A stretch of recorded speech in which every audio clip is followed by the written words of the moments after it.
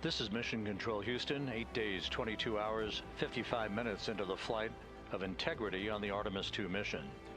On board the vehicle, the four crew members, Commander Reed Wiseman, pilot Victor Glover, and mission specialists Jeremy Hansen and Christina Cook are suiting up in their Orion crew survival suits, the launch and entry suits that they also wore during their launch from the Kennedy Space Center back on April 1st.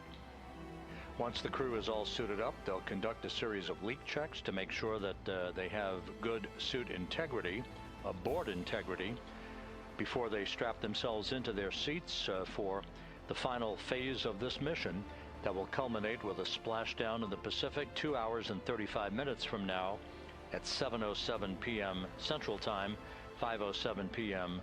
Pacific Time, about 2.5 hours before sunset, southwest of San Diego. And the suits are in the process of being leak checked at the present time. We'll relay all that to you in just a few moments. Right now, Integrity is just about 20,000 nautical miles from the Earth, continuing to accelerate towards the next major milestone, which will be the separation of the crew module from the European service module 2 hours and 1 minute from now. That separation maneuver, pyrotechnically, will occur at 6:33 p.m. Central Time. That will be followed just 4 minutes later by a raise burn, a 19-second burn of Integrity's thrusters to induce a change in velocity of 9.9 feet per second, slightly raising up the aft end of the vehicle to improve its angle of attack as it enters the Earth's atmosphere, and in the process mitigates the peak heating effects on the heat shield of the vehicle. Out in the splashdown zone, out in the Pacific Ocean, the weather is forecast to be go by the Spaceflight Meteorology Group here at the Johnson Space Center. Winds of just about 10 knots and wave heights less than 4 feet, which should be ideal for the recovery forces that are being deployed from the USS John Murtha to recover the crew, extract them, hoist them into 2 Navy helicopters, and fly them back to the deck of the Murtha to be brought into medical bay for post-splashdown medical checks. We now have a report from the environmental systems officer here that we have good suit leak checks. All 4 suits have passed the leak check. So we are in good shape here for entry and splashdown coming up just over 2.5 hours from now. One data point, just an update on some numbers that we've just received from Flight Dynamics, and these are unofficial and will not become official until post-flight. We now anticipate that the maximum speed that Integrity will encounter as it enters the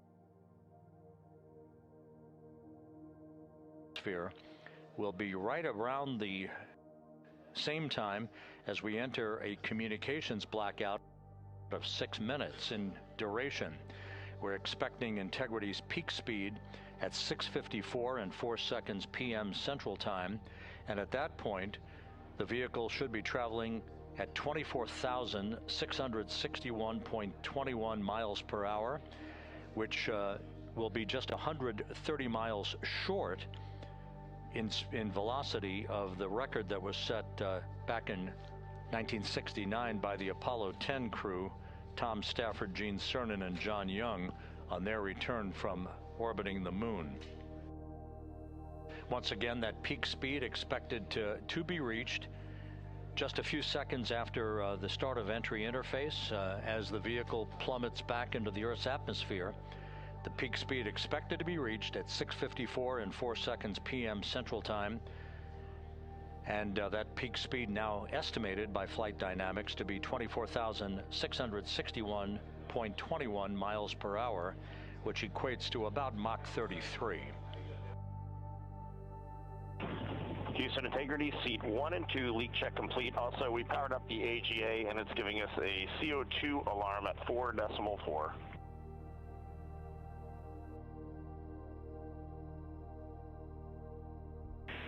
We copy leak check. We saw it as well. And copy CO2 at 4.4. We are discussing.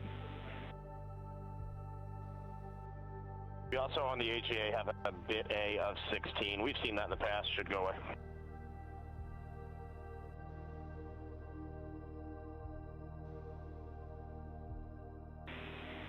And Reed, is the AGA been powered for 5 minutes yet, or are we still in that wait period?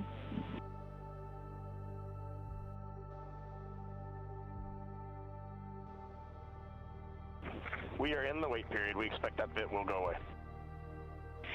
We copy, and that bit can also indicate that we cannot trust the other values, so we'll check back with you after the 5 minutes on the CO2 levels. A firm.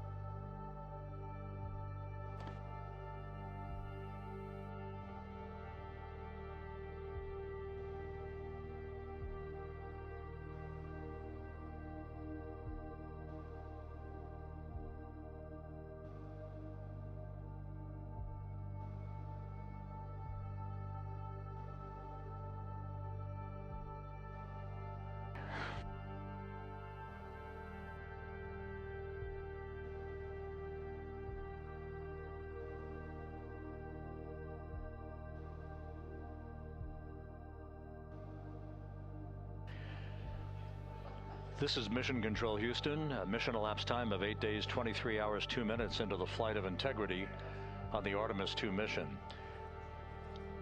While we have a moment here, just an opportunity to run down some of the chronological highlights that lie ahead over the next 2.5 hours before integrity splashes down in the Pacific Ocean. Coming up at 5:30 p.m. Central Time, 6:30 p.m. Eastern Time, we will begin a simulcast of NASA Plus coverage that will accompany our 24/7 YouTube coverage that we have been providing ever since we began the mission with the tanking of the Space Launch System at the Kennedy Space Center for launch back on April 1st. Houston, integrity, we are complete through steps 18. Seats 3 and 4 are yet to suit, obviously.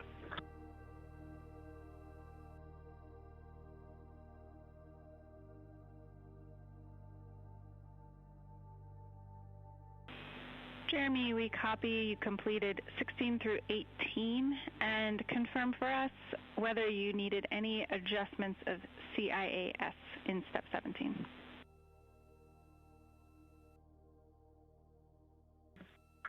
Negative. All the settings were still in their launch config.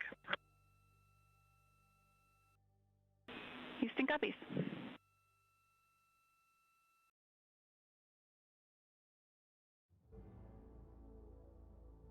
Once again, with the leak checks having been successfully completed on the 4 launch and entry suits for the crew members on board Integrity, once again we'll begin our NASA Plus coverage as a simulcast to our 24/7 YouTube coverage in less than an hour at 5:30 p.m. Central Time, 6:30 p.m. Eastern Time. At 6:15 p.m. we're going to hand over communications from the Deep Space Network to the Tracking and Data Relay Satellite System as Integrity continues to approach the Earth. Currently, Integrity is less than 20,000 nautical miles from its destination and a splashdown in the Pacific. We will separate the European service module from the crew module at 6:33 p.m. Central Time. And just 4 minutes later, we'll conduct a raise burn, a 19-second burn of the Integrity thrusters to slightly tilt the vehicle's orientation upward, with the aft end being tilted upward. That will also change the velocity by 9.9 feet per second and complete the orientation of the vehicle for its angle of attack as it enters the Earth's atmosphere. entry interface, where we reach the first traces of Earth's atmosphere and where most of the dynamic operations will then begin. Entry interface is scheduled at 6:53 and 31 seconds p.m. Central Time, where integrity will be at an altitude of 400,000 feet above the Earth, traveling at about 34,882 feet per second, with a range to splashdown of 1,701 nautical miles.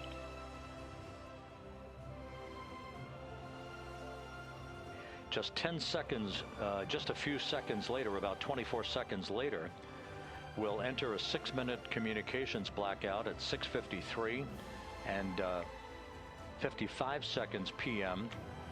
That communications blackout will be due to the buildup of plasma around the vehicle, the ionization of the interaction of the velocity of integrity with the friction of the Earth's atmosphere. So the communications blackout, to last about 6 minutes in duration, will start 24 seconds after entry interface. At 6:54 and 4 seconds p.m., we'll reach our peak velocity. This is an estimation from flight dynamics. We should be reaching a peak velocity of 24,661.21 miles per hour, or somewhere around Mach 33.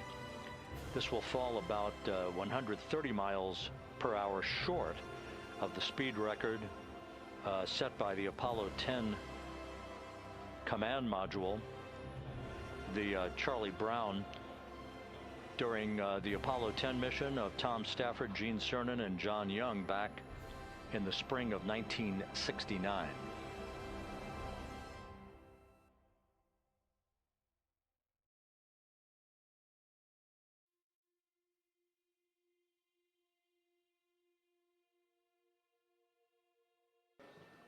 Once the communications blackout ends, which is expected just a few seconds before 7 p.m. Central Time, 6:59 and 56 seconds p.m. Central Time, we will be at an altitude of 157,000 feet over the Pacific Ocean, and at that point we should be traveling at about 13,300 feet per second, with a range to splashdown of just 147 nautical miles. There will be a series of roll reversals, first to the left, allowing integrity to bank to the left. These are computer-commanded, not crew-commanded, but computer-commanded roll reversals to bank the vehicle first to the left, then to the right. That bleeds off excess energy and helps to reduce the speed and the heating effects on the vehicle during the final phase of flight. Starting at 7:03 and 22 seconds p.m. Central Time, we'll begin the series of chute deployments. In all, there are 11 parachutes associated with this mission.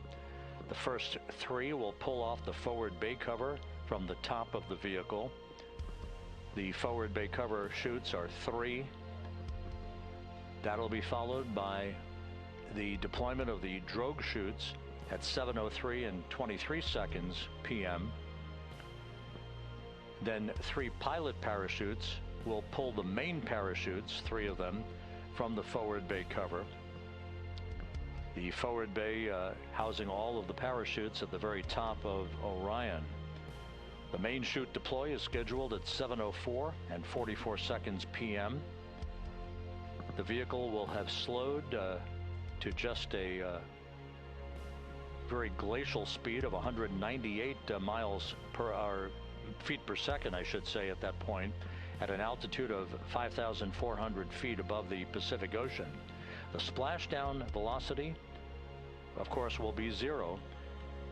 19 miles an hour is the velocity that the crew will feel under the 3 main parachutes as they splash down in the Pacific, southwest of San Diego. So a number of major milestones lie ahead. Splashdown time is currently estimated at 7:07 and 7 seconds p.m. Central Time, 5:07 and 7 seconds p.m. Pacific Time. That will conclude a total traveling distance from launch to splashdown of 694,481 statute miles.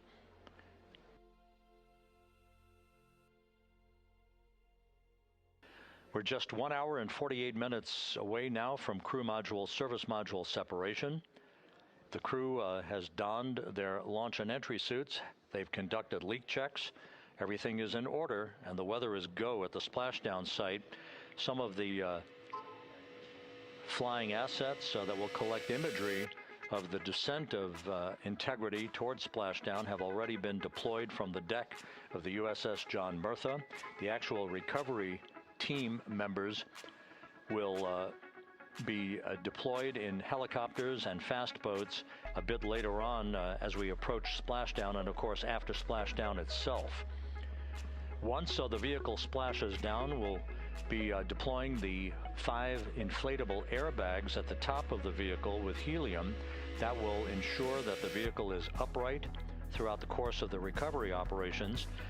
The team here in Mission Control will check all of the systems on Integrity, make sure that we are not leaking any toxic gases from the spacecraft, and that will be the signal for the start of the power down of Integrity systems and the ability of the first members of the recovery team to approach the vehicle to set up the inflatable life raft called the front porch, which will be used to bring the crew members out of the vehicle into that front porch one by one after the hatch is open to Integrity.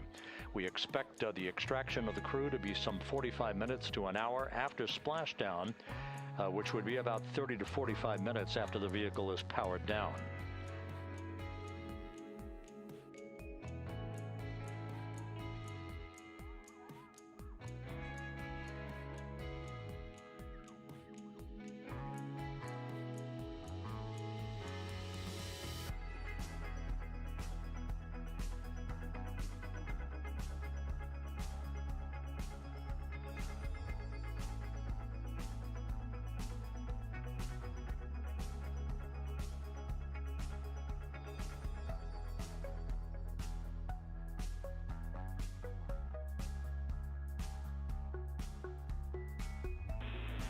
Integrity, Houston, we are ready for another CO2 reading on the AGA.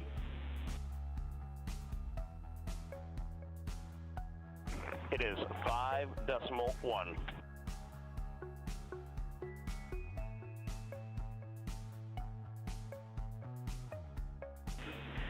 Houston copies.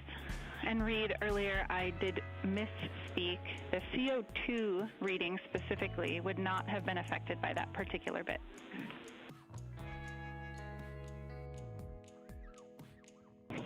Okay, sounds good. We just know we're in an ARS suit, and that's very likely contributing to that.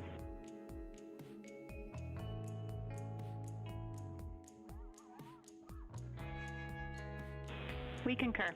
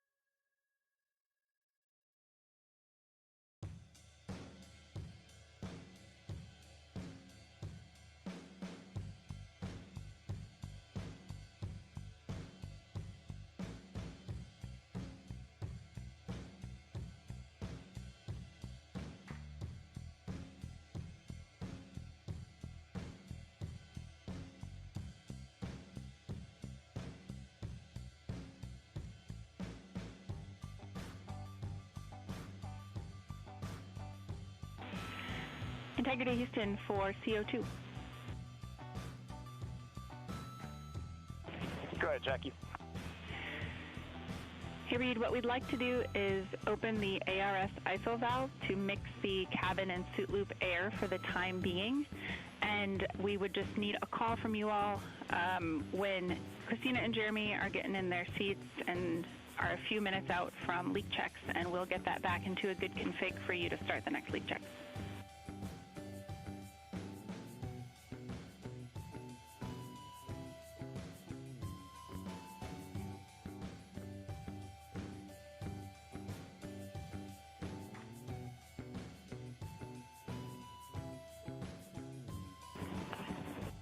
Hey, Jackie, that's a reasonably good idea. Can we just hang on that for a little bit and see how we're doing? Yep, up to you. We will wait. Let us know if you'd like that cabin air mixing. Is there a CO2 number where you guys would advise on that?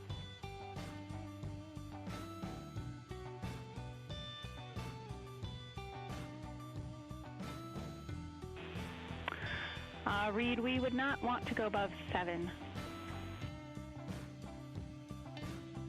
Yeah, that's perfect. Let us monitor it for just a couple minutes here.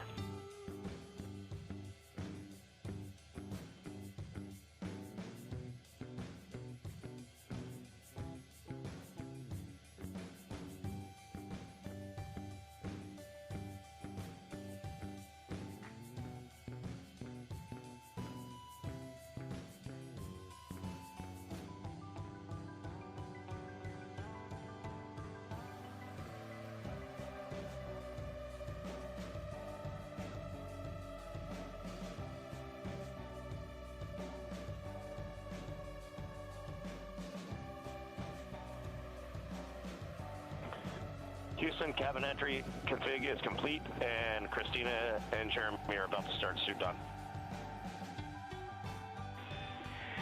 Excellent on cabin config, and copy suit down.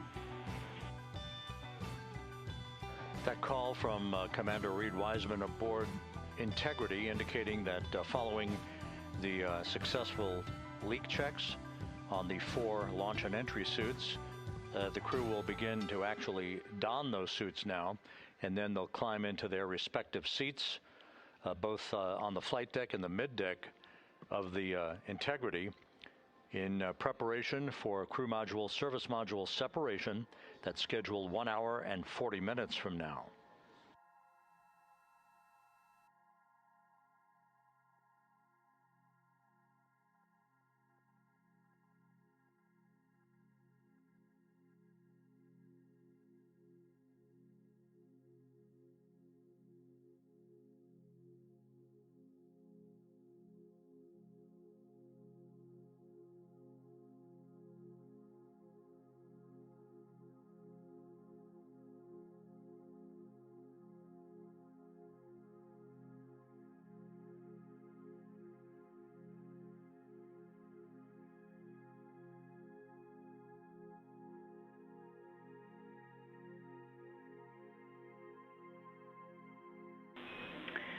Integrity Houston for enter checklist. Your CMSM SEP ATP is set to go. We see that on the PFD, Jackie. And the call from Capcom Jackie Mahaffey here in Mission Control to Reed Wiseman, indicating that the pyros are armed for crew module service module separation coming up 1 hour 38 minutes 52 seconds from now.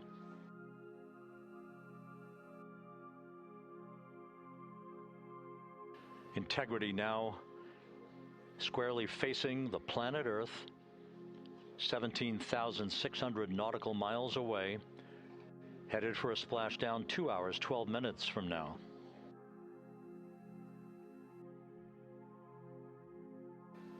All of the recovery assets, the helicopters, the Navy P-3s, the para-rescue divers, they're all in place, ready to recover this crew following splashdown. And again, the chronology after splashdown will call for the flight control team here in Houston to assess integrity systems, make sure no toxic gases are leaking from the spacecraft.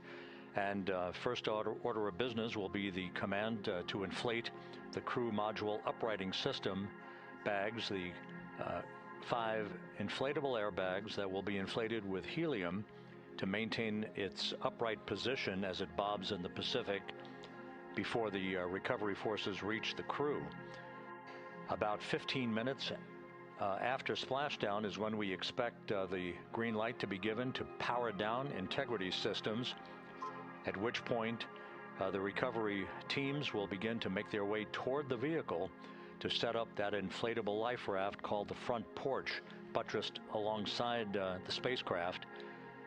That will be the precursor to the opening of the hatch and the extraction of the crew members, one by one, into that raft, giving them a chance to get their land legs back as they feel the first sensations of Earth's gravity in 9 days and their high-speed return to Earth, with their peak speed reaching some 24,661 miles an hour.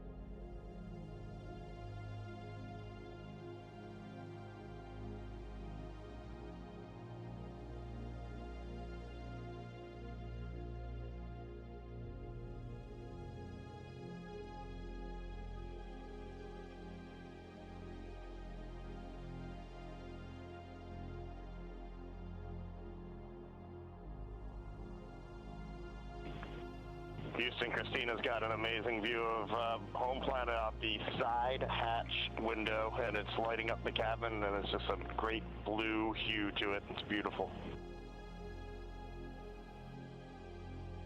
That is amazing.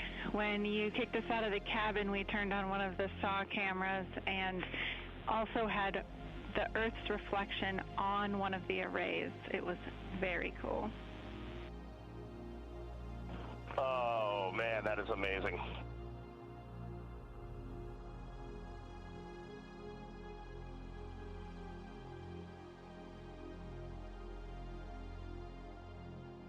This is Mission Control Houston. Commander Reed Wiseman reveling about the view of the Earth from a distance of less than 17,000 nautical miles now. The cabin audio cable and boom mic are in F3 large, stowed. We copy. The view that Reed Wiseman is describing is the view you're looking at right now as the Earth grows larger in the field of view with each passing moment.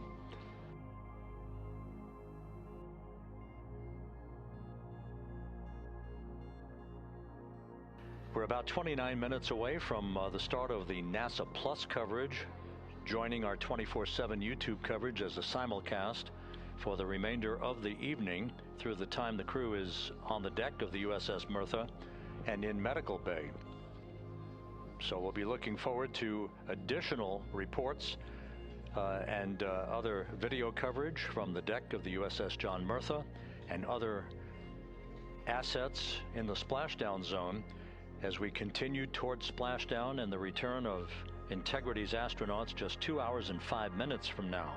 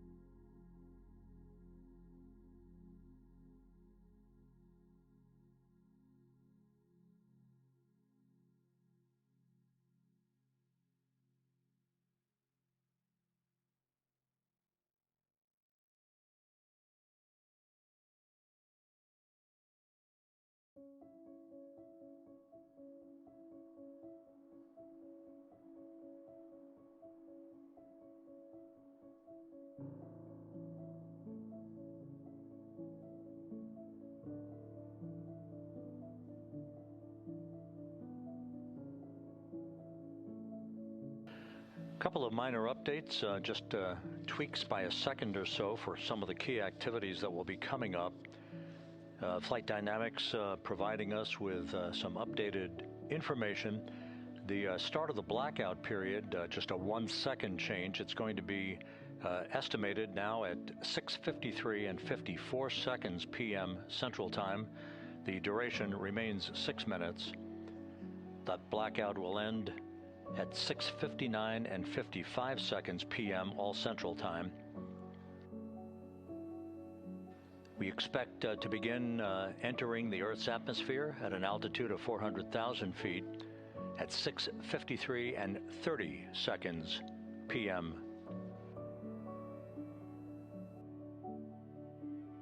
And 1 second difference now in our splashdown time, if everything unfolds the way we believe it will. Splashdown now scheduled at 7:07 and 8 seconds p.m. Central Time, 7:07 and 8 seconds p.m. Central Time, 5:07 and 8 seconds p.m. Pacific Time at the splashdown zone off the coast of San Diego.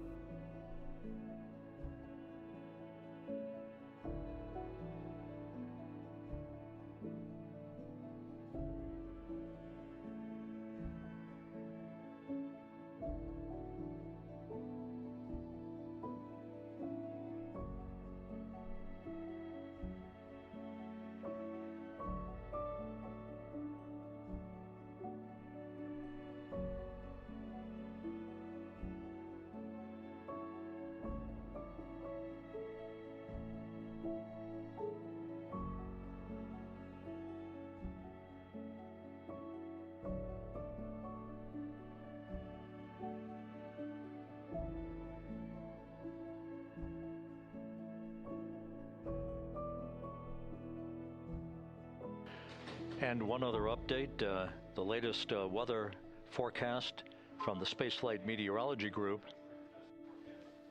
passed on to Flight Director Rick Henfling, calls for the clouds in the splashdown zone to be in the process of dissipating.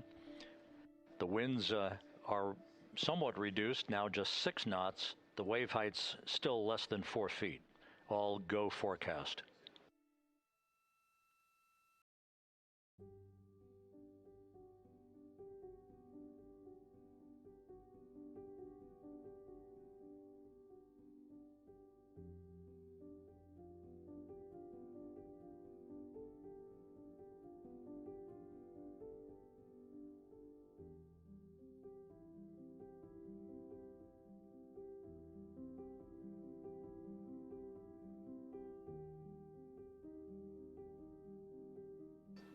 So once again, the stage is set as Integrity continues its inexorable march toward a splashdown in the Pacific 2 hours from now.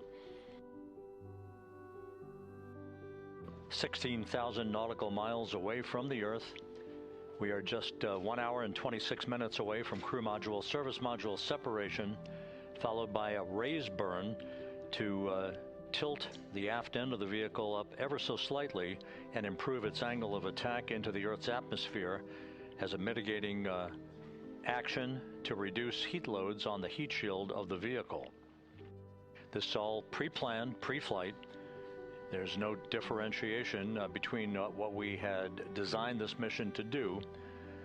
We are expecting to reach the first traces of Earth's atmosphere at entry interface and 400,000 feet above the planet 1 hour and 45 minutes from now.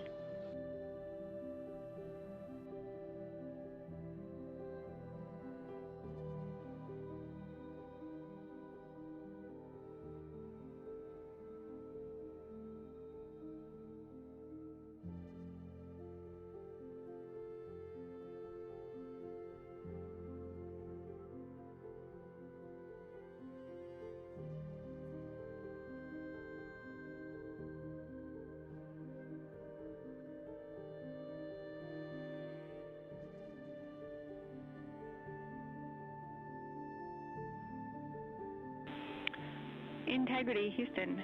Cabin temp cold soaking is initiated. Copy that, Jackie. CO2 is 5.5, and we are still doing good on board. Christina and Jeremy are beginning suit on.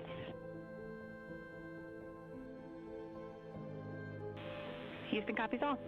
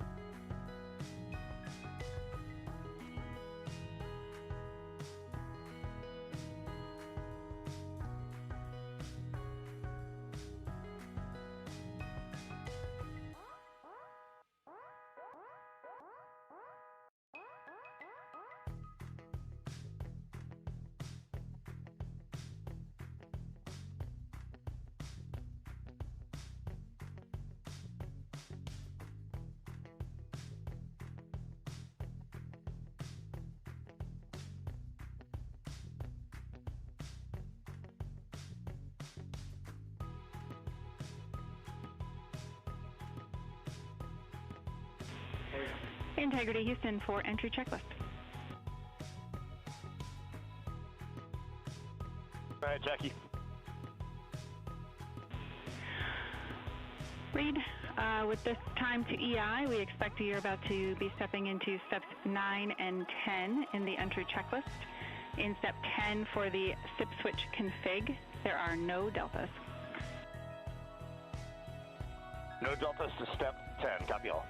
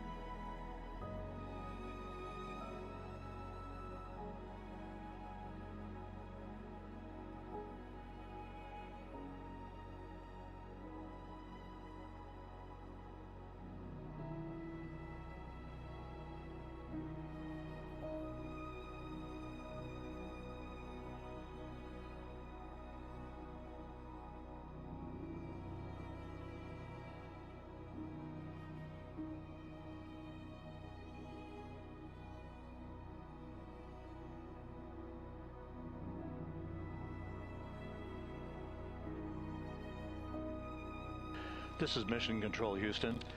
Once again, a great view of the planet Earth from Integrity from one of the solar array wing cameras. Now just 14,000 nautical miles from splashdown. Splashdown schedule for 7:07 and 8 seconds p.m. Central Time, 5:07 and 8 seconds p.m. Pacific Time. At a point to the southwest of San Diego in the Pacific Ocean, where the USS John Murtha is on station and where recovery team assets are being deployed to the predicted splashdown site to complete the mission of Integrity's astronauts and their lunar flyby. With the Earth growing larger in the field of view, the next major milestone, just 1 hour and 13 minutes from now, will be the separation of the crew module from the European service module. Houston copies.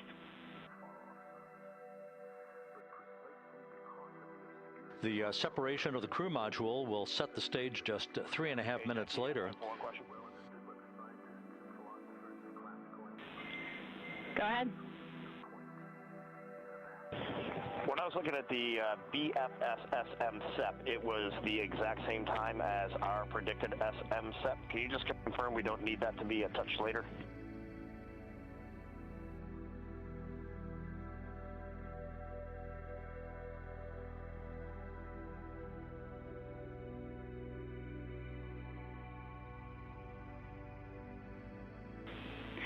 And read, matching is expected. That's when the sequence will begin for that whole SEP config. Outstanding. Thank you for the verification. Here in Mission Control in the Artemis Flight Control Room, Capcom Jackie Mahaffey confirming some of the timeline activities with Commander Reed Wiseman aboard the vehicle. The crew has suited up in its launch and entry suits, ready to begin the critical phase of this mission. Their homecoming to a high-speed entry and a parachute-assisted splashdown in the Pacific. Once again, the next major milestone, 1 hour, 11 minutes from now, the separation of the crew module from the European service module as Artemis's astronauts head home to complete this historic flight.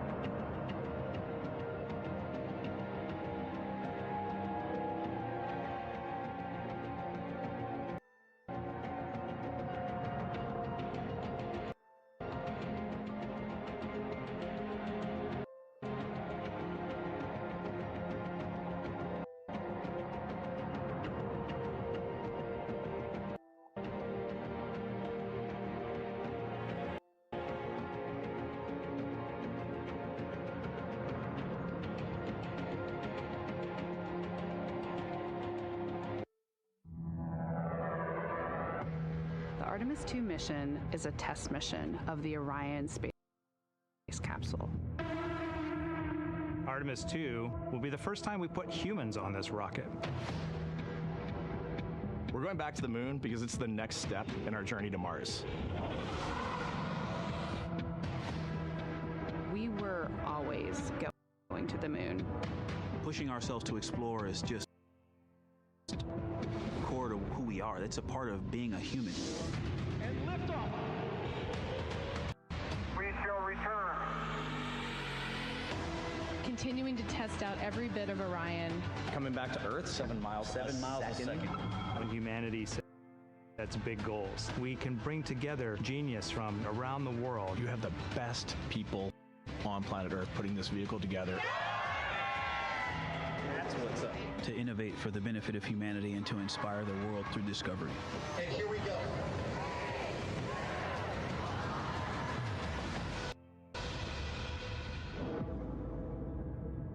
Direction. 19th, 1972, 2:25 p.m. Eastern Standard Time. The Command Module America splashes down in the Pacific with Gene Cernan, Ron Evans, and Jack Schmidt aboard as the Apollo 17 mission came to an end, along with humanity's first series of expeditions to the moon. Today at this hour, you are looking live at our planet from the Integrity spacecraft, heading for a splashdown in the Pacific off the coast of San Diego just 1 hour and 35 minutes from now. And good day from the Artemis Flight Control Room here at the Johnson Space Center in Houston, where the entry flight control team is on duty at this hour, led by Flight Director Rick Henfling, joined on console with the voice you'll hear talking to the crew throughout the course of the day. That is Jackie Mahaffey, second from your left. Everything has gone extremely well as we are closing in on the return of Artemis's astronauts from their flight around the moon and historic lunar flyby that will culminate with that splashdown in the Pacific off the coast of San Diego just 1 hour and 35 minutes from now. And with that, it's a good entry pad, and we can continue in the procedure. Integrity. You're looking at a live view inside Integrity. Reed Wiseman on the left doing a fist bump with pilot Victor Glover on the right, and down in the mid-deck area just below their feet, suited up in their launch and entry suits, are mission specialists Christina Cook and Jeremy Hansen of the Canadian Space Agency. A number of milestones yet to unfold before splashdown just over an hour and a half from now. Earlier today, the crew woke up at about 10:35 a.m. Central Time. They completed the final major maneuver of the flight, that being the return trajectory correction 3 burn. It was an 8-second burn that fine-tuned its trajectory to enter a corridor over the Pacific Ocean a short time from now. That will be the point of entry interface, where the crew will reach the first traces of Earth's atmosphere at an altitude of 400,000 feet. The crew moved into its entry checklist just after 4 p.m. Central Time, suited up in those launch and entry suits, conducted leak checks, and now are in the final stages of their entry checklist. Instruction 115 of entry checklist. SM separation ATP is go. Houston copies.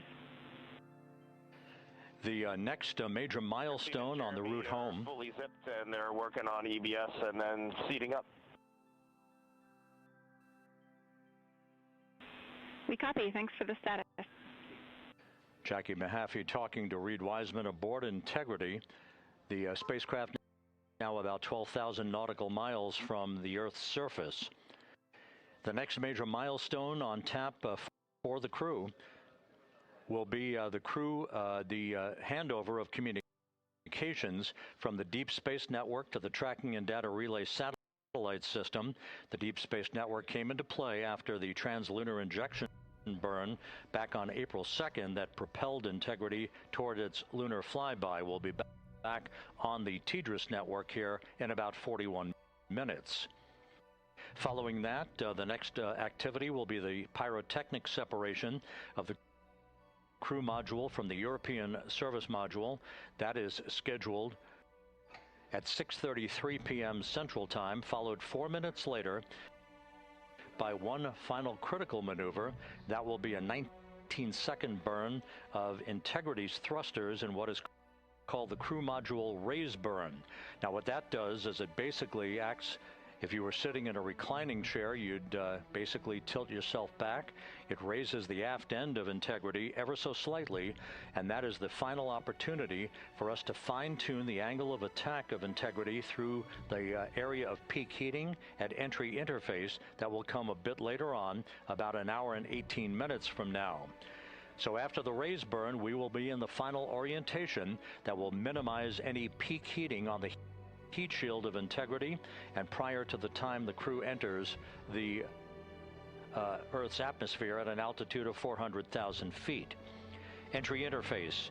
This is the critical time where the crew will reach the first traces of Earth's atmosphere at an altitude of 400,000 feet, traveling 34,882 feet per second. Just 24 seconds after entering the Earth's atmosphere, we will experience a communications blackout expected to last 6 minutes in duration. This is planned, and it is caused by the interaction of the velocity of Integrity with the friction of Earth's atmosphere. There will be a buildup of plasma around the vehicle, and that ionization will prevent any communications with the crew and any receipt of data by flight controllers here in Mission Control. That blackout is scheduled to begin at 6:53 and 54 seconds p.m. Central Time. Again, a 6-minute blackout that will end, if all goes as planned, at 6:59 and 55 seconds p.m. Central Time. At that point, we expect to regain communications with the crew and a reacquisition of data through the Tracking and Data Relay satellite system. We will have a series of roll maneuvers. These are computer commanded, that will roll the vehicle slightly to the left, then back to the right. That will bleed off excess energy as we begin our peak period of velocity. We expect to reach a maximum velocity of 24,661.21 miles per hour, equivalent to about Mach 33 times the speed of sound, shortly after we enter that blackout period. Once we exit the blackout period, of course, we're in the denser regions of the Earth's atmosphere, and then we get set up for the parachute deployment sequence. First, the deployment of 3 forward bay cover chutes that will pull essentially the top forward bay cover off the very top of the Integrity vehicle. That will be followed by the deployment of drogue chutes, and then the final deployment of a series of 3 main parachutes at 7:04 and 44 seconds p.m. Central Time. From that point on, it is about 3 minutes or so until splashdown. Splashdown scheduled at 7:07 and 8 seconds p.m. Central Time at a gentle speed of 19 miles an hour. So just to give you some perspective, at the time that we enter the Earth's atmosphere, we're traveling somewhere around Mach 32. We will splash down at a speed of about 19 miles an hour. The G-forces that will build on the crew members inside Integrity will build to about 3.9 Gs. That is what is expected and what they have trained for and what the spacecraft is designed to support.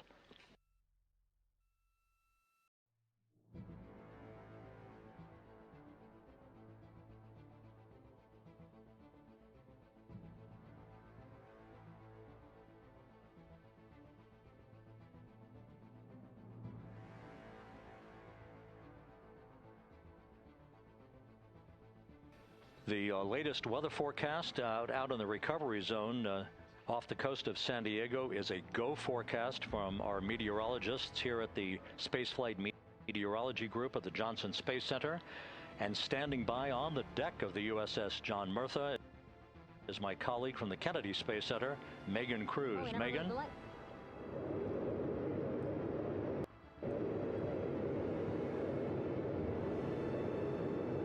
Hey there, Rob. Yeah, welcome to the bow of the USS John Murtha. This is where we will report out live updates from the ship as NASA and the U.S. military work to recover our Artemis II astronauts in just about an hour and a half. How exciting. Now, right now, as you can see, we are out in the Pacific Ocean. We are just west of San Diego. We're actually staged about 6.5 miles away from where we expect Orion to splash down. And then we will incrementally move closer. So at the time of splashdown, we'll be about 5 miles away, and we will move to 3.2 miles away. At that point, we'll pause, make sure that all the debris that might be coming down with Orion, because basically some parts of like the parachute system, they're jettisoned off Orion during descent. So we'll just want to make sure that those all land in the water and that we are safe to move even closer. So we will make sure that we can move a little closer, and at that point we will move to a mile away from Orion. And at that point the ship will circle the capsule while NASA and Navy recovery forces work to get our astronauts out, and we should have great views of the bow from here. But also we have a ton of cameras all around the ship. For example, we actually have some cameras right to the left of me here on the bow. These are very strong, stabilized cameras. We can really get up close to make sure that we are sharing all the images we have available to you. We also will have some views from above. We actually have 5 planes providing live views of splashdown today. In fact, some of those aerial assets just took off from San Diego minutes ago. And then actually here on the flight deck, you see 4 helicopters, the 2 in the back. Those will take off in about 30 minutes from now, also with live cameras. So again, lots and lots of imagery that we hope to share with you today. And then those 2 helos in the front, those 2 will pluck the crew out of the water and fly them back to our ship. Now, the combined team here on the ship, more than 550 people, left San Diego 4 days ago, and since then I've watched different teams train every day, rehearse final preps to make sure that they're ready for today. So to give us more of an update about how recovery is going on right now, why don't we turn over to Paul here, Paul Serpinski. He is the Assistant Artemis Recovery Director. Great to have you here, Paul. Great to be here. Thanks. Absolutely. So you just left the landing forces operations center here on the ship. How are we looking for recovery? Right now, it's looking great. When I left, they were just about to get into weather briefing with Mission Control Center in Houston. But listening to the loops this morning and everything that's been going on, the reentry trajectory correction burn, the return trajectory correction burn went great. They were right down the money, right on the money, right down the middle where they should be coming back. Our forces here, our teams out in the water, all our boats are launched or will be imminently. So yeah, it's just coming along great. Yeah. It's really nice to see. We did see some of those boats float behind us. We were hoping to give you a live view, but of course they floated right out of the camera shot as you came to us. But so basically the team right now here on the ship, basically like monitoring mode, but really things will pick up about 15 minutes after splashdown. Yeah, so a couple minutes before splashdown, things start happening really, really fast. Some events during the re-entry, they're maybe a second or 2 apart, and so it just takes a whole lot of effort and a lot of updates back and forth between us and Houston to try to keep track of everything that's happening, all in real time. And then after splashdown, that's when the recovery team really kicks into high gear. We have our boat teams, our boat crews going out, our divers doing hazardous assessments as they get progressively closer to the capsule, making sure, it's safe for all of our people to go in, and it's also safe for the astronauts to come out, because really at the end of the day, that's what we're here for, is we're to make sure that the astronauts get home safe after their tremendous journey to the moon and back. But then also we have, like you mentioned on a minute ago, all of our imagery helicopters are taking imagery, camera shots of it as it's coming in all the way through and splashdown. I mean, they'll see it as soon as it crosses the horizon, all the way to the ocean here. And then afterwards, we have to recover actually Orion to bring it into the well deck of the ship. Absolutely, yeah. And so once the astronauts are safe on board, then those same dive teams are going to transition into securing the capsule. They'll position some equipment around it to kind of facilitate that. The ship will move into position. We'll attach a really big winch line to it, and then a bunch of tending lines. We'll pull the capsule around behind the ship and then start to slowly bring it in. And then, yeah, Orion comes in, goes hard down, and everyone cheers. Yeah, Great day. Great day, exactly. Lots to coordinate, a lot to manage. Basically planning for this recovery, Artemis II recovery, started a month after Artemis I launched. That was the uncrewed test flight of the Space Launch System rocket, as well as the Orion spacecraft. That was November 2022, a month later, all the planning for this. How does it feel to be so close to welcoming our friends, our astronauts home? I mean, for the whole team, I walked around the ship this morning, just kind of visiting with a lot of people, a lot of groups, and just kind of get the feel of them. And everyone has that same kind of mentality. Everyone's excited, everyone's thrilled to see all that work that we've been doing, like you said, for the last 3 years, since right after the last one came back till now. And some people even further back. Some of them go back a decade or more. So everyone is just excited, and they're ready. They're really ready for this, and just to be able to see our crew come back, that's going to be a thrill for everyone. How are you feeling? Are you ready? Is this something you ever thought you'd be doing? I'm ready.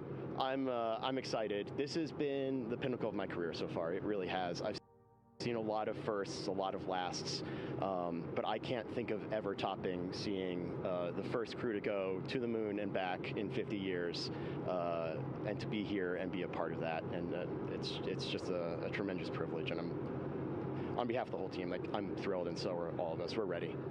Yeah, I definitely think that those words really embody how everybody on the ship is feeling. So thank you so much, Paul. I appreciate you being here. And so, Rob, we'll toss it back to you again. We will continue to join you with live updates from the ship as much as possible.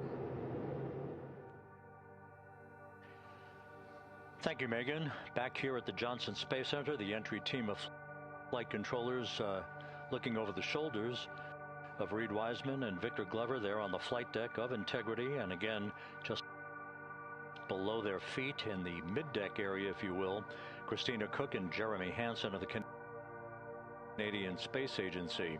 They're in the final review of their entry procedures and all of the activities that will follow here very shortly in trip hammer fashion.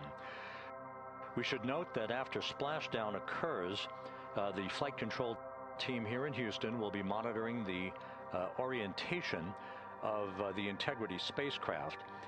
We are expecting it to splash down upright in what is called the Stable 1 configuration, with the top of the spacecraft pointed upward.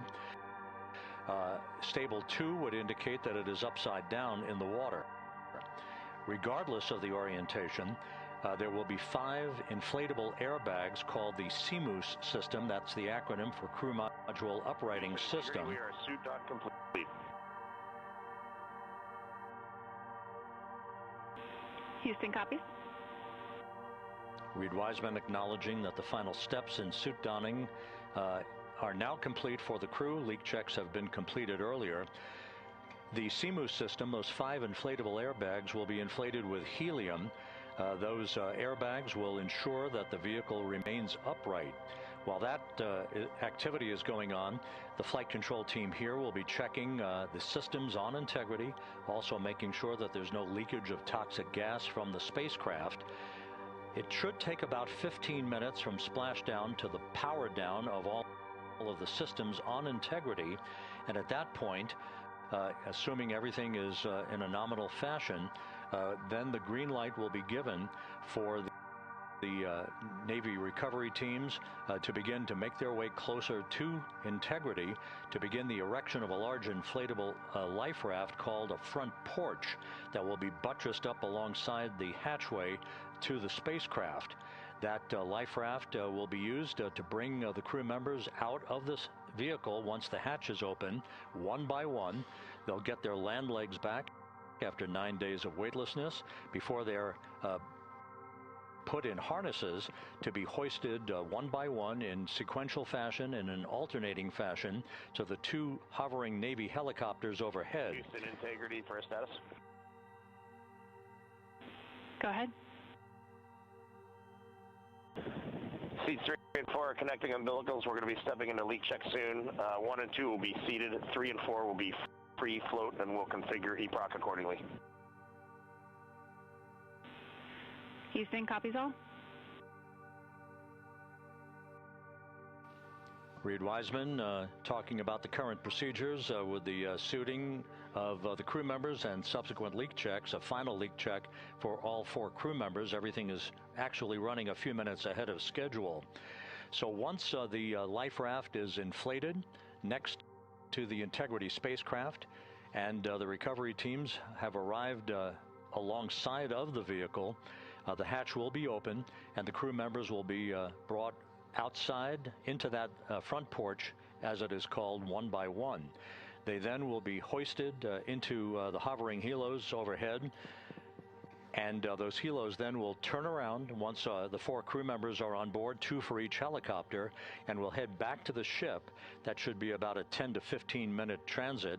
Once the helicopters land on the deck of the USS John Murtha, the crew members will be exiting those helicopters and brought into medical bay on the deck on the ship itself for comprehensive medical exams. They will spend a period of time yet to be determined on board the USS John Murtha before they are flown by helicopter to the shore in San Diego, to the San Diego Naval Air Station, and ultimately will board a NASA jet for the flight back to the Johnson Space Center here in Houston. Just to recap some of the key times that are coming up, we are expecting the separation of the crew module from the service module just 43 minutes from now. That is expected to occur at 6:33 p.m. Central Time, 7:33 p.m. Eastern Time.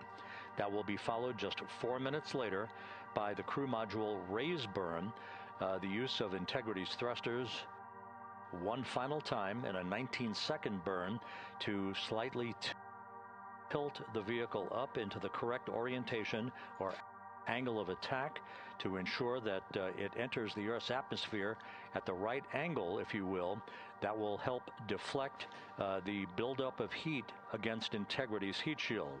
This was a deliberate move, a change in the procedures from the Artemis I mission that resulted in unexpected char loss on the Avcode heat shield that had not been intended based on the entry trajectory for the Artemis I mission.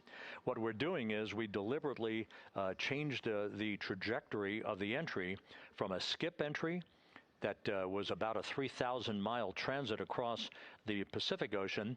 We are expecting now from entry interface to the point of splashdown to have a range of just 1,701 nautical miles, and that in of itself will reduce the exposure time of heating on the heat shield of the spacecraft. Once the raise burn is complete, then the stage is set for entry interface at 6:53 and 31 seconds p.m. Central Time. That means that Integrity will be entering the Earth's atmosphere at an altitude of 400,000 feet, traveling at about 34,882 feet per second, heading for its splashdown site off the coast of San Diego, as you just heard from Megan Cruz on the deck of the USS John Murtha. Splashdown once again under those 3 main parachutes is expected at 7:07 and 8 seconds p.m. Central Time, 5:07 p.m. Pacific Time, 2.5 hours before sunset. The actual total distance traveled for Integrity from launch to splashdown is estimated at 694,481 statute miles. Now that includes the first high elliptical Earth orbit following launch that enabled Integrity to move to 43,000 miles above the Earth at its apogee, and enabling a 24-hour period of systems checkouts before the flight control team here and the mission management team gave approval for Integrity to conduct its translunar injection that propelled it on its way to the moon and its historic lunar flyby.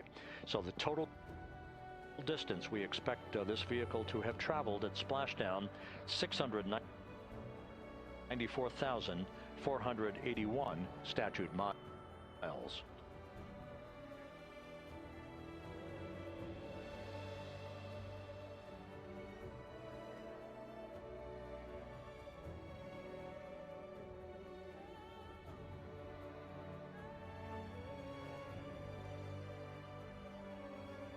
With everything proceeding on track and on time, aboard integrity.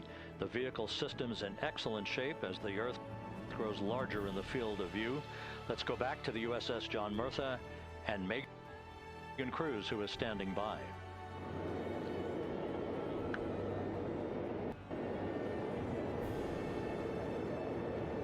Hey, yeah, Rob, welcome back. Again, we are out in the Pacific Ocean, staged just about 6.5 miles from where we expect Orion to splash down now in just over an hour. How exciting, and the weather, awesome. Some conditions here. I know you see some wind blowing around my hair, but really nothing to speak of when it comes to having to recover our astronauts, as well as no waves here, really. So yeah, we're expecting a really great day. Also, hopefully, some really great views. You can see behind me that some of the clouds are starting to break up, so that's really exciting. And now, of course, this ship has a lot of people ready and excited to welcome our crew back home, including Dr. Rick Schuring here. He is a NASA flight surgeon. Great to have you here, Rick. You too, Megan. It is a blessing to be out here this day with our teams. We've trained 3 years for this nonstop with the U.S. Navy and along with EGS, and we've so looked forward to this day. And you know, just by God's grace, everything's parting, the skies and everything. The crew's doing great. Looking forward to come back, and our teams are ready. So this is one of those days you've dreamt about, and now it's finally here, and we're ready, and just thankful to be a part of it. Yeah, and you play a really integral role. When was the last time you spoke to the crew, and how are they feeling in this last hour before splashdown? Sure. Yeah, so the crew woke up. When they splashed down, they will woken up about 8.5 hours ago. Me and my fellow crew surgeons, Doctors Chris Haas and Rafi Kumjian from this Canadian Space Agency, spoke with them about 6.5 hours ago just to double check on how they were doing, if there's any medical issues, you know, how they slept, and then kind of go over their landing day protocol for their medications, for what we call a fluid load, to try to replace some of the fluid and electrolytes that they've lost with just a normal space adaptation. Once they got to space, they kind of have to replace some of that fluid to help them with the whole landing kind of readaptation to 1G, which they haven't done for the last 10 days. And then just kind of let them know how things are going to play out, you know, out with the open water teams all the way until we finally get to the med deck. So they were very pumped up, very hurried though. They had a lot of cabin configuration, a lot of things to get ready, so they're excited, but also very focused on the job that they had to do. So, like again, we've trained a long time for this, and we're ready. And you said some medications. I mean, those are kind of just to mitigate the effects of, obviously, their more than 695,000 mile journey back to Earth. It's just like anti-nausea medication, right? Yeah, exactly, Megan. The you know, astronauts are very healthy, fortunately, and even when they come back in reentry, you know, the human system is very kind of dynamic. It has to readapt very quickly, and one of the most common responses they get is just some stomach awareness, to some nausea, even to some vomiting. And you know, with our crews that land out in Karagana, the Soyuz crews or our SpaceX crews, you know, they all kind of experience the same thing. This will be the first time we're landing in water since December 1972, and I worked with all the Apollo astronauts years ago, and they all told me that, you know, landing in the water, especially in the Pacific, can be very provocative. So we take steps to give them medicines to really mitigate some of that nausea, vomiting, help them feel a little bit better, and also sometimes just use a little anti-inflammatory medicine just to help with coming back to 1 Earth or 1G. The effects of microgravity, especially as you age and you have a little arthritis, you feel great microgravity, and everyone kind of curses coming back to the ground like, oh dang, 1G, but so that helps a little bit. But for the most part, the main thing is just replacing that fluid and then trying to help them with that transition back to 1G, and then we're ready to go. Yeah, and their health is assessed almost immediately after they splash down. Yeah, so we have Dr. Jesse Wang, and we have our independent duty corpsmen, who are the Navy version of paramedics, extremely highly trained, highly experienced Navy medics and divers who will go out there, open the capsule about 28 minutes after splashdown and do the first initial assessment. So Jesse and his team will go out there and look at each crew, kind of do their assessments, get vital signs, report back to Drs. Haas and Kumji back in the med bay, let them know how they're doing, and then if they've got the normal kind of space adaptation kind of things, we expect that they're good to go on that. If anything, didn't go the way we want, they're all prepared for that as well. And Jesse and his team, I mean, this is their full-time job, taking care of sailors and folks who might be injured. We don't expect any injuries, but coming back, going 25,000 miles an hour down to 20 miles an hour is still a dynamic process. I've heard it described as kind of like a car crash, and then the crew will be ready to go, and Jesse and his team will make that transition to get them out to the front porch, do assessments on them again, call it to our med bay, and then once we have that and they're all good to go and the crew's feeling okay, we'll hoist them up in the helos. It's about a 3-minute flight back to the flight deck, and that's where me and the astronaut chief, Scott Tingle, will actually meet them. I'll get eyes on them, make sure they're all good, just take very slow transitions, and then one by one we'll either get them out with the SMTs, the SAR med techs under each arm, just kind of just walk them very slowly to med bay, which actually helps them acclimate back to 1G. Or if they really don't have their sea legs back yet, then we might put them in what we call a stair chair, which will be right behind them, and then just very slowly kind of get them back into med bay to start our full assessments for the team. Yeah, so a really great team here to support them as soon as they get back, and also all throughout the mission, of course. You talked a little bit about this, but obviously, we have seen astronauts return from the International Space Station for over 25 years, so we kind of know that that journey, how it affects the body. But yes, we're talking about humans returning from the moon for the first time since 1972. How is this different from your perspective? So it's different in one very significant respect. On Apollo, for exercise, they had something called the Apollo Exergenia, which was basically just a little canister with some ropes, and they would have some resistance and kind of do that. And the Apollo astronauts really liked that. They liked the ability to exercise, because you decondition from a musculoskeletal standpoint, you lose your strength and your stamina very quickly.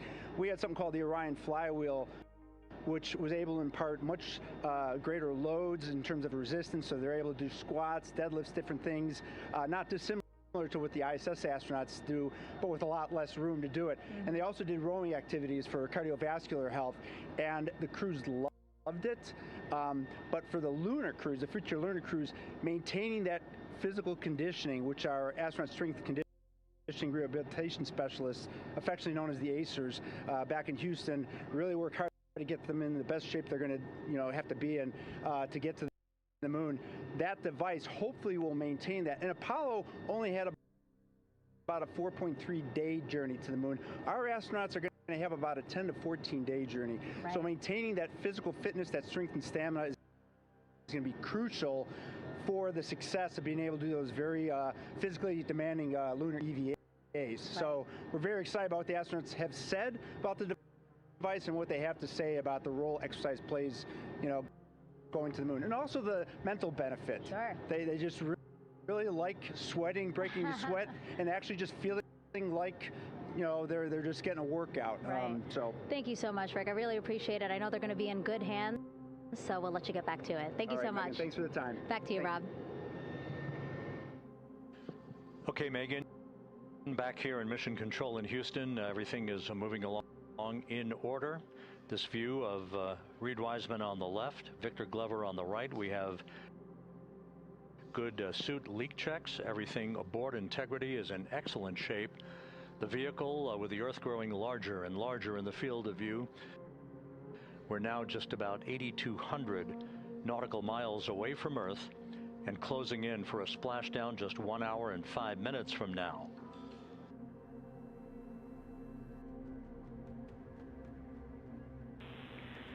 Integrity, just under a minute till your GPS maneuver initiates, and both GPS units look eager to acquire.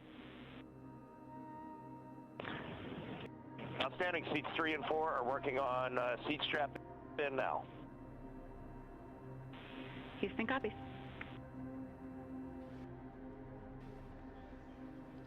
Once again, as we start to close in on some of the major milestones, the first one coming up in just 31 minutes. And Integrity, just confirming the LCG gas trap was able to be closed out. Affirmative. Copy.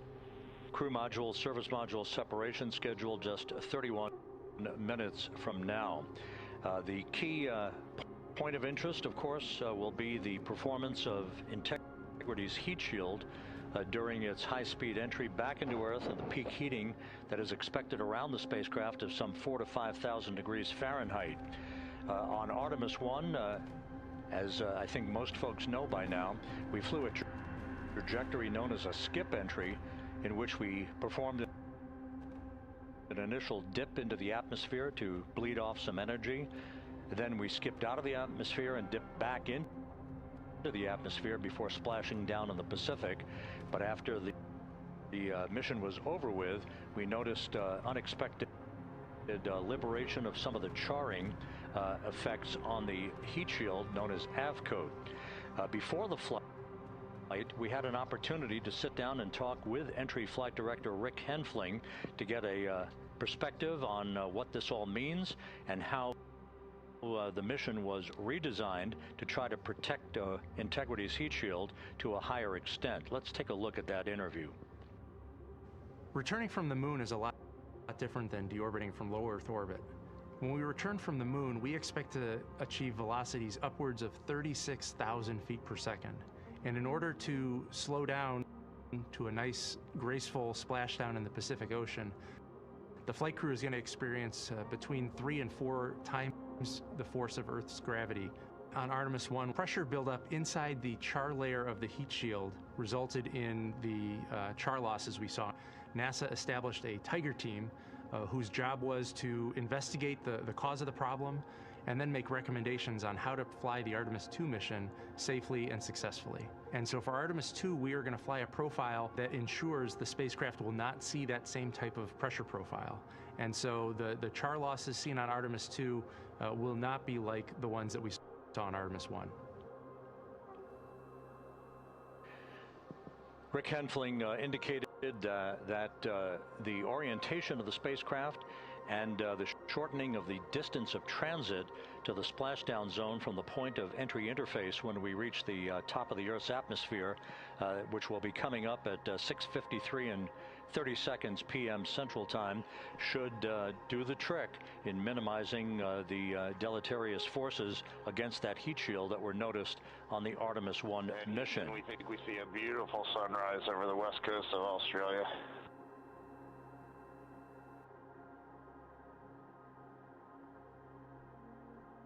We copy. Commander Reed Wiseman reveling in his final hour in space on this mission as Integrity is passing over the southwest coast of Australia now at an altitude of some 7,600 nautical miles. That will begin the southwest and northeasterly transit across the Pacific Ocean. Let's talk a little bit more about some of the highlights and some of the numbers associated with the points of interest here. We are 27 and a half minutes away from crew module, service module separation. That will be followed about 3.5 minutes later by the raise burn that we've discussed, a 19-second burn of Integrity's thrusters to fine-tune its angle of attack as it enters the Earth's atmosphere. Entry interface is scheduled 47.5 minutes from now. That's the point at which we will reach the top of the Earth's atmosphere, traveling about 34,882 feet per second at an altitude of 400,000 feet. Just 24 seconds after entry interface, we will begin a blackout period of 6 minutes in duration at 6:53 and 54 seconds p.m. Central Time. Now, right about 10 seconds after the blackout period begins, we are expected to reach peak speed,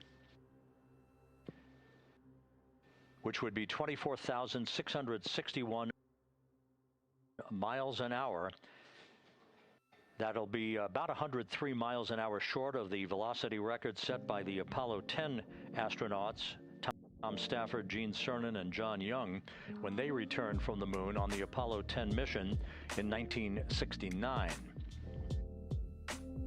That blackout period is expected to last 6 minutes in duration, At 6:54 and 52 seconds p.m. Central Time, we'll reach our peak heating period of about 4,000 to 5,000 degrees while we're in a communications blackout from Integrity and its astronauts. That blackout should end at 6:59 and 55 seconds p.m. Central Time, at which point we expect to regain communications with the crew.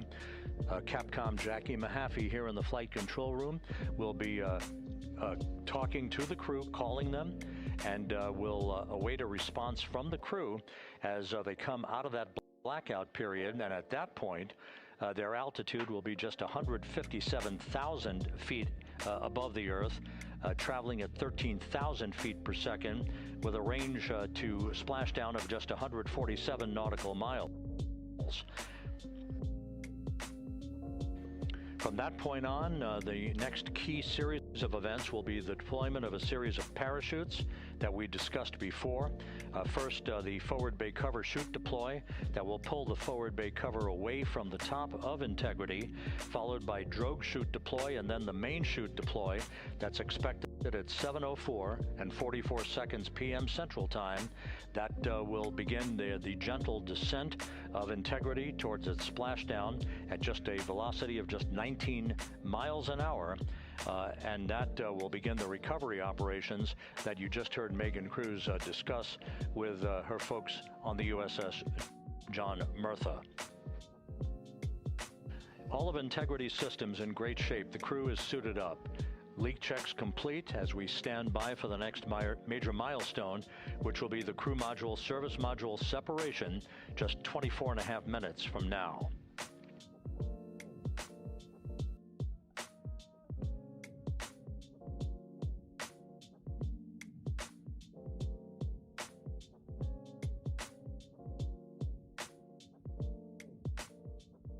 All of the activities from the start of entry interface to the point of splashdown will be quite rapid fire. Just 13.5 minutes from the point at which we begin descent into the Earth's atmosphere till splashdown. And just to show you, as Rick Shearing, the flight surgeon, alluded to in his interview with Megan Cruz, all of this happens to decelerate the vehicle from traveling around Mach 33 to just 19 miles an hour at splashdown. All of that happening in just 13.5 minutes. But the vehicle and the parachutes are all designed to support all of that, so we'll be standing by to report all that to you in sequential fashion as these milestones are ticked off and as we hear from the crew during its entry back into the Earth's atmosphere, and ultimately when they emerge from the blackout period, and at that point we'll be just minutes away from splashdown.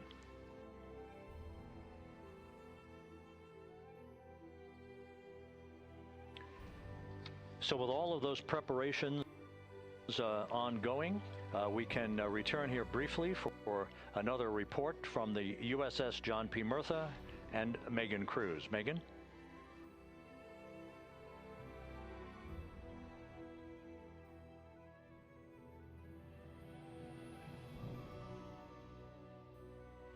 And we'll regain that communication with the USS John P. Murtha just momentarily.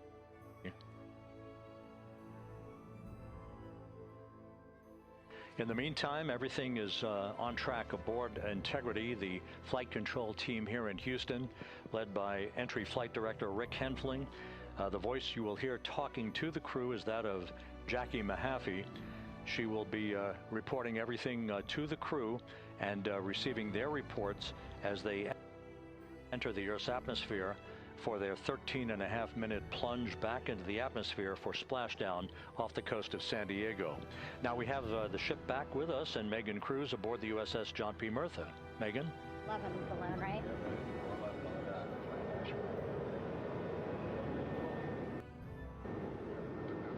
Hey Rob, yeah, the excitement is really building here on the ship. I'm watching right now one of the weather balloons being lofted up from the ship. Again, weather balloons very important for us to make sure that we are tracking the right kind of weather and also the data that's needed for what's called our Sasquatch team. Again, it's a team out of NASA that basically makes sure that the debris that comes off of Orion, again, some of those pieces of the parachute system, make sure that they don't fall on us here in the sea, and also our aerial assets, our folks in helicopters. So watching that float away right now. But with me right now is Captain Eric Kenny. He's the commanding officer of the John P. Murtha naval ship. Thank you so much for being here. There are so many moving parts that you have to keep an eye on. That's absolutely right, yeah. But first of all, on behalf of the crew of USS John P. Murtha, Megan, thanks for having me on today. Happy to tell you what we're doing and excited to get the interview started. Yeah, absolutely. Why don't we actually take a look at the flight deck here? We'll start there. Basically, we also, while watching this weather balloon float away, we noticed all 4 helicopters leave the flight deck. We now have an empty flight deck. We had 2 imagery helos as well as the 2 crew helicopters that will go recover the crew. This is just one of the many things that, again, our ship of 550 people, it's something that you oversee as commanding officer. Yeah, absolutely. Every commanding officer, I would say really every naval service member, our priority is always safety. And as the commanding officer, I take that as one of my primary roles here on board. Mission accomplishment is important, safety always. So my day really has, I would say my message to the crew has sort of changed over the past 24 hours. As we're leading up to today, we've been building up the excitement and motivating the team for the training that we've executed. But really over the past 24 hours, now I'm trying to get us to slow down a little bit. Trust our training, right? Don't believe all the hype. Don't believe everything that's going on. Just let's trust what we've done to get to this point. And if we do that, we'll be successful today. Mm-hmm. And also part of the big success is obviously the coordination between NASA and the U.S. military. How does it feel being able to support the human space program we have? Yeah, I mean, since 1959 with Mercury, Gemini, Apollo, the history between NASA and the Navy has been in lockstep. But like any other skill, if you don't practice it regularly, that skill atrophies. So we've had a few decades off from that. But, over the past 4 or 5 years, really with this ship over the past year, we've constantly trained and working for this moment right here. Building up the hype, but to get to this point today, to be able to trust in all the training we've done. We worked with, working with NASA, the Air Force, the medical team, dive team. You want to talk about high-performance organizations coming together, working in unison? We are seeing that here on board the USS John P. Murtha, and I can't be more proud of all the work everyone's doing. Yeah, you had some great words this morning saying just that. Again, that it's really nice to see everybody working together and so excited. I mean, you just became the commanding officer of this ship back in February. How does it personally feel for you to be a part of this historic moment today? Yeah, I mean, first and foremost, I'd say any opportunity to command any warship in the United States Navy is a tremendous honor, is a pinnacle of any naval officer's career. That being said, as my change of command was approaching, and I realized that Artemis was going to be in the window here, to say that I'm humbled and honored to be here is an understatement. What really just excites me is the opportunity to see this crew, who has been training so hard over the past year plus, come together. It is what inspires me. Listening to NASA and the ownership and pride they take, they make my crew better. I think we're making NASA better together. That synergy is something that I'm happy to see and hopefully take forward with me in my career. Yeah, it's all about partnerships. We couldn't do it without you, and we couldn't have gotten to the moon without our international partners as well. So thank you so much, Captain. It was really great to have you here today. Thanks, Megan. Awesome. All right, Rob, back to you. Thank you, Megan. Back here in Mission Control in Houston. We just had a quick view of the crew. We'll get that view back, and there they are again. Here in Mission Control, the entry team of flight controllers led by Rick Henfling and Jackie Mahaffey serving as the spacecraft communicator. We have just handed over communications links from the Deep Space Network that we communicated with the crew through from the time of the translunar injection burn back on April 2nd. We've just handed back to the tracking and data relay satellite system as we prepare for the crew module service module separation that will take place just 17 minutes from now. With the Earth looming in front of Integrity as it barrels back for a splashdown of the Pacific just 50 minutes from now, we're just 5,700 nautical miles from splashdown. Just one other quick note about the comparison from the Artemis I entry profile to the Artemis II entry profile, and how that is serving as a extra layer of protection for Integrity's heat shield.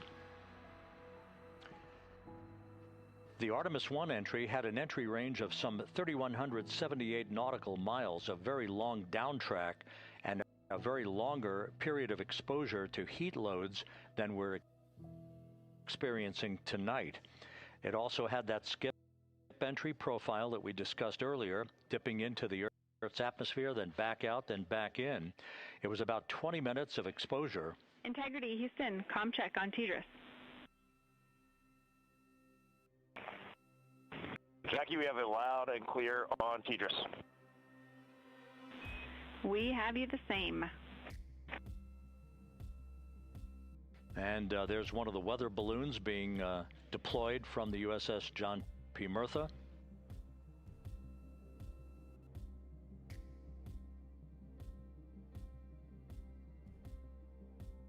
So the Artemis I entry had the vehicle. The update on GPS, we haven't seen a track in yet.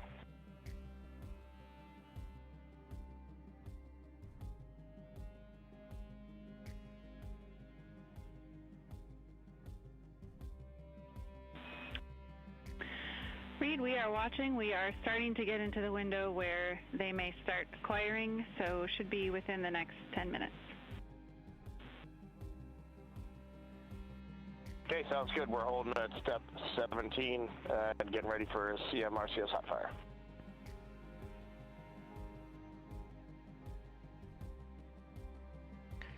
And that exchange indicating that we are expecting to acquire data from the GPS system on board. That'll be a navigational tool that will basically tell Integrity's computers that they're on track down the center line of the corridor for the entry interface that will lead them to their splashdown point.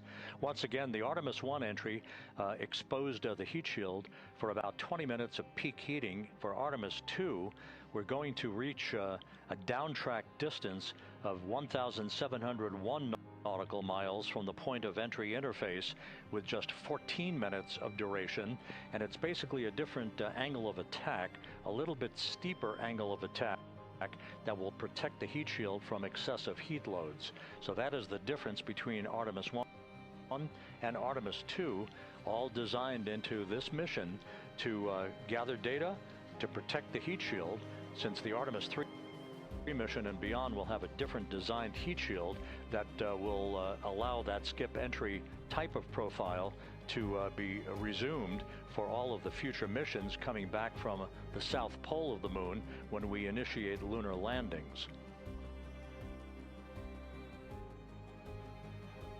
So we've handed over to the tracking and data relay satellite system. That's where we'll have communications for the rest of the flight.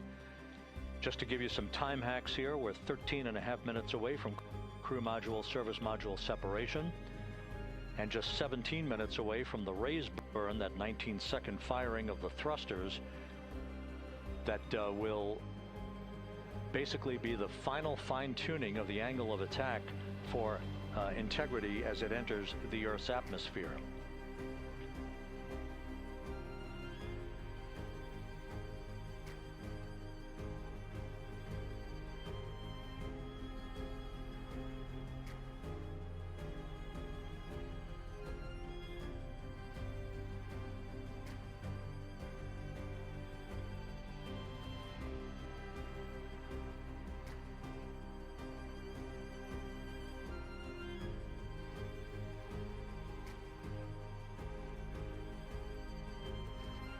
And once again, a dueling box view of some of the assets that are involved in recovery operations today.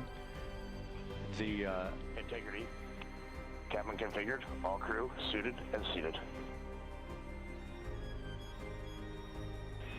Houston, copy. That confirmation from Reed Wiseman aboard Integrity As you see the assets being deployed to the splashdown zone. At the time of splashdown, we expect the John P. Murtha to be about 5 miles away from Integrity, keeping a safe distance until we are sure that the vehicle is in the water and upright, and that it is in a good configuration system-wide for the recovery teams to begin to approach the vehicle to erect that inflatable raft. 2 minutes to CM RCS warm-up hot fire. We're ready. That call from spacecraft communicator Jackie Mahaffey indicating that we're 2 minutes away from a quick burst of the reaction control system.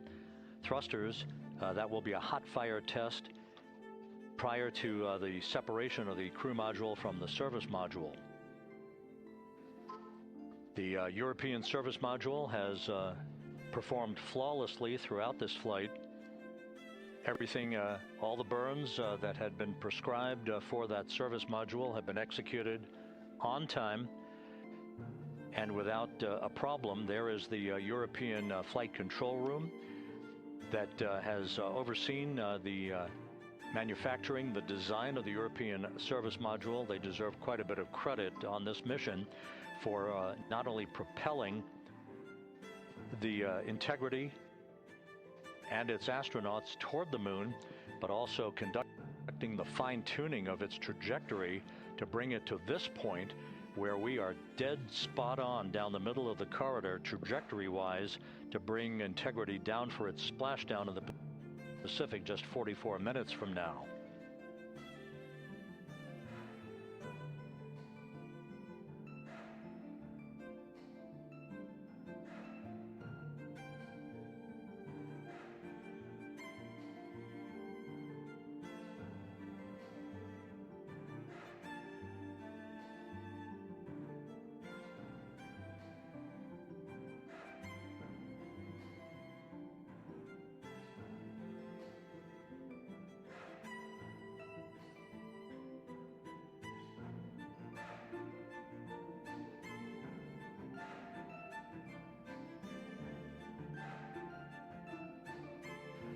What you're looking at is a computer-generated visualization based on real-time telemetry from Integrity.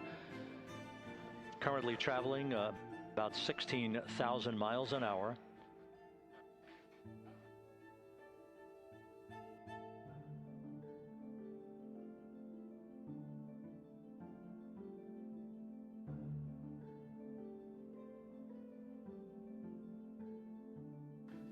Integrity traveling about 16,000 miles an hour. For the prop cautions, we're taking a look.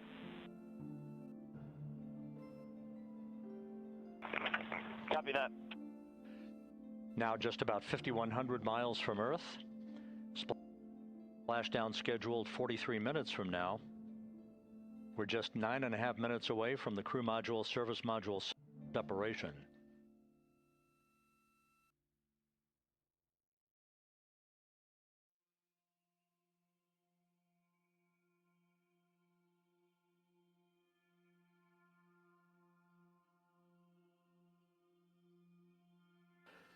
We are confirming.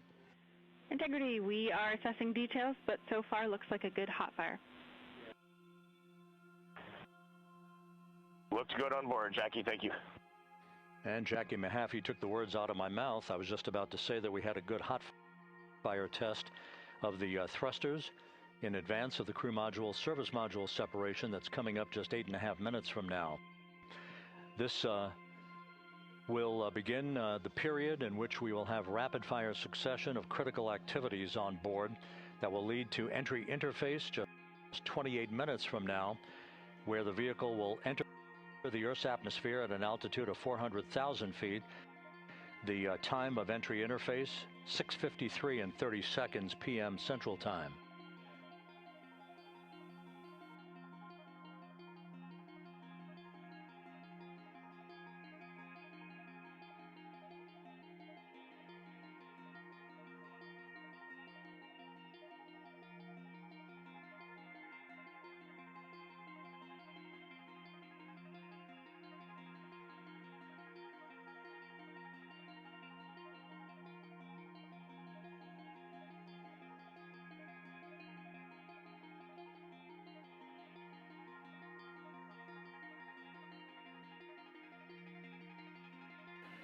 Integrity's astronauts were awakened at mid-morning to begin their entry preparations.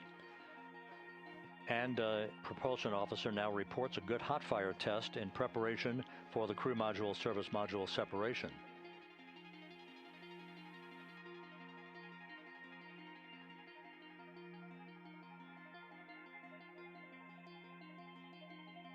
We're now inside 41 minutes until splashdown.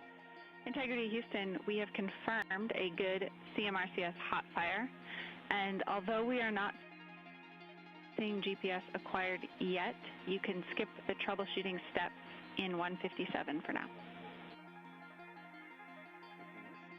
Integrity copy.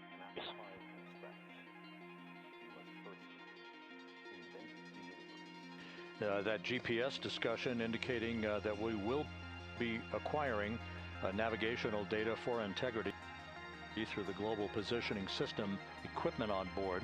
We just don't have it yet, but we will. All of Integrity's systems are in great shape to support its high-speed entry into the Earth's atmosphere. It, once again, will reach a peak speed of 24,661.21 miles an hour. Your call, GPS. We at least have GPS 1 looking good on board.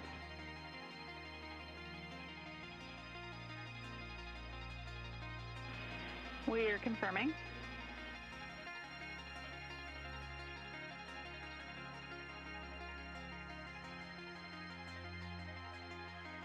The Guidance Navigation and Control Officer here in Mission Control confirming that we have good lock on GPS data.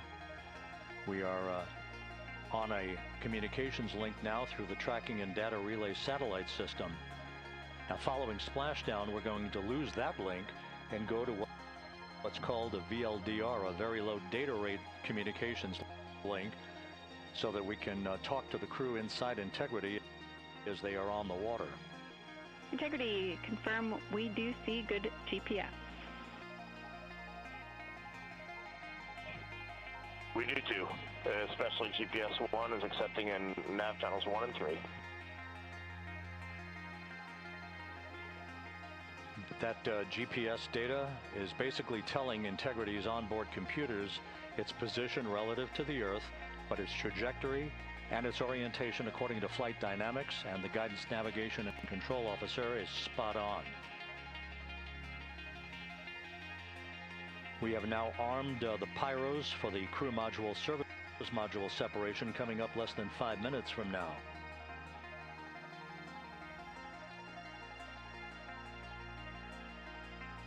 Once again, just 10 seconds after entry interface, we will see Integrity reaching its peak speed of 24,661.21 miles per hour. That will be just seconds before we begin a 6-minute blackout period. Integrity, Houston, your vehicle is in a good config for CM-SM SEP and go for CM raise. Houston, we see the same on board and copy go for CM raise.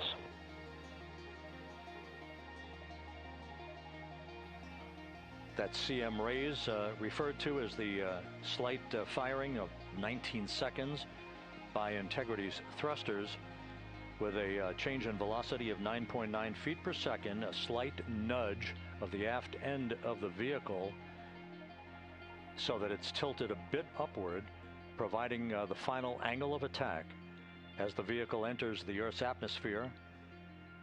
This being the mitigating factor that will reduce heat loads on the heat shield as we reach a point downrange from the start of entry interface, some 1,701 nautical miles to the splashdown site.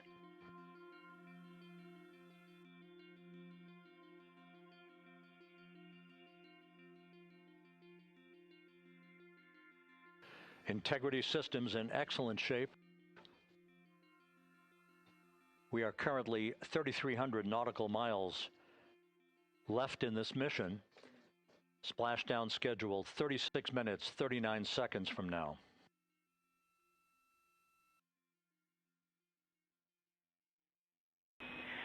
Integrity Houston, for the 2 enabled prop cautions, what happened is while the thrusters were firing multiple pressure sensors on each of the strings diverged a bit from each other. Those limits look to be set pretty tight. We think it could happen again when the thrusters fire in the future, so we are going to suppress those messages. We concur with suppress, not inhibit. Thank you. That exchange between Jackie Mahaffey, our Capcom for tonight, and Reed Wiseman aboard Integrity, indicating basically to ignore sensor data. All of Integrity's systems are in good shape.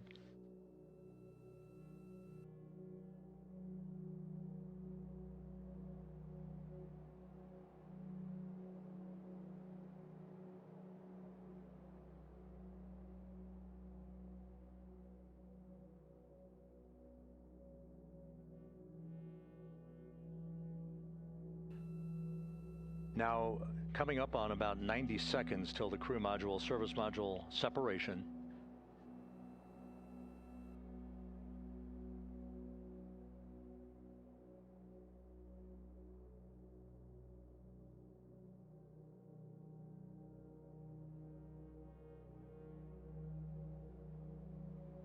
All quiet here in Mission Control as we enter the most critical phase of the completion of this flight.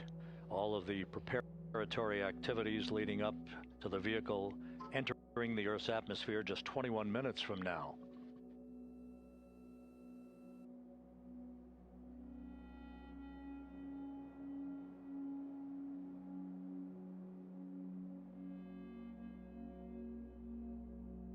Coming up on 1 minute. Mark 1 minute till crew module, service module separation.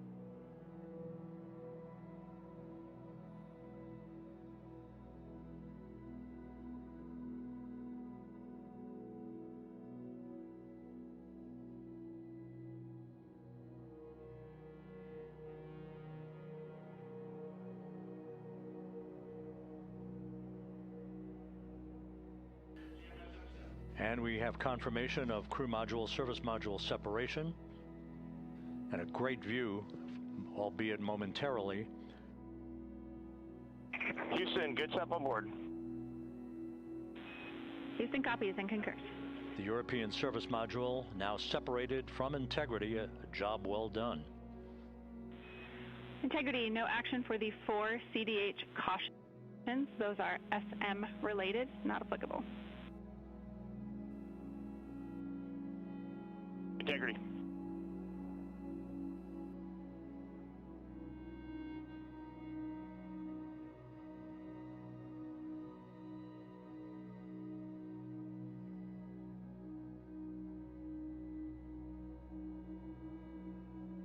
So, with Integrity now flying free on its own for the remaining 32 minutes of this mission, next up, the raise burn, a 19-second firing of Integrity's thrusters. Good GPS 2.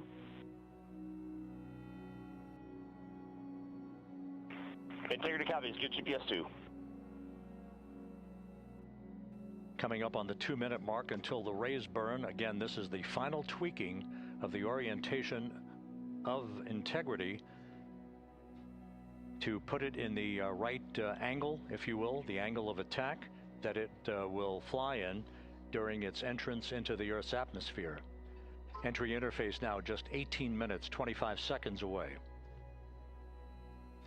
This is a visualization, but driven by real-time telemetry. This is the maneuvering of Integrity to the raise burn orientation. Just 2,800 miles from Earth.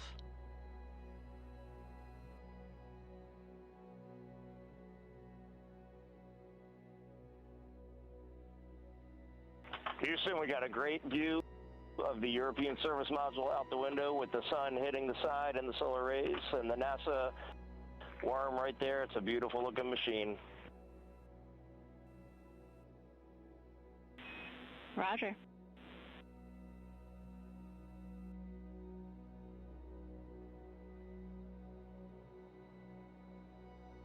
And we have completed the maneuver to the raise burn orientation. 1 minute away from the raise burn.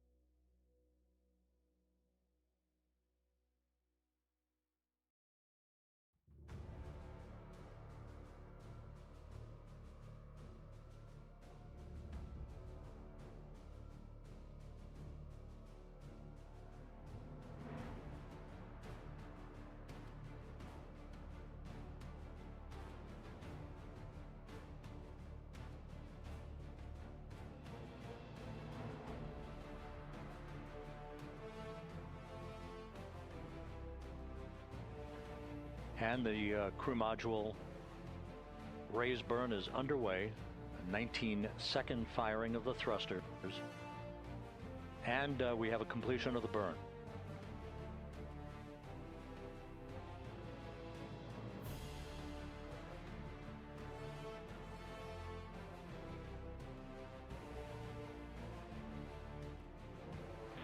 Integrity, good. CM raise burn. Your flight path angle is within limits.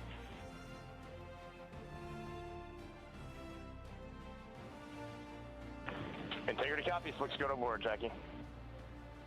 So the final maneuver is now complete. Our trajectory for a splashdown in the Pacific 29 minutes from now is set and will not be amended any further. And we have the right angle of attack to mitigate any excessive heat loads on the vehicle during entry interface. Integrity Houston, a heads up about comm coverage. When you perform the 180 roll, for the first minute or so in that attitude, we expect about a minute LOS. We copy.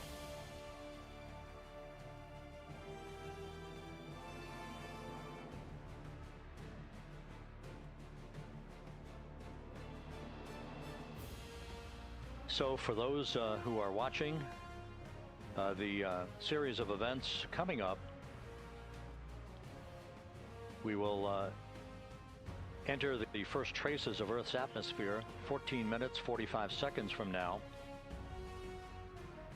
6:53 and 30 seconds is what is pegged for entry interface at an altitude of 400,000 feet, traveling at approximately 34,800 feet per second.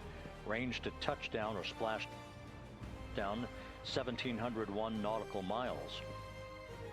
24 seconds after entry interface, we will enter a 6-minute blackout period in which we will lose communications with the crew. This is expected due to the buildup of plasma around the vehicle. That's an ionization effect due to the collision, if you will, of the velocity of the spacecraft with the friction of the Earth's atmosphere.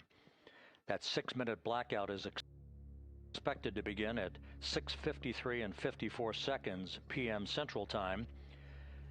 During that period of time, we will reach our peak speed of 24,661 miles per hour. That comes just short, based on unofficial data from the flight dynamics officer right now, will come just short of the velocity record set by Apollo 10 of 24,791 miles per hour in 1969. We expect peak heating on the vehicle at 6:54 and 52 seconds p.m. Central Time, a minute and 22 seconds into entry interface. At that point, we will be just 204,000 feet above the Earth, traveling at 33,000 feet per second.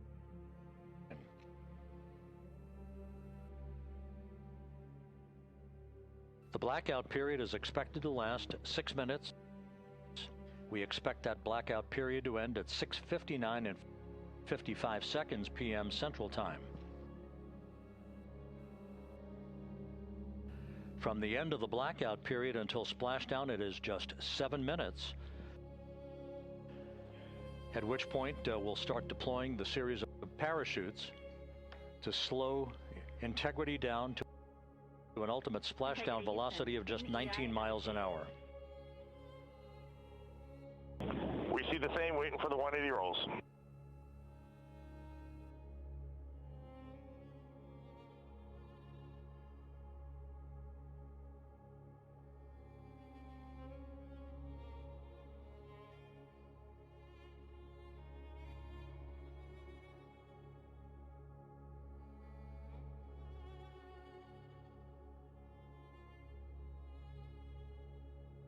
The parachute deployment sequence, once again, will come in several segments, but in rapid fire succession. And we have a great view of the moon out window too.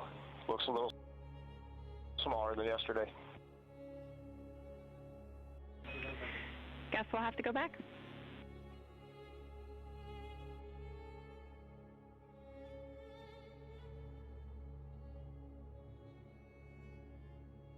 Reed Wiseman and Jackie Mahaffey exchanging discussion on a view of the moon that Integrity's astronauts are seeing in the final minutes of this mission that will be completed with splashdown just 25 minutes from now. 3 forward bay cover parachutes will be used to pull the forward bay cover off the top of the vehicle. Then 2 drogue parachutes will be deployed to slow and stabilize the crew module during its descent, followed by 3 pilot parachutes that will lift and deploy the main parachutes from the forward bay. The final sequence will have 3 main parachutes deployed. These will be 116 feet in diameter, each main parachute approximately 265 feet long when reefed. The parachutes will ultimately slow Integrity down from its peak speed of almost 33 times the speed of sound to a gentle 19 miles an hour at splashdown.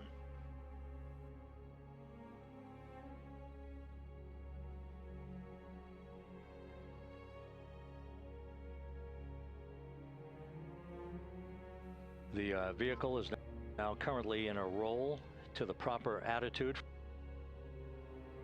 for entry interface.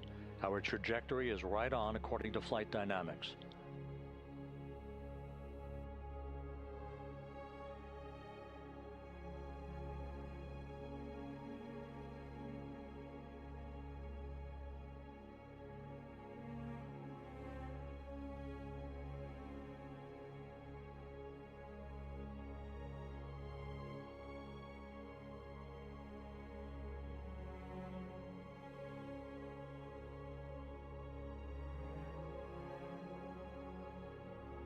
Integrity is on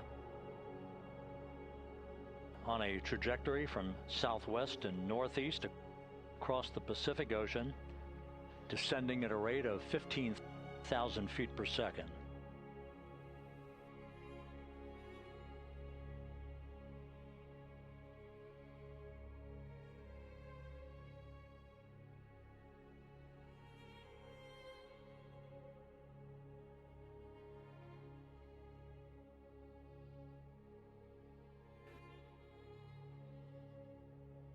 Range to touchdown 4,300 nautical miles, all the systems in excellent shape.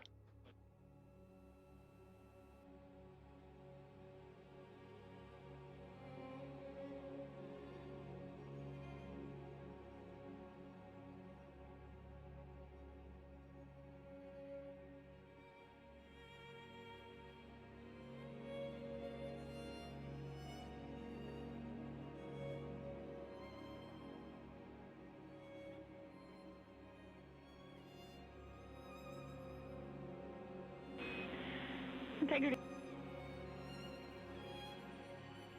Orion in the EI roll 180 attitude. Looks good on board, Jackie.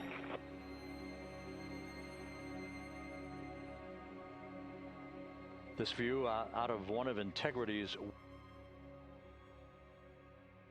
windows.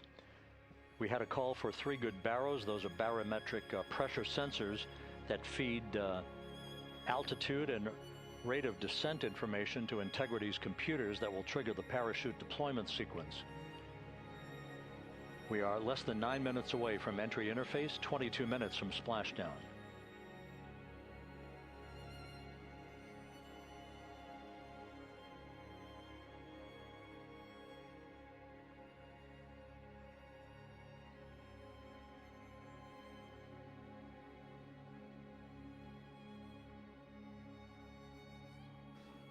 You can see the reflection of one of the crew members in the window.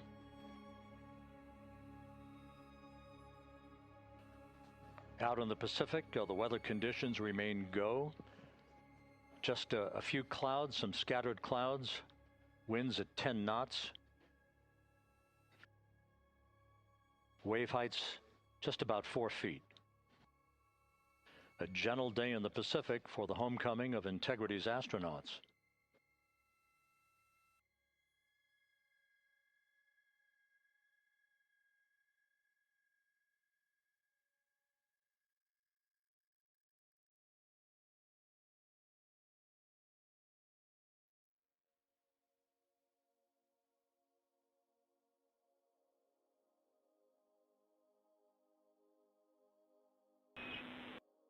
Integrity back in EI attitude.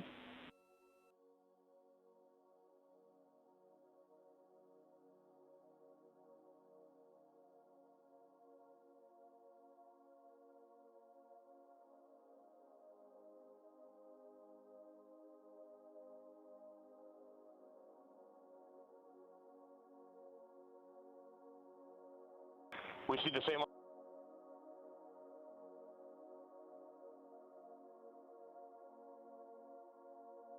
On board, Jackie.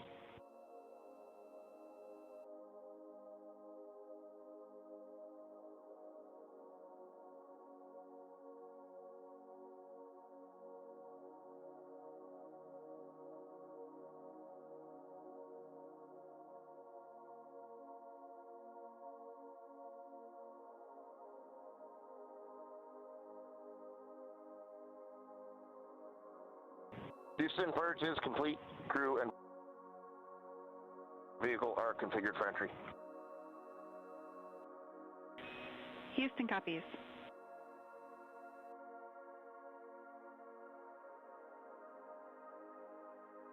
And we're in step 37, transferring nav state to BFS.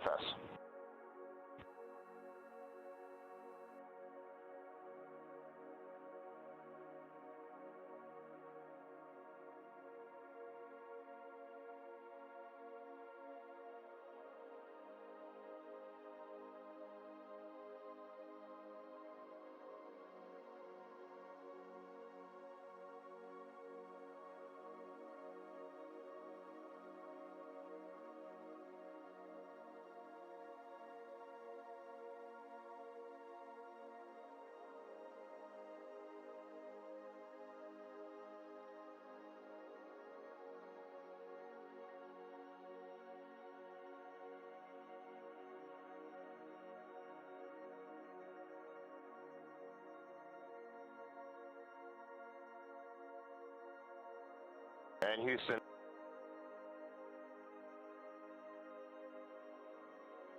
In instruction 509, we are not below 0.2.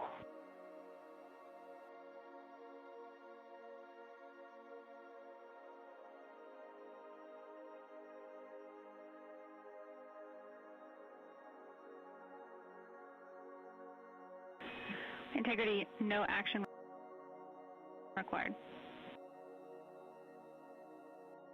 Integrity.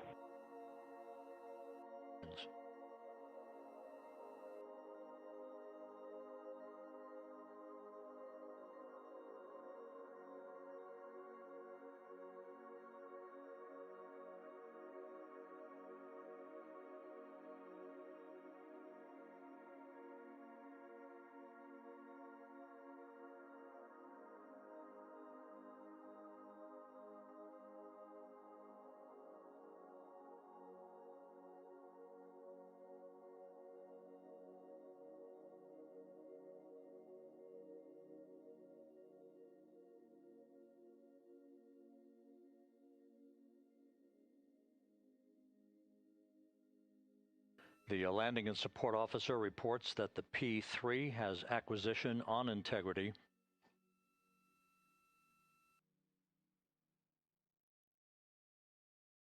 Three and a half minutes left in this blackout period.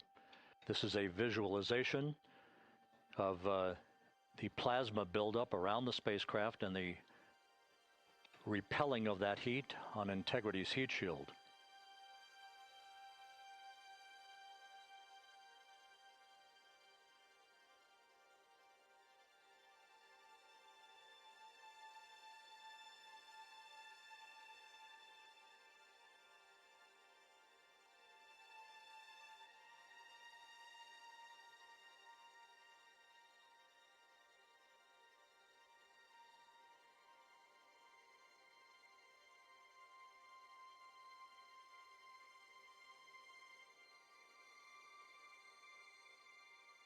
Flight Dynamics reports that airborne assets in the vicinity of the splashdown zone do have a visual on Integrity. Still 2 minutes and 40 seconds left in our blackout period. Time to splashdown, 9 minutes, 35 seconds.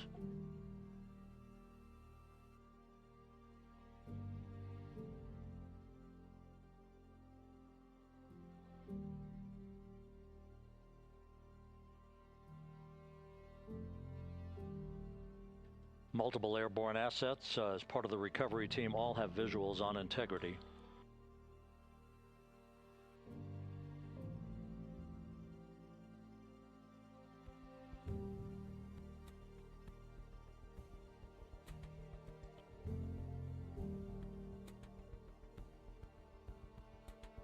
And the WB-57 flying in the splashdown zone also has a visual. And the Navy helos also have visuals.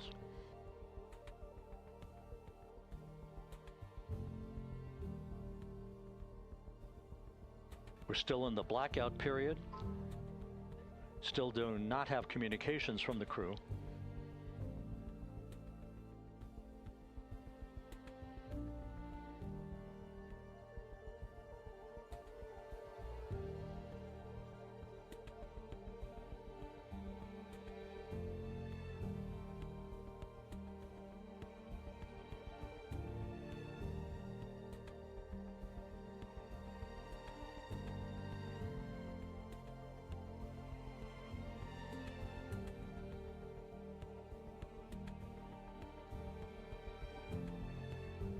We're standing by for communications from the crew. We should be out of the blackout period less than a minute from now.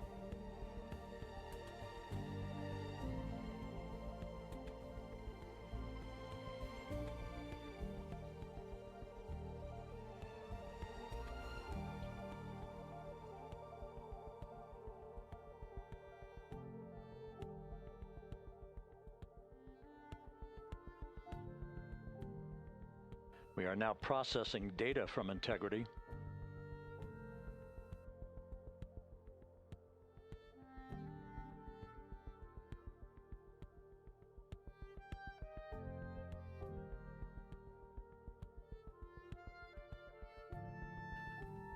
Landing and support officer reports the small boats are en route to the splashdown target zone.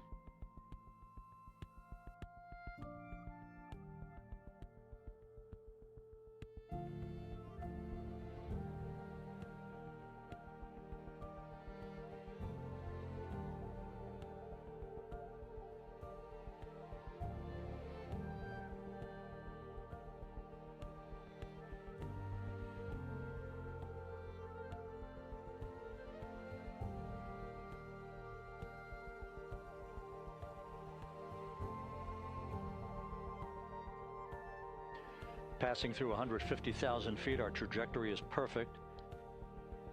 We're getting intermittent views of Integrity. Still waiting to establish voice communication.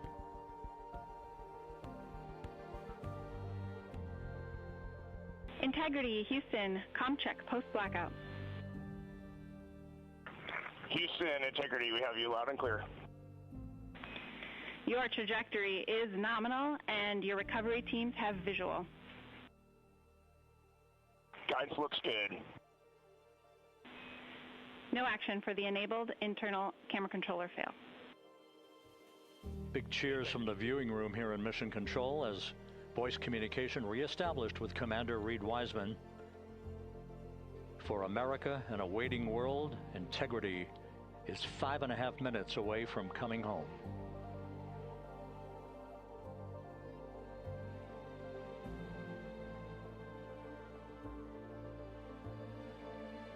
Passing 100,000 feet now. Range to splash down 19 nautical miles.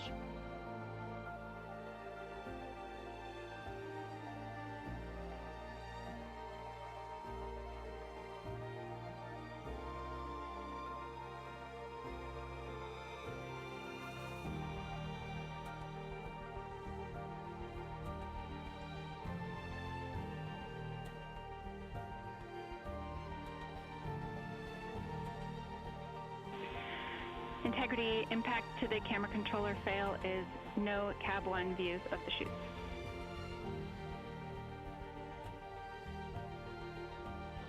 Integrity. We're processing good data through the GPS system. A good view of Integrity, time to splash down 4.5 minutes.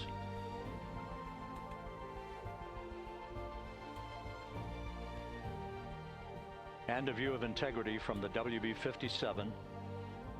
We're at 50,000 feet.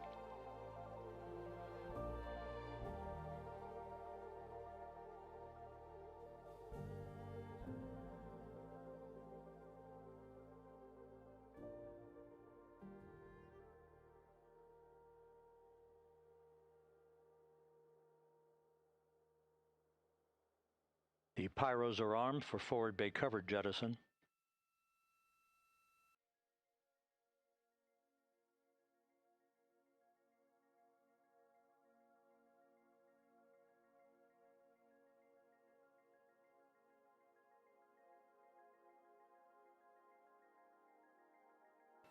And there go the first series of parachutes, and we're on drogues. And Houston, we're visual 2 drogues out the window. 2 good drogue chutes.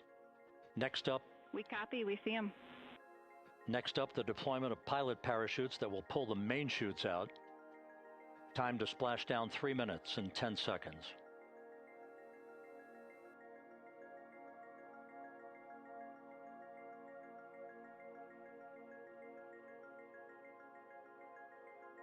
Perfect descent rate according to flight dynamics. Good rates on 2 drogues.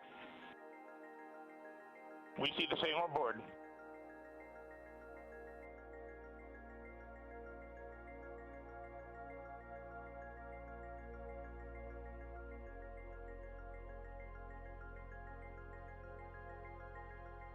Passing through 10,000 feet, still on drogues.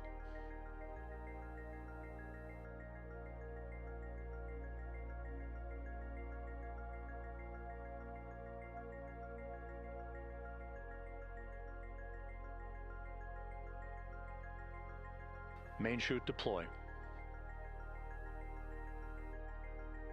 We're at 5,000 feet.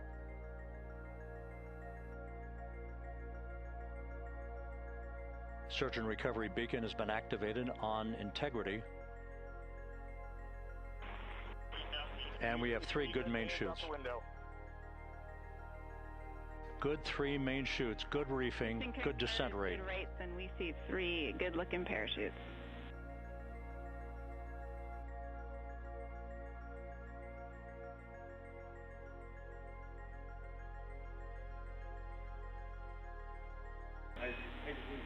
Integrity, cabin pressure indicates no need for hydrazine checks. Integrity copies. This is a perfect descent for Integrity. Its crew sounding hale and hearty on board. Time to splash down 1 minute, 15 seconds.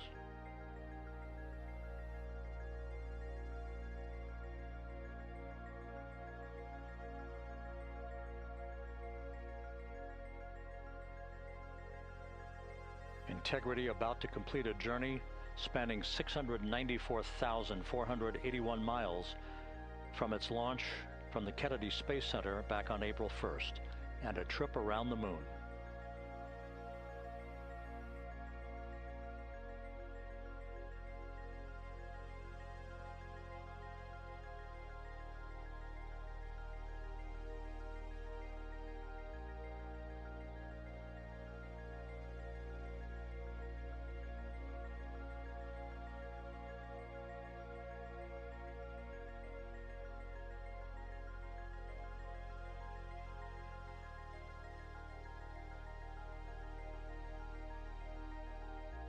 Passing through 1,000 feet.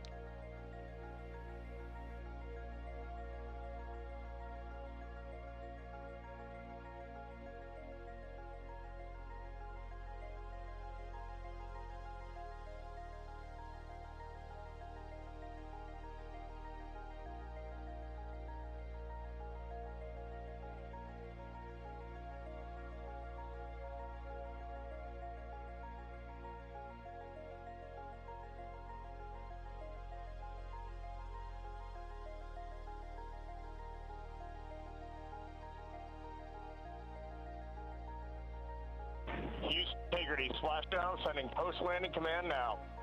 Splashdown confirmed. Copy splashdown, waiting on VLDR. Splashdown confirmed at 7:07 p.m. Central Time, 5:07 p.m. Pacific Time. From the pages of Jules Verne to a modern-day mission to the moon, a new chapter of the exploration of our celestial neighbor is complete. Integrity's astronauts back on Earth.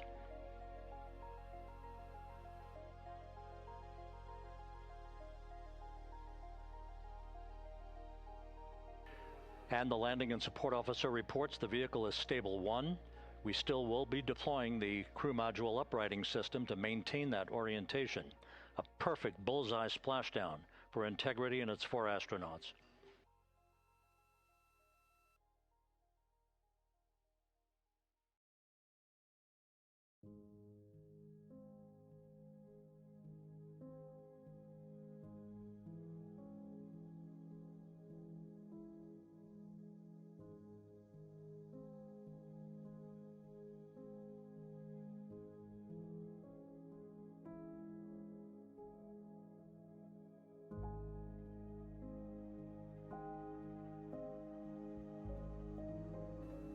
The unofficial splashdown time, 7:07 and 47 seconds p.m. Central Time. We'll get that refined for you.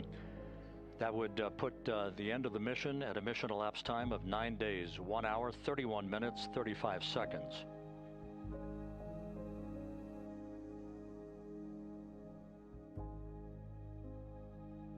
And we're configuring for very low data rate.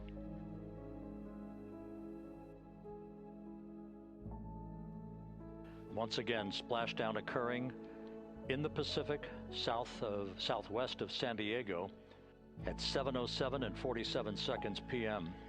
Integrity Houston, comm check on VLDR.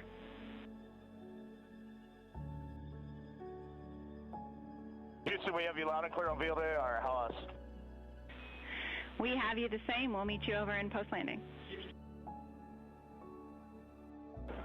Perfect communications established. A journey. We are stable 1, 4 green crew members. Houston copies all. Reed Wiseman reporting 4 green crew members. That is not their complexion. That is the fact that they're in great condition. That's what that means.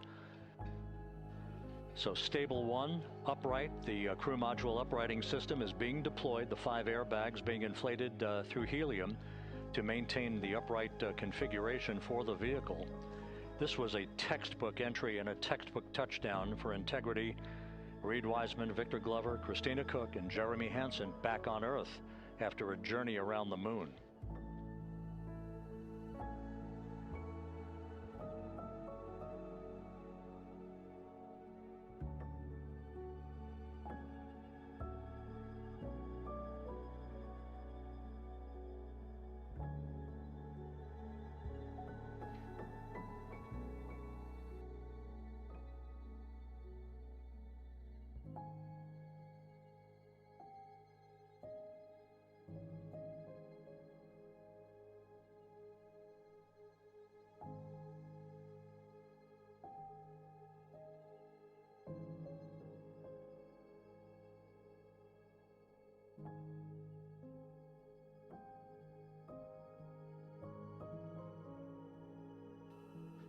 We continue to monitor the functioning of the CMOOS system.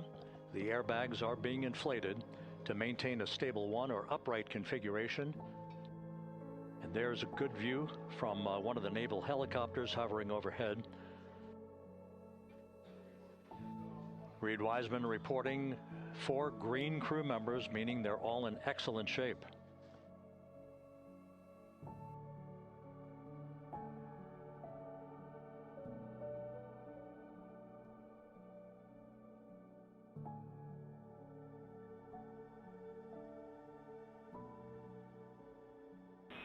Integrity Houston for SAR beacon. Integrity Houston for SAR beacon and radio. SAR beacon is in 406 and we're powering the radio now. Go ahead. We see the beacon on, however, the recovery team is not seeing the signal. Your SAR radio uses the same antenna, so you may run into trouble with the radio. Okay, copy. We are also powering up the sat phone now.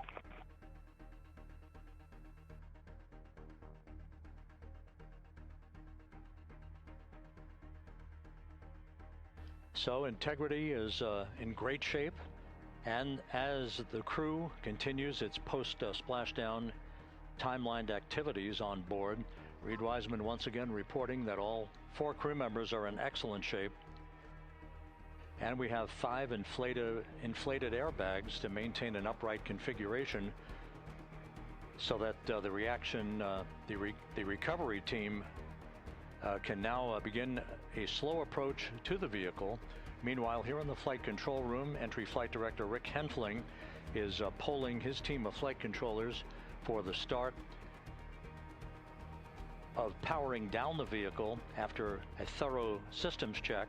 We have no toxic gases to be concerned about, so the recovery personnel can approach the vehicle, but not until we have powered down the spacecraft. That's expected to take a few more minutes.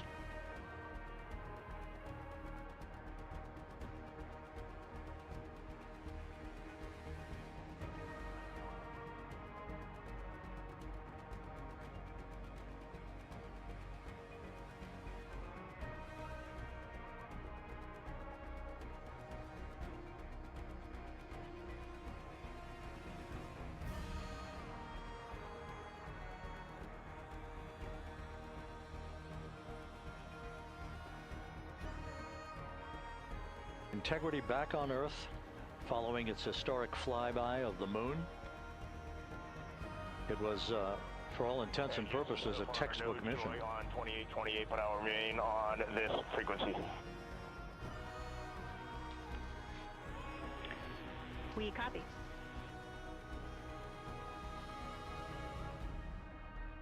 Reed Wiseman indicating some trouble with the SARSAT phone on board. But that's not an issue. What is more important is that the vehicle is solid. No issues as we begin the power down of the vehicle to begin the recovery process.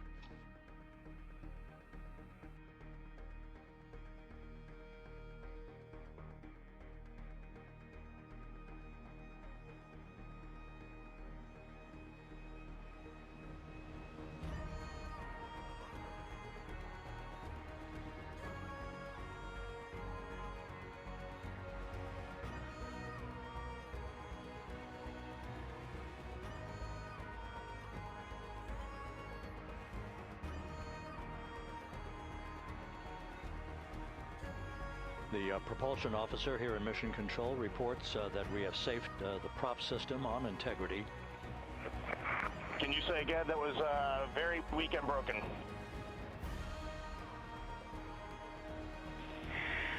Integrity Houston did not call.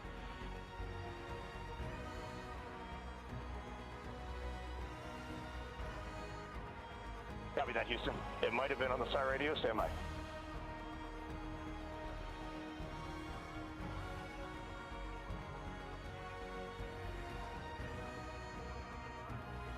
All of the milestones were executed in perfect fashion. Integrity entering the Earth's atmosphere right on time, reaching its peak speed shortly after a blackout period began. We emerged from the blackout period, but the recovery imagery airborne assets were able to pick up Integrity's descent almost immediately through entry interface, tracking the vehicle all the way down. And finally, you saw the sequence of chute deployments. First, the forward bay cover being pulled off the top of the vehicle by a series of 3 parachutes. Then the drogue chutes were deployed, followed by the 3 main chutes that slowed the splashdown velocity of Integrity to just 19 miles an hour.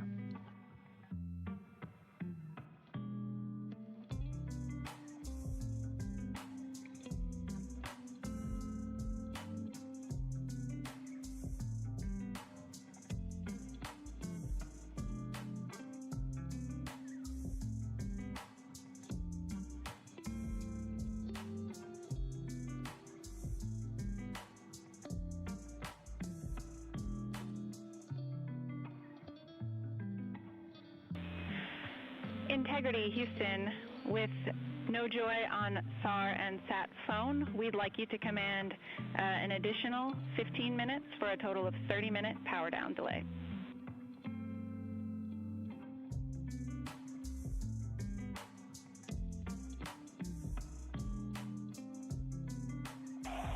All right, Jackie, we have selected T/D+30.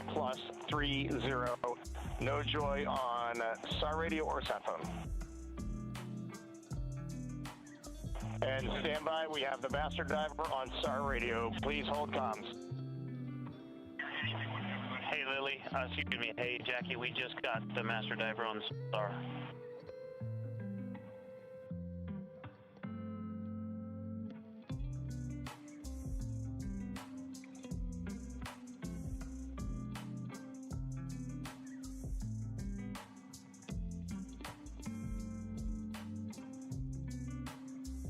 Good view of one of the fast boats. Integrity Houston, if you are happy with your comm with Master Diver, you can go back to the 15-minute power down. Okay, stand by. Yeah, we'll confirm here in a second. The crew on board Integrity coordinating with the flight control team in Houston here in Mission Control on the timing of the power down of the vehicle, which will be the precursor to the recovery teams approaching the spacecraft. There are no issues with Integrity. We've had a bit of broken capability in establishing a SARSAT or satellite phone communications capability between the crew on board Integrity and the recovery team. That will get sorted out here shortly. There's plenty of cooling on board Integrity, so there's no rush to begin the power down. To call you on the sat phone and not getting an answer there either. Concur. We haven't had anything come through.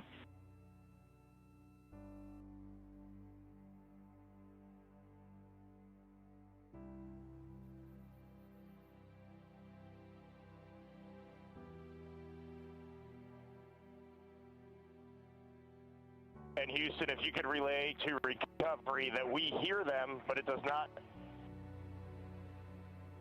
appear as though they are hearing us.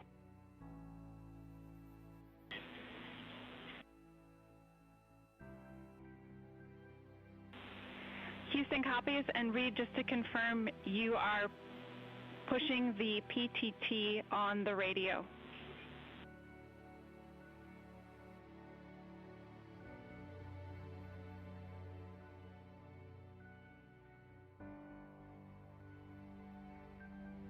So as we continue to sort out the communications between Integrity and the recovery teams, we are standing by for the initiation of the power down procedures that, as you see, the recovery teams are moving towards the side of the capsule. The next major event will be the erection of that large inflatable raft called the front porch. that will be the port of call for the crew as they're being extracted one by one from the vehicle.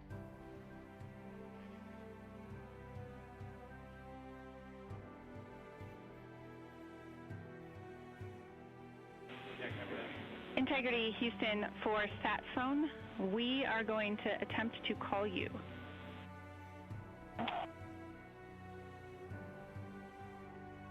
Good idea, standing by. And Jackie, yes, we are pushing the push to talk, the two buttons on the left side of the radio below the up-down arrows. We are utilizing them. I'm rebooting the radio to see if we get good comms. Okay, we copy all, and just to confirm, you are seeing that you are touchdown plus 3030 for power, correct? That's affirmative.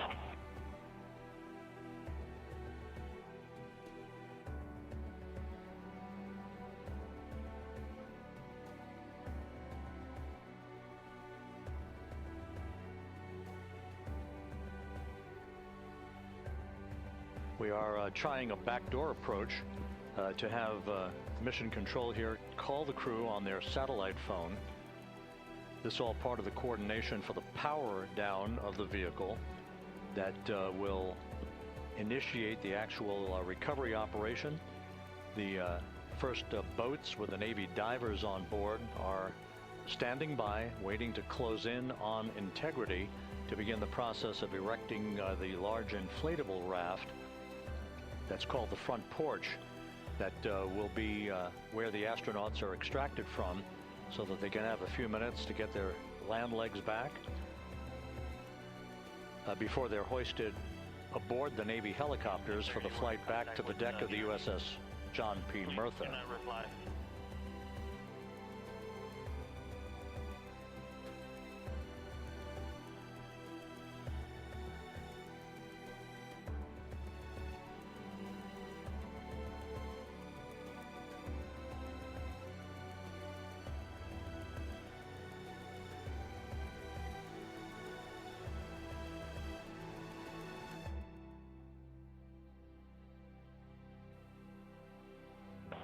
And Houston, please don't reply. NRD, very weak,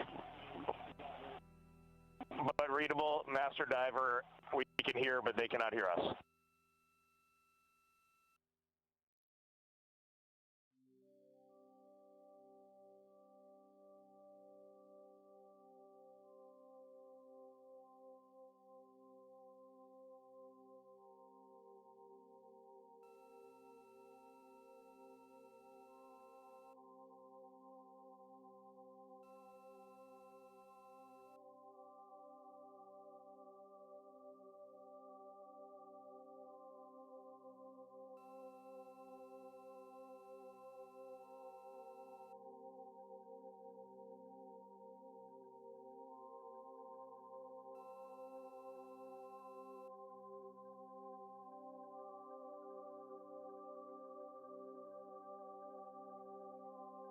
And Houston on OE1, is there any chance to tie us into NRD?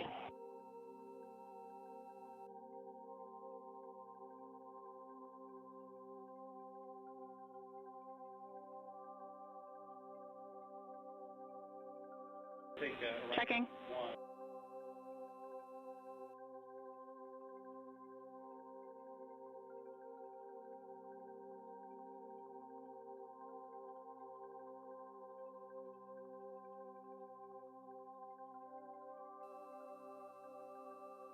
This is Mission Control Houston.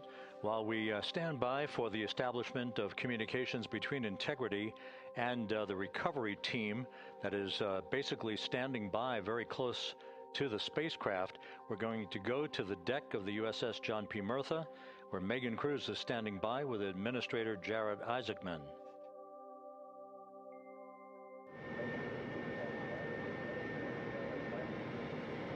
Hey, Rob, yeah, just such an honor to be able to be here on the ship, to be able to share and experience this moment with everyone together. And of course, as you just said, yes, here with NASA Administrator Jared Isaacman. Administrator, how did you feel getting to witness this and seeing NASA at its best? Oh, I mean, I'm honestly, I'm still at a loss for words. I mean, you know, like the childhood Jared right now can't believe what I just saw. I mean, almost been waiting my whole lifetime to see this, and then as NASA Administrator, I just couldn't be more proud of the entire workforce, the years, the effort, the late nights, all the hard work from across the country that contributed to this incredible moment right now. And yeah, incredibly grateful too for our teams here on the John P. Murtha right now. Yeah, look at them behind us here. Got everybody. Hey, what do you guys think? We just brought some astronauts back from the moon, huh? Unbelievable. Thank you. Yeah, so grateful to the Navy, the sailors that are here, the NASA teams. I mean, this is a joint effort that's on their way right now. These recovery forces are getting out to our Orion spacecraft, to Integrity, to get our astronauts back on the ship safely. Yeah, and this is not just an accomplishment for NASA. This is an accomplishment for humanity. Again, a historic mission to the moon and back. How does this make you feel, and what do you hope people take away from this? Well, I'll tell you, you know, I think about the crew members that we've all had an opportunity to observe over the last 10 days, right? I mean, they're absolutely professional astronauts. I mean, wonderful communicators, almost poets. But then I think these were the ambassadors from humanity to the stars that we sent out there right now. And I can't imagine a better crew than the Artemis II crew that just completed a perfect mission right now. So yes, it's a huge moment for everybody, right? I mean, we are back in the business of sending astronauts to the moon, bringing them back safely, and to set up for a series more. I mean, this is not a once in a lifetime, which you hear sometimes around here. It's like, this was a once in a lifetime. No, it's not. This is just the beginning. We are going to get back into doing this with frequency, sending missions to the moon until we land on it in 2028 and start building our base. Yeah, are we going to build on the momentum for Artemis III? I mean, it's just around the corner. Absolutely. So, I mean, that's, you know, part of me too. Like, I can't wait to get the crew off of Integrity right now, but also getting Integrity back on this ship so we can start taking a look at it, because all that data is so precious to us right now. I mean, we are going to definitely want to take a good look at the thermal protection system. We're going to want to download all the data they couldn't transmit back to us and use that to inform Artemis III. But we're already making progress, right? You had SRB segments already showing up at KSC. Core stage for Artemis III is rolling out on April 20th. We're getting Mobile Launcher 1 back in vehicle assembly building. So yes, there is a lot to celebrate right now on a mission well accomplished for Artemis II, and at the same time, we got to start getting ready for 3. Amazing. And last question, you know, for people who joined us for all 10 days to see what we can accomplish together with our international partners, what do you think about the fact that we're going to keep doing this more and more and more? It's incredibly exciting. I mean, yes, it's the contributions, like the best and brightest across the NASA workforce from across the country, our industry partners, our international partners. We had a Canadian Space Agency astronaut on board in Jeremy. We had the European Service Module. And you think, in the days leading up to this launch, I mean, 48 hours prior to launching Artemis II, I was meeting with the Italian Space Agency. We signed a memorandum of understanding to build a habitation module on the moon. I mean, you have countries, all of our allies and partners coming together saying, we are committed to this effort. We are returning to the moon. We're doing it to stay. We are building that enduring presence. We are going to master the skills on the surface of the moon so someday we can undertake missions to Mars. It's just an incredibly exciting time, and we're not going at it alone. We're bringing everybody along with us. Absolutely. And speaking of everyone, one more time, we're going to ask the crew here, you guys ready to land on the moon? Awesome. I love that. Okay, well, thank you so much, Administrator. Appreciate you being here. We're, of course, going to stay on to watch the crew get extracted from Orion, so stay tuned, and we'll see you back here shortly.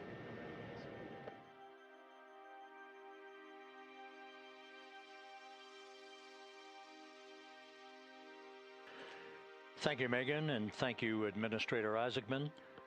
We are in the process of working to establish that communications link and to establish the procedures that will lead to the power down of the spacecraft, which is gently bobbing in the Pacific following a bullseye touchdown that occurred at 7:07 p.m. Central Time, 5:07 p.m. Pacific Time, 2.5 hours before sunset in the Pacific, southwest of San Diego. We have once again heard from the crew during that interview opportunity with the administrator, and we have 4 healthy crew members on board.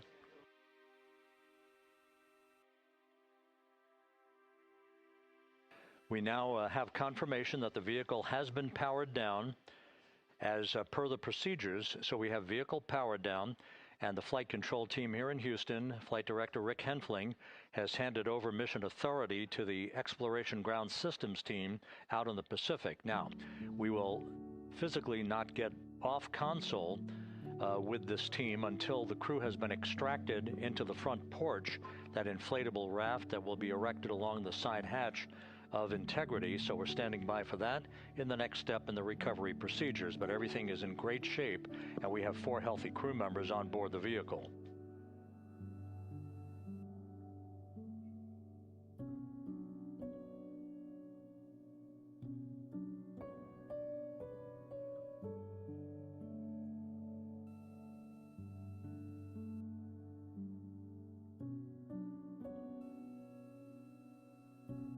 All of the entry events went by the book, no issues, perfect trajectory for Integrity that was culminated with one final raise burn to improve the angle of attack for the vehicle as it entered the Earth's atmosphere. All of that flight dynamics computation worked like a charm.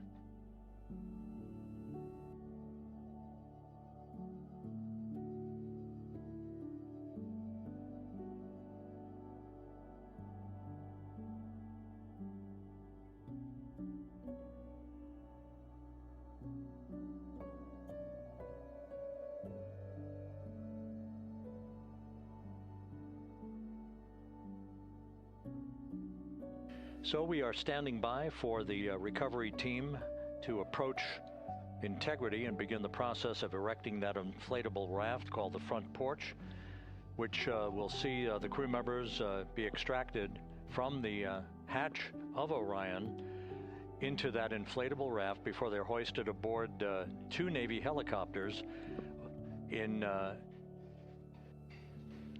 variety of different configurations.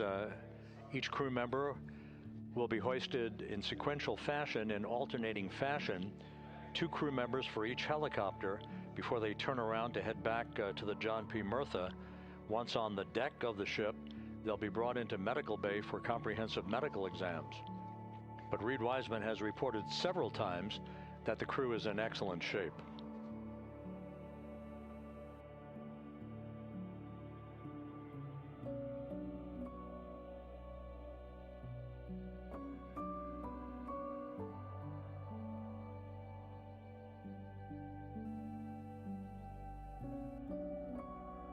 So just to recap, it has been some 26.5 minutes since the splashdown of Integrity in the Pacific.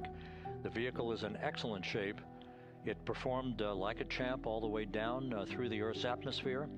All of the vehicle functions were checked off in excellent trip hammer fashion.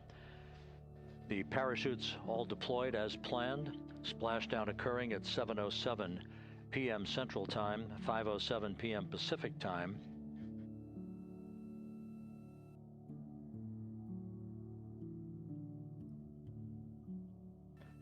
And after a bit of a tussle to try to establish a communications link with the recovery team, we were finally able to run through the procedures for the powering down of the vehicle. We've handed over mission authority to the Exploration Ground Systems folks out in the Pacific, and the recovery team will be approaching the vehicle shortly to erect the inflatable raft called the front porch before opening the hatch to Integrity to bring the crew members onto that raft before they're hoisted onto 2 Navy helicopters, 2 crew members for each helicopter, before they're flown back to the deck of the USS John P. Murtha.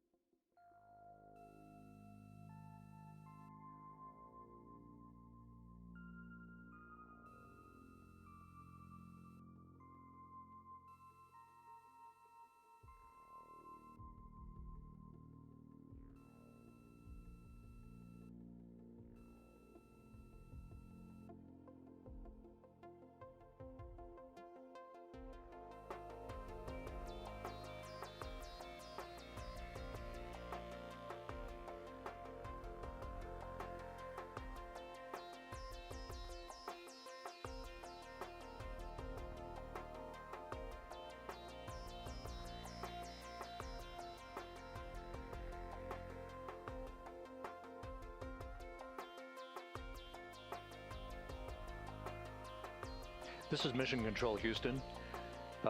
After talking to the flight dynamics folks, we have a bit of a refinement on the splashdown time for you.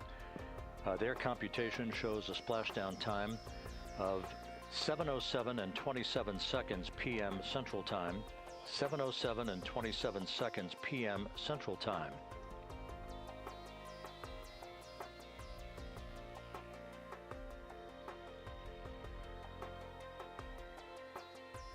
That would equate to a mission elapsed time of 9 days, 1 hour, 32 minutes, and 15 seconds.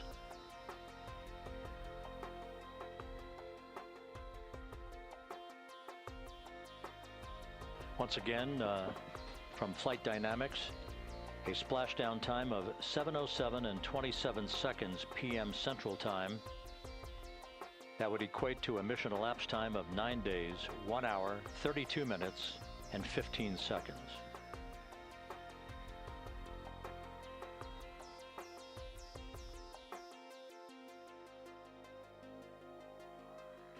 Reports from the Pacific indicate that the recovery team, in communications with the crew aboard Integrity, that the crew remains in excellent shape as they await the approach of the team for a final hazard gas evaluation before they move to the side of the vehicle to erect the inflatable life raft called the front porch.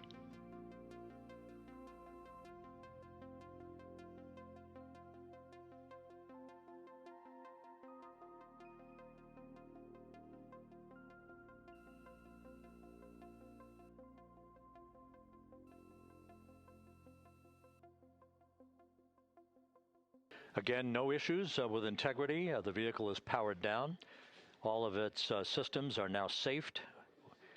We have handed over mission authority to the Exploration Ground Systems folks in the Pacific, but we will not stand down and have the entry flight control team depart its positions until that inflatable raft, the front porch, is erected, the hatch open, and the crew having exited the vehicle. So that's the next step in the recovery process that will lead to the hoisting of the crew members. For 2 crew members for each helicopter, they'll be hoisted to a pair of Navy helicopters that will then fly a short distance back to the USS John P. Murtha. What you're looking at is one of the fast boats circling the vehicle to make a hazard assessment.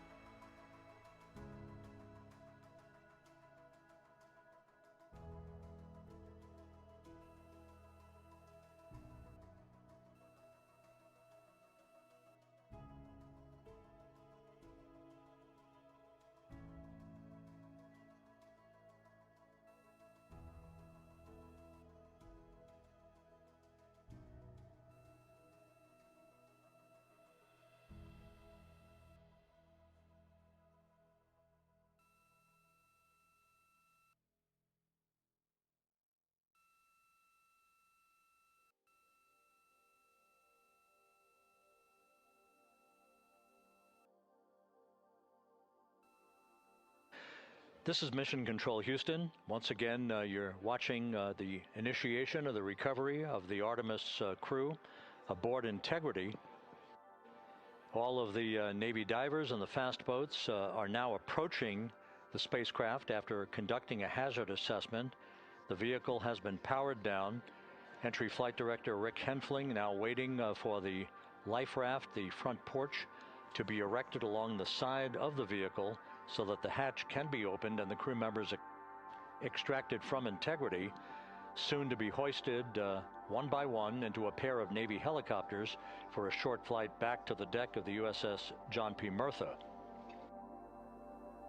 If you missed it earlier, we talked to Flight Dynamics and received a more official touchdown time or splashdown time, as it were, of 7:07 and 27 seconds p.m. Central Time, 5:07 and 27 seconds p.m. Pacific Time. That would equate to a mission elapsed time of 9 days, 1 hour, 32 minutes, and 15 seconds.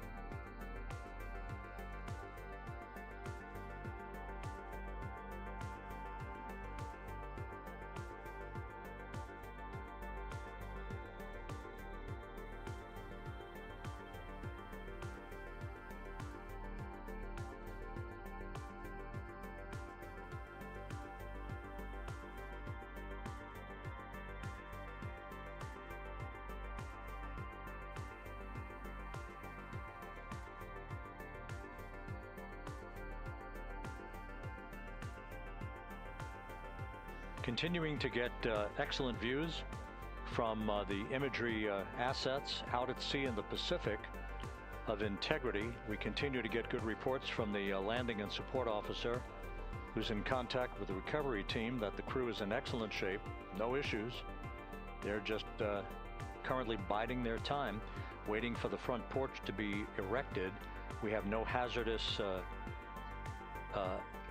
hazard gases and no hazardous situation with the vehicle. It performed perfectly all the way down from entry interface to its splashdown in the Pacific at 7:07 and 27 seconds p.m. Central Time. And as you can see, the first phalanx of recovery personnel now pulling up alongside of Integrity.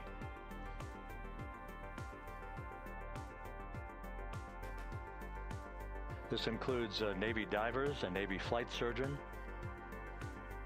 and other recovery personnel who have trained for several years for this recovery process.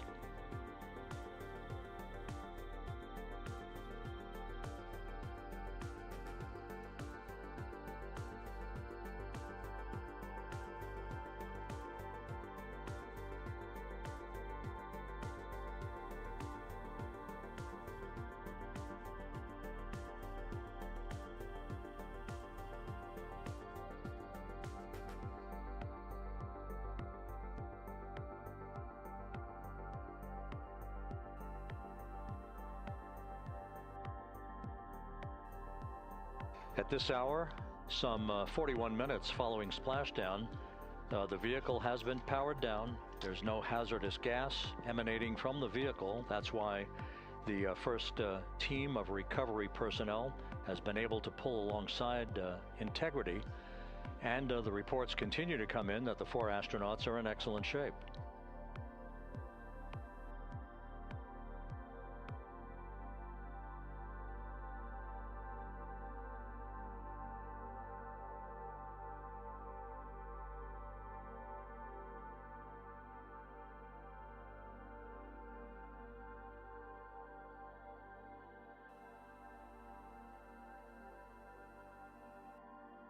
Yes.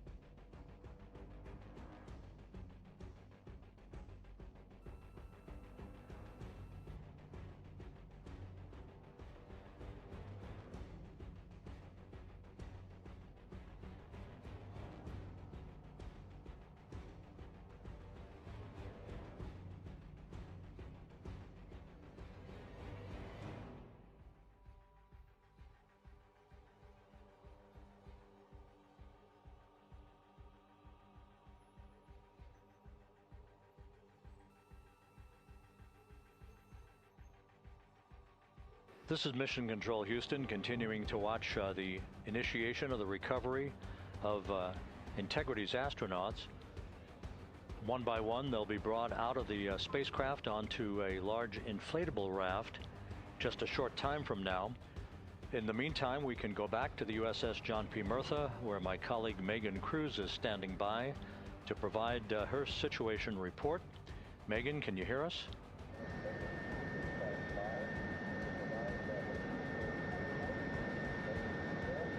Hey, Rob. Yes, I can hear you. Thank you. Yeah, we're back here on the bow of the recovery ship where there are still plenty of people peering out into the water. We are not very far from the action everyone is seeing on their screen now.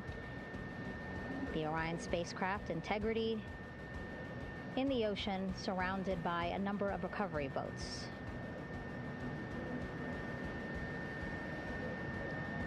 As Rob has been saying, in those recovery boats, NASA and Navy personnel specifically trained to get the astronauts out of Orion.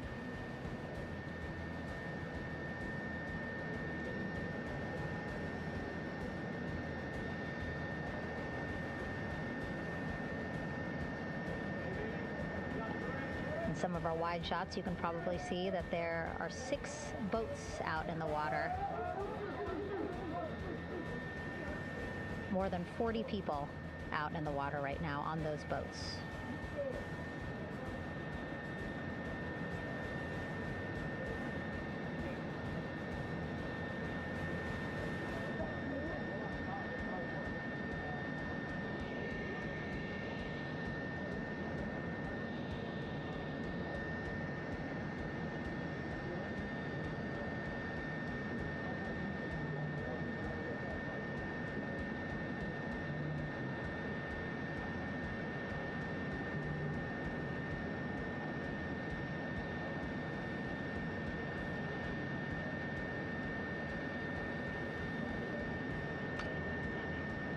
First order of business is to set up the front porch and the stabilization collar. You might also hear it referred to as a stab collar. Basically just to make sure that Orion stays upright, doesn't sway in the water too much, again, to make it easier for recovery forces to get the astronauts out.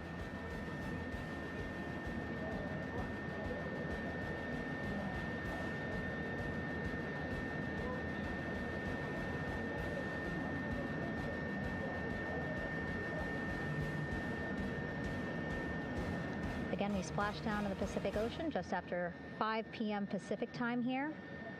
It's a requirement by NASA to be able to get the crew out of Orion within 2 hours of splashdown. So doing great on time so far. Plenty of time. No rush either. I was speaking to NASA flight surgeon Rick Schuring earlier in this broadcast, and he said to me, no rush to get the crew out. Just want to make sure that they're feeling good. And whenever they're ready to take their step out of Orion and onto that large raft, the front porch, folks will be ready.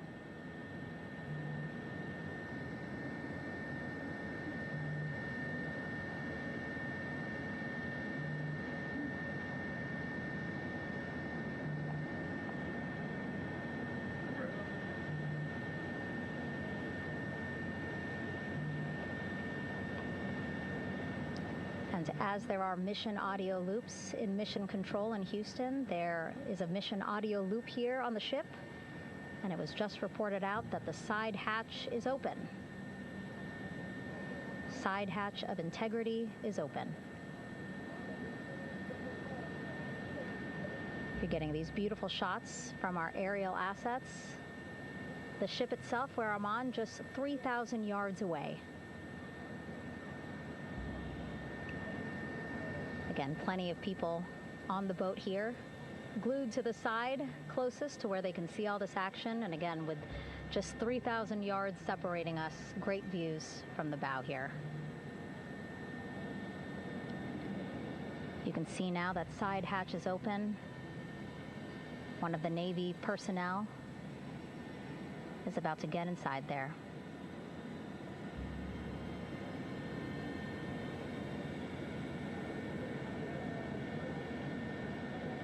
In they go. In total, 4 will go into Orion.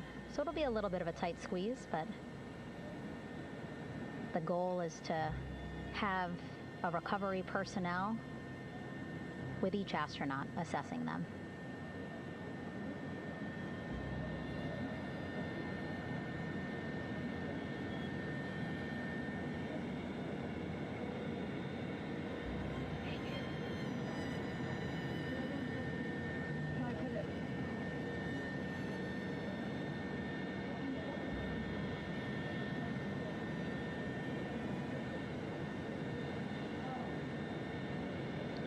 Boat's getting closer now. Again, that one that's right up against Orion, those are the divers that will go in to the spacecraft to check on each of the astronauts. These other boats will begin doing a number of things, putting on that stabilization collar onto Orion, building that front porch. Eventually, they will retrieve the parachutes, as well as tow Orion back to the well deck of the recovery ship here.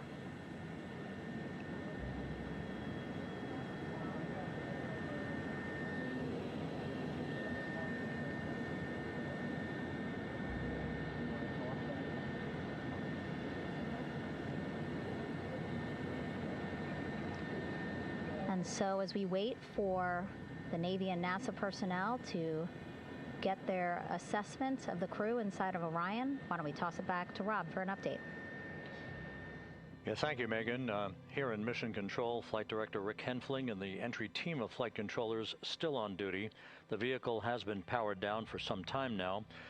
There are no hazardous gases emanating from integrity. That, of course, allowed the recovery personnel to approach the vehicle and then open the hatch to begin the initial medical assessment of the crew, as you just indicated. Now we're standing by for the erection of that inflatable raft, the front porch, alongside of the vehicle that will enable the crew to be extracted one by one onto the raft, have a moment or two to get their land legs back before they're hoisted into two hovering Navy helicopters, 2 crew members for each helicopter, for a short flight back to the deck of the USS John P. Murtha.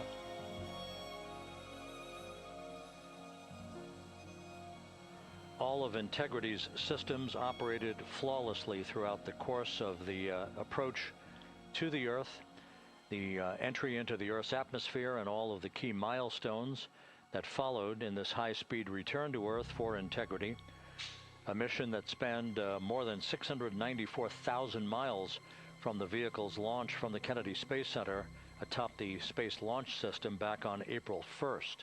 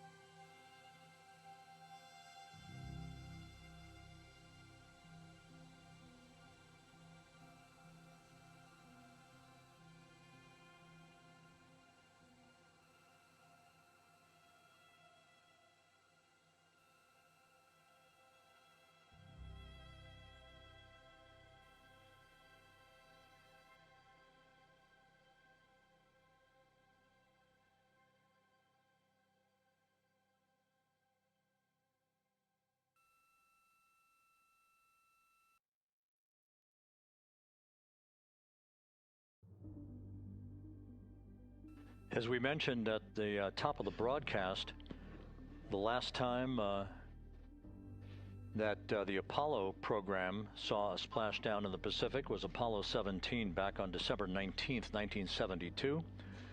So for the first time in 53 and a half years, we have reenacted that with the arrival of Integrity's astronauts as they flew around the moon in that historic lunar flyby that began with a trans-lunar injection burn that took them out of Earth orbit following 24 hours of a high Earth orbit trajectory. The high Earth orbit trajectory enabled flight controllers here to have a full 24 hours to evaluate the systems on Integrity and the condition of the crew before they would commit to flying to the moon.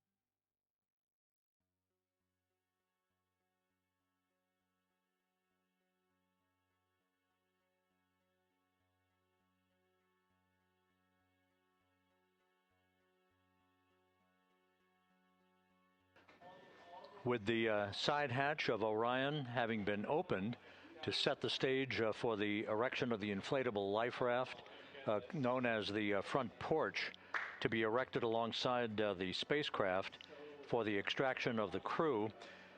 Let's play for you an interview that my colleague Megan Cruz conducted on the USS John P. Murtha with Navy diver First Class David McMahon that explains how this process is unfolding. Okay, Davey, so you and some of your team, one last look over of the stabilization collar, correct? Yes, ma'am. Okay, so what is this stabilization collar? This is what's going to stabilize the capsule out there in the ocean.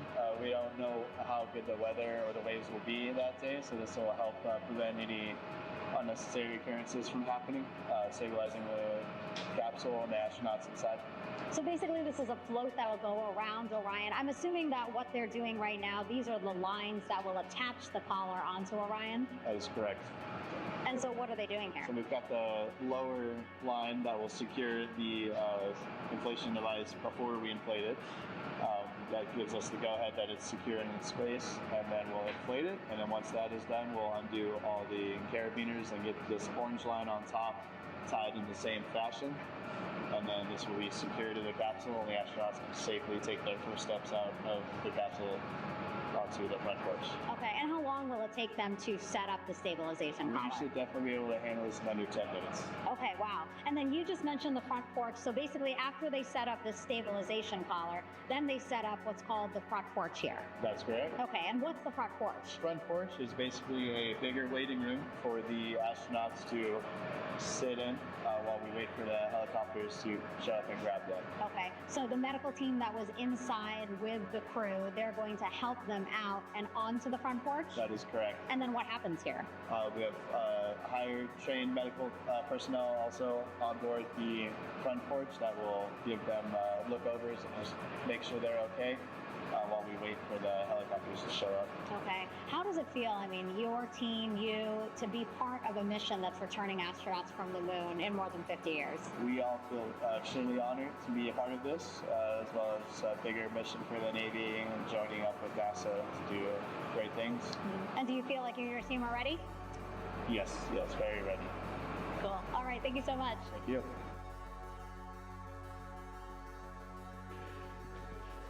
Once again, the recovery operations are continuing out in the Pacific. We shortly should see that life raft, the front porch, erected alongside the side hatch of the vehicle.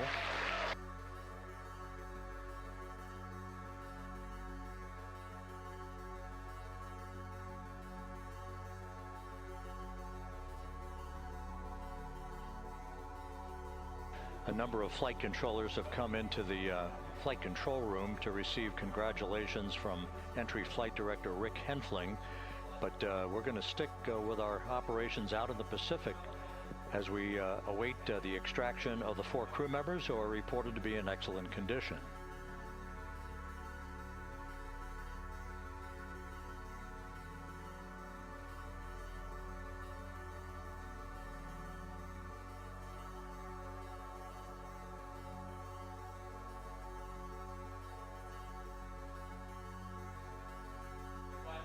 Again, while we stand by for that front porch to be erected alongside of the side hatch of the vehicle, let's go back to the USS John P. Murtha and Megan Cruz. Megan?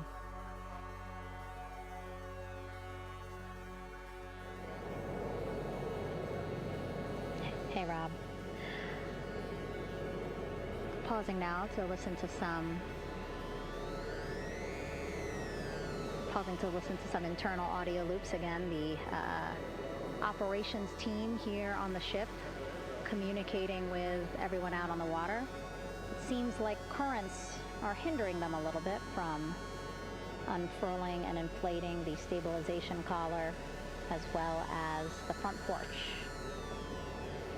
But again, the requirement to get the crew out within 2 hours of splashdown, plenty of time. So no concerns just yet. But as calm as the water looks, yeah, it looks like it's hindering the teams just a tad.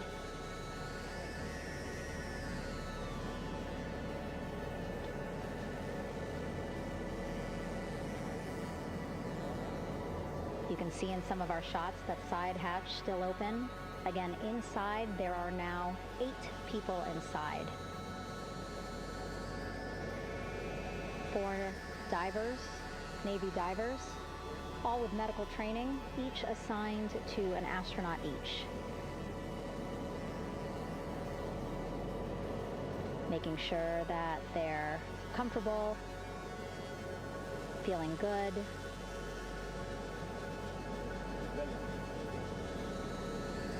As you've heard us say in the broadcast, they expect a little bit of discomfort. Again, these astronauts just traveled back to Earth at 25,000 miles an hour, a nearly 695,000 mile journey around the moon. If you think you get car sick.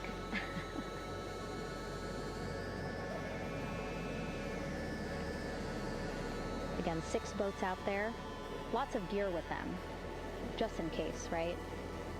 As we said, the crew reported feeling great, but again, all those folks out there in case they weren't, right? NASA is all about making sure we think about every situation that can happen, and so of course wanted to be ready in case any of our astronauts needed more medical attention while out there in the water.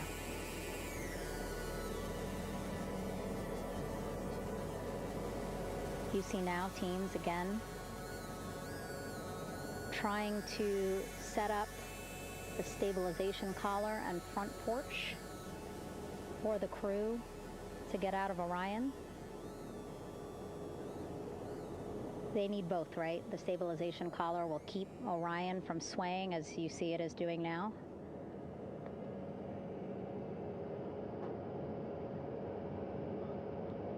And then they will connect the front porch to the stabilization collar so that the crew can take 2 steps and they will be in the front porch.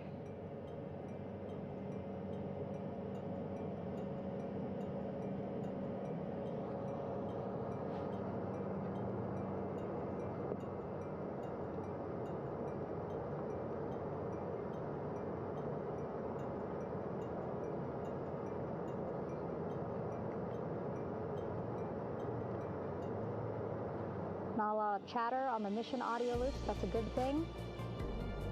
Again, things proceeding pretty nominally, even if they're fighting some currents out there on the Pacific Ocean.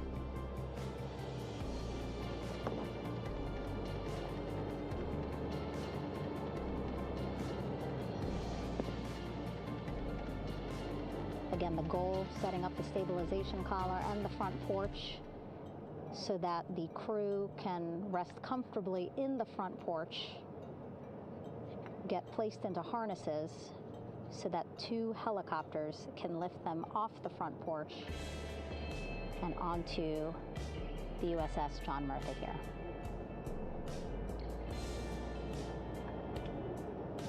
The helicopters are going to take turns picking up an astronaut. So again, Helo 1 and Helo 2.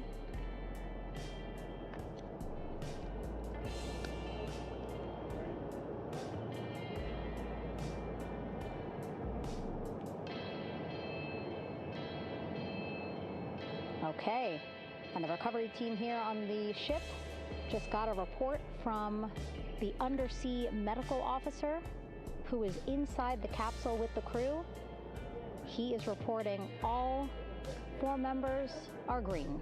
All of our 4 astronauts, Reed, Victor, Christina, Jeremy, green, meaning they are feeling great, not the complexion of their skin.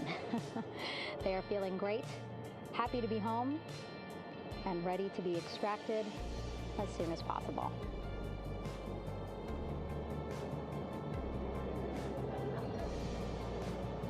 And so, as I was saying, we have 2 helicopters circling the activity you're seeing on the water right now. Each will take turns picking up an astronaut. So Helo 1 will come on in, hover above the front porch, about 40 feet above the front porch. A Navy recovery specialist will be hoisted down into the front porch. The restricted maneuvering doctrine is in effect. We'll connect to the first astronaut, which we're expecting to be Christina. And then Helo 2 comes around, picks up Jeremy, while Helo 1 stays above head, and then Helo 1 will come back in for another astronaut, and then Helo 2 for the last astronaut, and then back to the flight deck here on the recovery ship.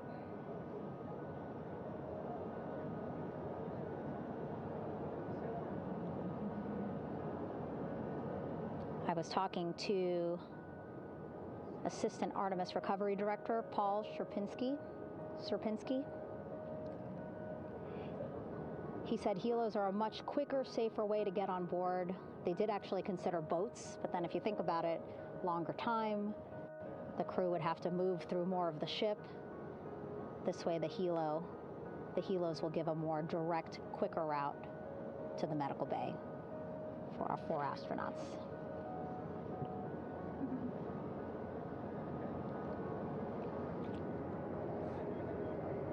Beautiful shots from our aerial and imagery teams.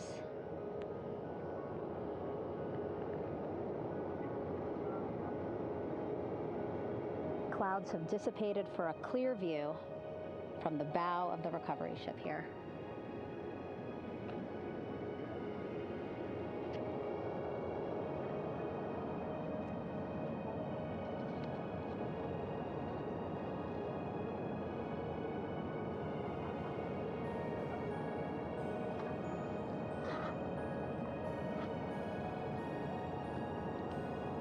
You can still see divers in the water there. Encircling Orion, that is that stabilization collar we've been telling you about. As you saw in that interview just a few minutes ago, they have to first connect it to Orion, and then once it's secured onto Orion, they can inflate it, and then they'll further secure it with other harnesses and lines.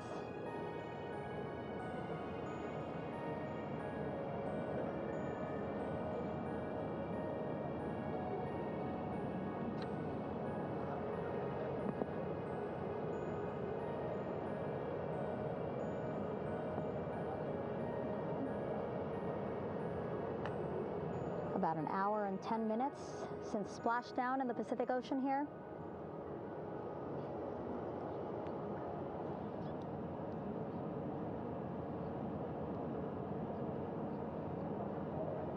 Reed, Victor, Christina, and Jeremy back home after a history-making mission to the moon and back.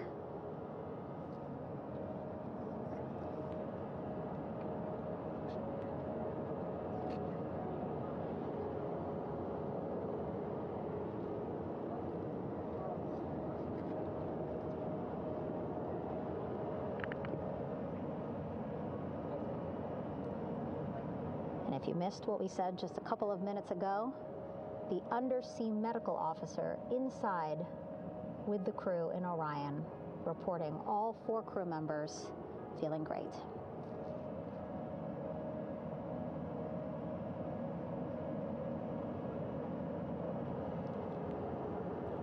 Progress being made there on the stabilization collar. It looks like they are beginning to inflate it.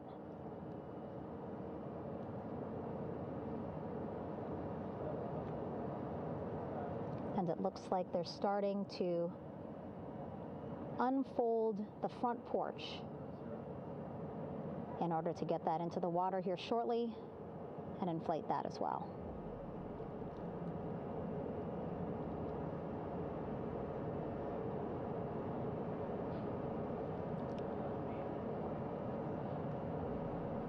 Again, more than 40 people out in the water right now.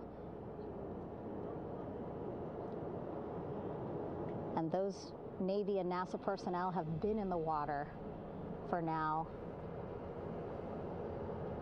about 4 hours.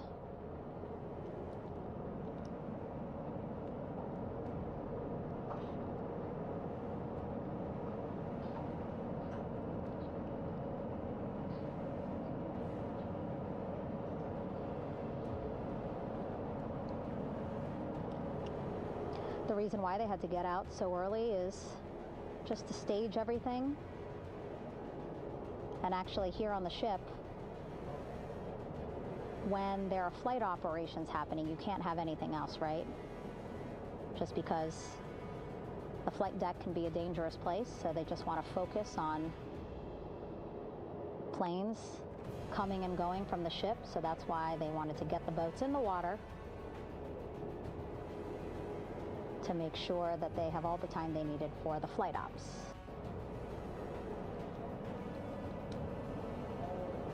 And then the same crew here out in the water, they will stay out in the water for a number of hours after we recover the crew and get them back on the ship, because then they have to recover Orion.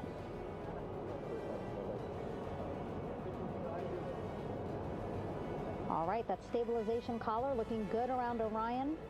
We're now seeing some recovery personnel getting on to that collar.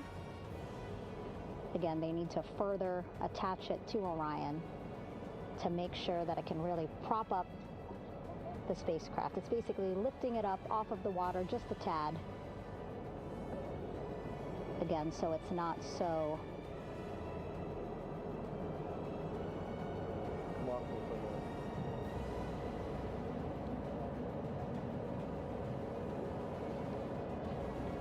it doesn't sway so much in the water there.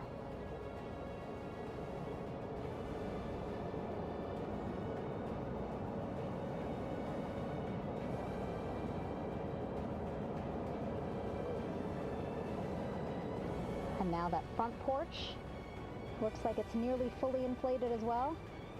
You can see a much larger surface area.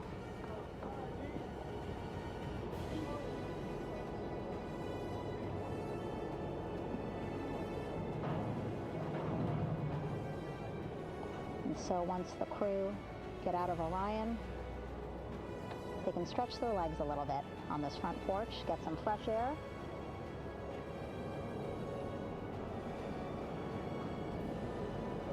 And enjoy this beautiful day here on their home planet.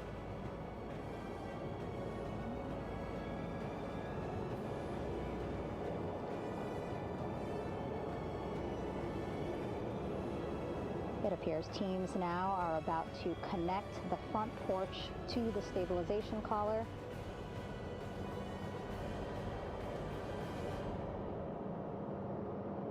And at that point, when both are secure, we should soon see astronauts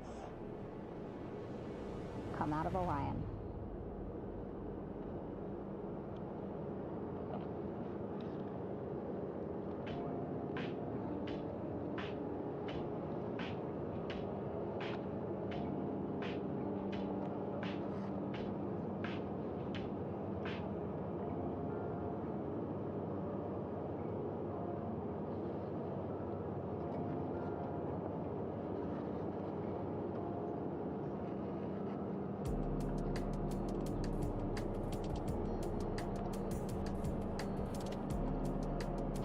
All these views you see also being fed to the Landing Force Operations Center here on the ship.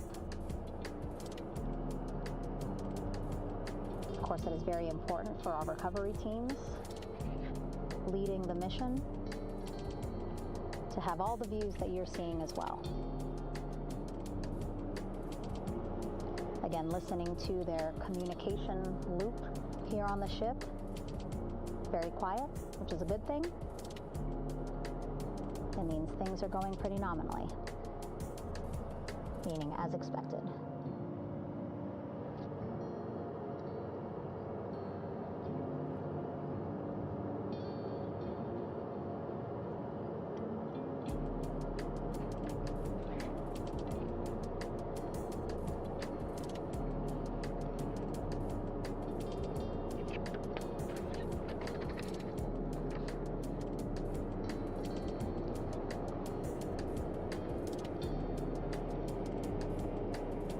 Again, all this activity happening just 3,000 yards away from the ship. So that means this will be a very quick flight back on the helicopters for the crew. 2-3 minutes, and then they'll be back here on the ship. I know.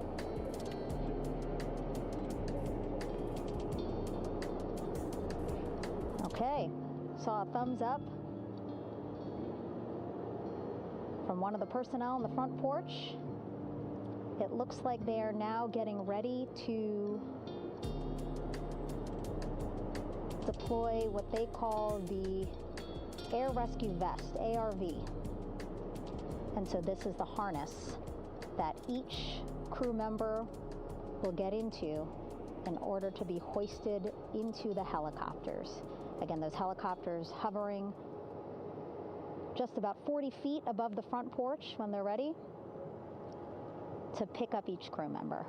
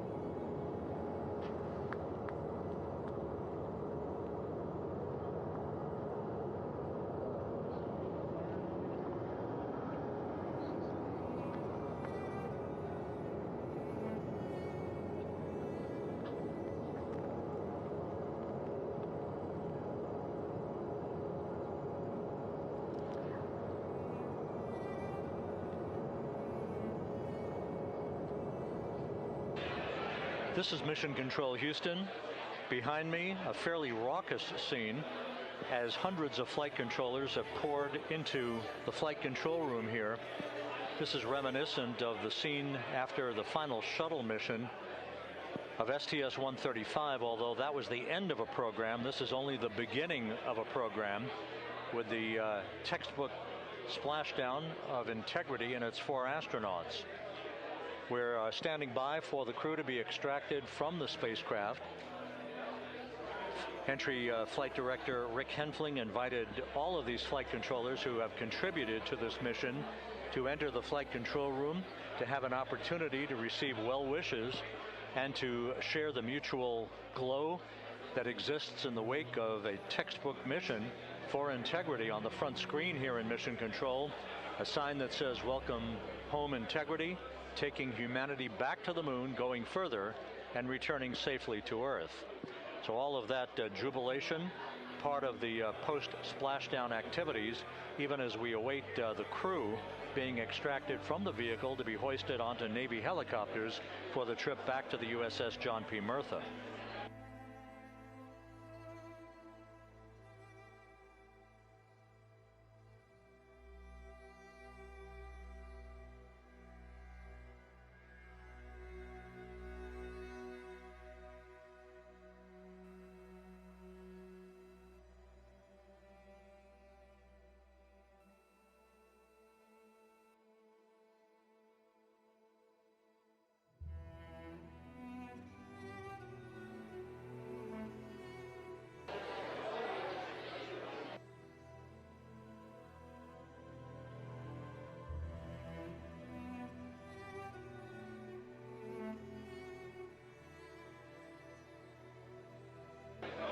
Once again here in Mission Control, this view of the Artemis Flight Control Room, known as the White Flight Control Room. This is the old shuttle flight control room, and now is the home of Artemis missions to the moon and beyond. Once again, quite a few flight controllers were invited in by Entry Flight Director Rick Henfling to share in the jubilation following the successful splashdown of Integrity. That splashdown occurring an hour and 22 minutes ago, as we stand by for the completion of the extraction of the crew and ultimately their hoisting onto Navy helicopters for a short flight back to the USS John P. Murtha. Splashdown occurred at 7:07 and 27 seconds p.m. Central Time. I had an opportunity to talk to the head of flight dynamics, Jeff Birch, a moment or two ago. He said the trajectory of Integrity coming through the Earth's atmosphere was so precise, they've never seen anything line up on a ground track like today's entry by Integrity for its splashdown southwest of San Diego.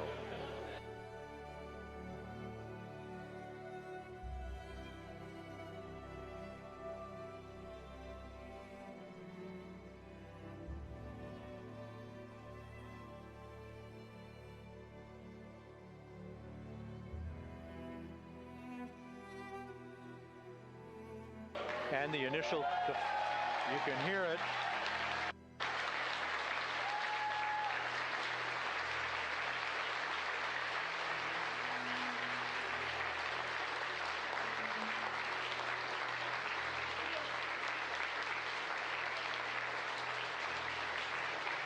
Jubilation here in the flight control room. The first crew member is out of Integrity.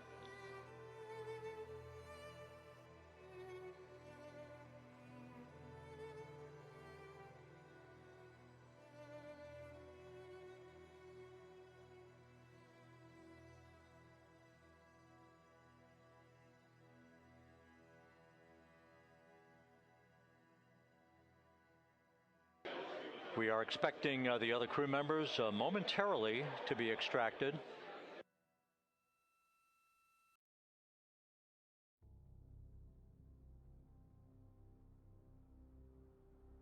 We now have 2 crew members out.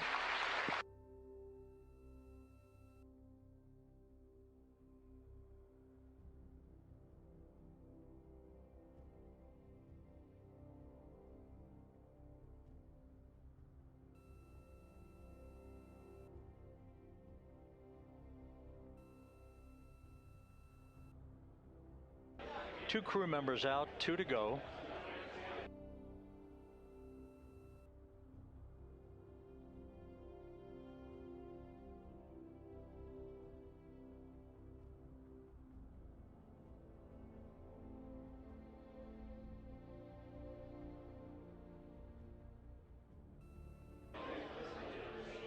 We're about 1 hour from sunset out in the Pacific. Everything continues to go well. Integrity's systems function perfectly during its entry back to Earth. And Reed Wiseman, the commander who will be last out of the vehicle, reported that all the crew members were feeling very well.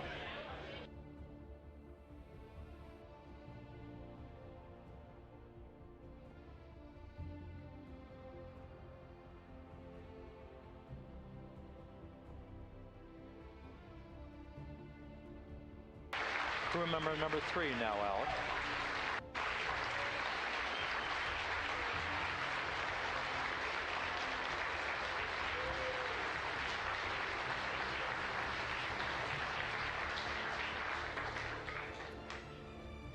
And now standing by for the commander, Reed Wiseman, who will be last out of his ship.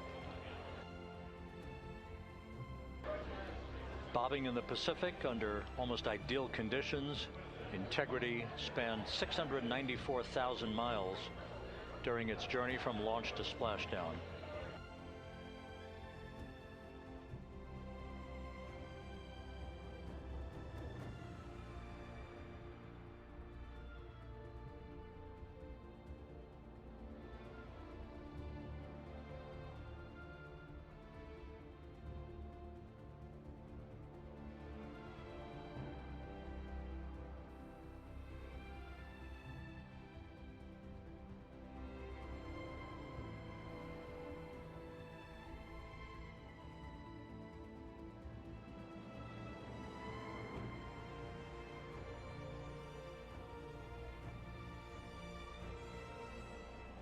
And we now have Reed Wiseman out of the vehicle, all 4 crew members now out of Integrity.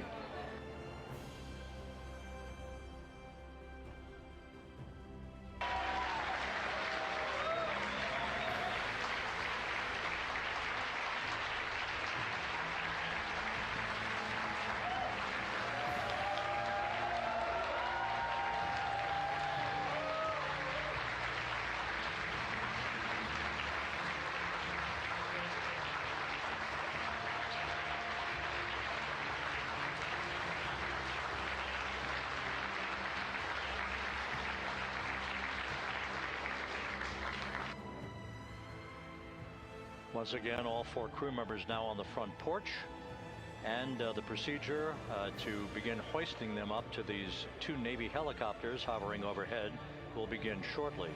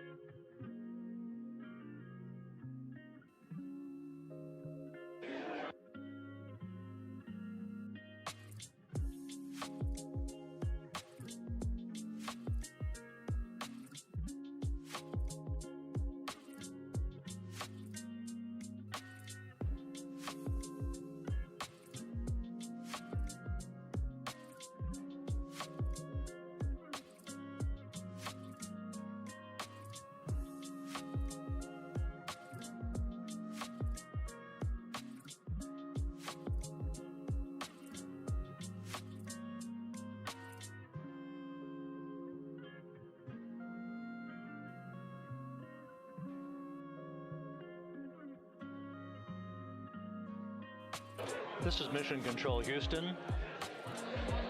The mission is over, but the melody lingers on as jubilation continues here in the flight control room. We should be expecting NASA's Associate Administrator, Amit Kshatriya, to be joining us shortly for a short interview while the recovery operations continue out in the Pacific. So we'll stand by for that. And then we'll turn it back over to Megan Cruz aboard the USS John P. Murtha.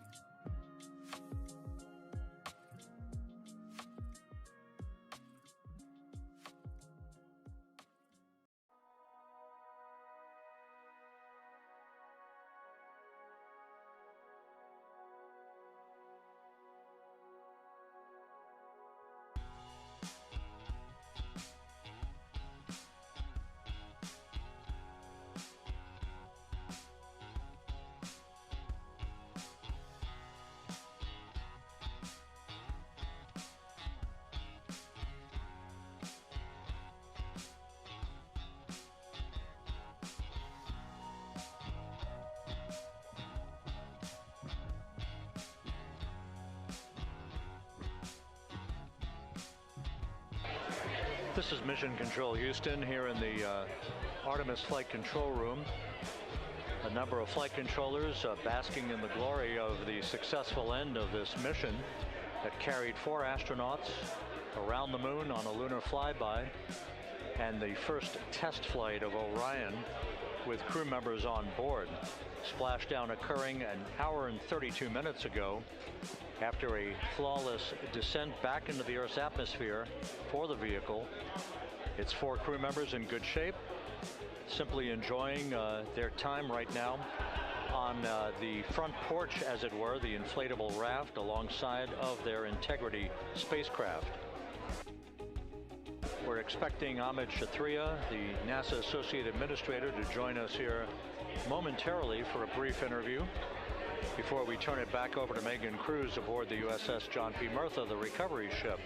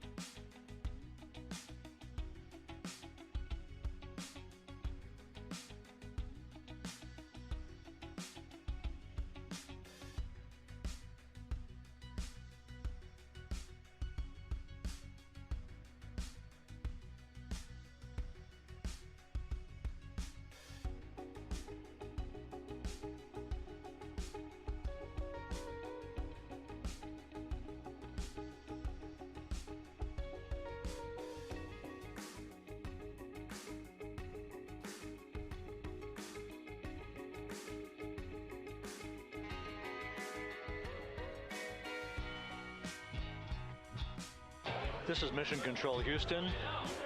We're about an hour and 34 minutes since the textbook splashdown of integrity in the Pacific to bring home our astronauts. And with us now is Amit Kshatriya, the NASA Associate Administrator. Amit, a little bit of history made tonight, a little bit of history made over the past few weeks. Your thoughts as this team here basks in the glow of what they just accomplished. Yeah, Rob, we're here in the control center, and it's kind of overrun with jubilant folks in the Mission Control Houston, as well as engineering, and folks that just want to be here, part of it, as we watch our crew get extracted from the vehicle. And you know, my thought is always about these teams, the team that's in the water right now pulling the crew out, the team here in Houston that worked so hard over the last 10 days, no sleep to get this done.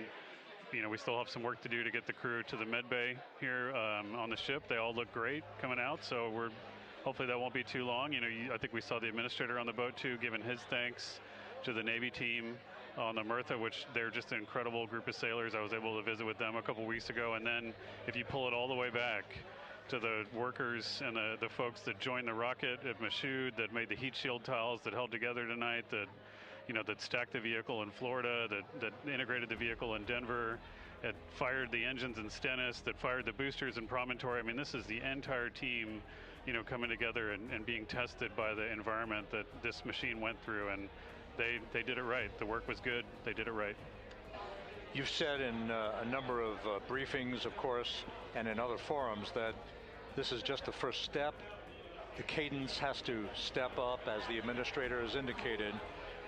Now, it's a little early for the full report card on how Integrity did, but did this mission ultimately, from your eyes view, exceed expectations?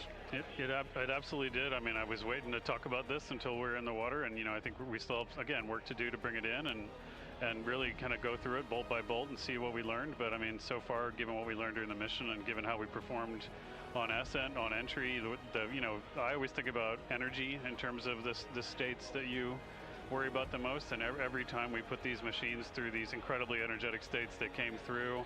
So I'm fairly confident that we made a big step tonight to get us on the path towards the surface. I think the path to the surface is open now.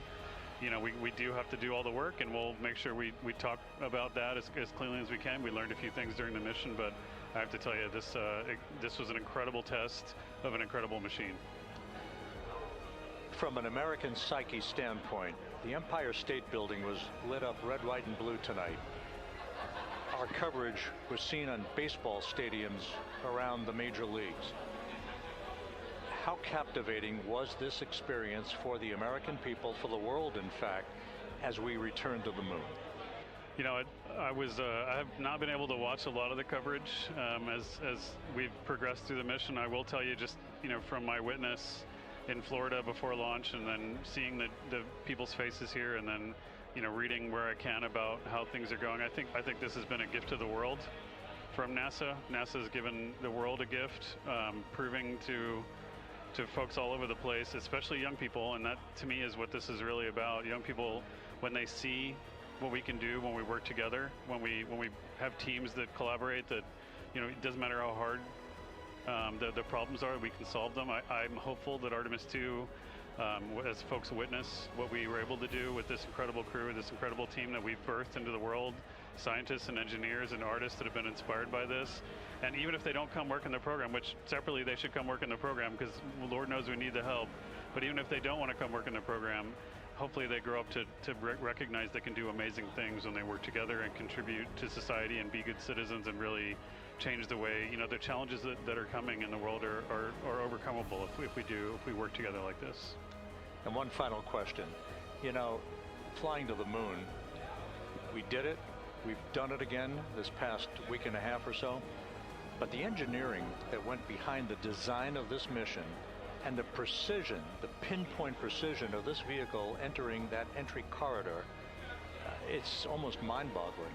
Yeah, it is incredible when you think about the energies involved and the uncertainties involved. That you know, when we inserted the vehicle into orbit, it was 99.2% down the middle. When we dropped the vehicle right on top of the fleet here, you know, our guys knew exactly where to go, but the guidance was perfect. You know, and it's interesting. I've got this question a lot over the last few weeks about, you know, we did this before 53 years ago, and you know that.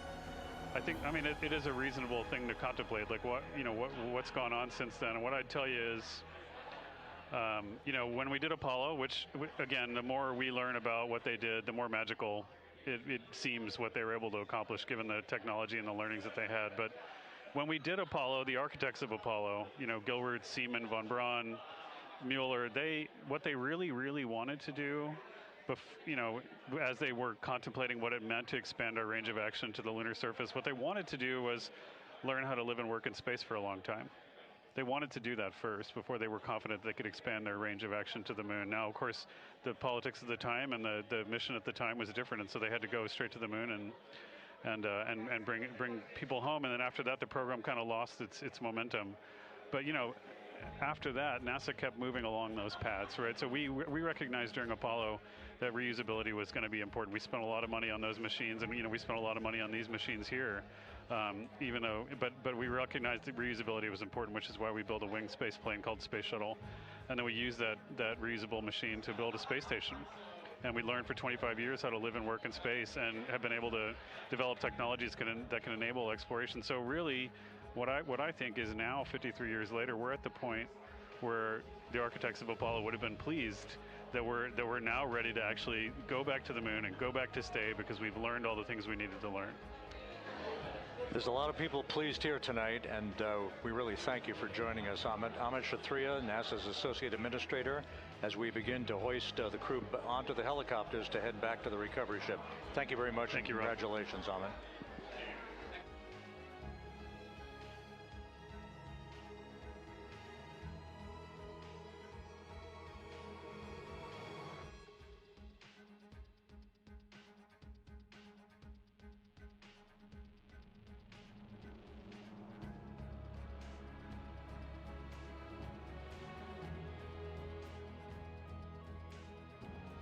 This is Mission Control Houston, with the crew members now beginning to be hoisted aboard the Navy helicopters. Let's go to Megan Cruz aboard the USS John P. Murtha, who will take it from here.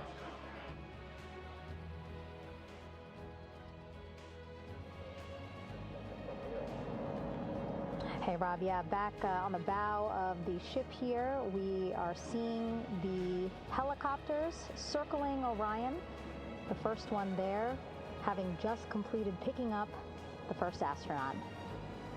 Kilo 2 now, hovering just 40 feet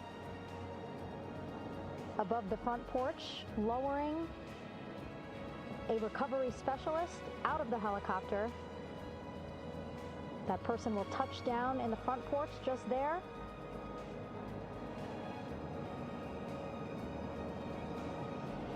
The crew members already outfitted with a harness that will allow them to quickly attach to the hoisting device.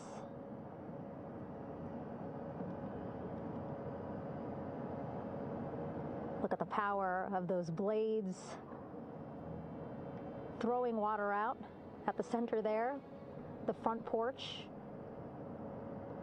with now 3 astronauts and the recovery specialists. Again, crews already outfitted with a harness vest. And here we go. Second astronaut now off the front porch, getting hoisted into the second helicopter.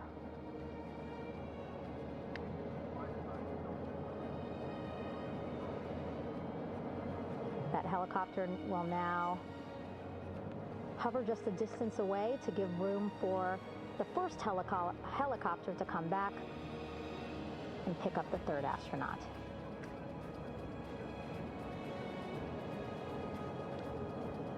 As we wait for that helicopter to come back, make its way back around, just want to mention that the President of the United States called our NASA administrator today while he was on the ship, just minutes after we interviewed him live on our coverage, and congratulated him and NASA on this history-making moment tonight. Helicopter 1 again hovering 40 feet over the front porch. We will soon see another recovery specialist getting lowered onto the front porch.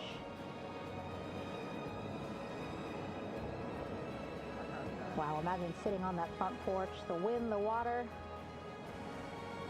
But again, the recovery team determined that a helicopter flight back to the ship here would be safer, faster, and more comfortable for our crew who just completed a 10-day mission around the moon. Third astronaut in the air, getting hoisted quickly back into the first helicopter now.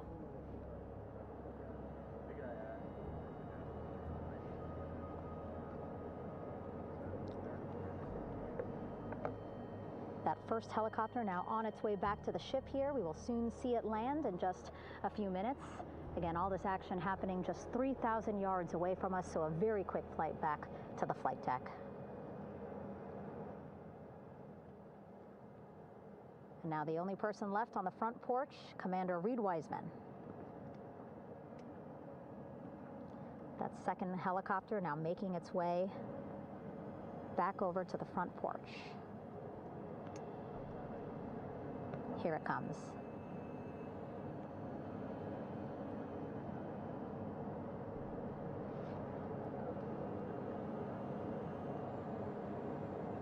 Making its final approach here.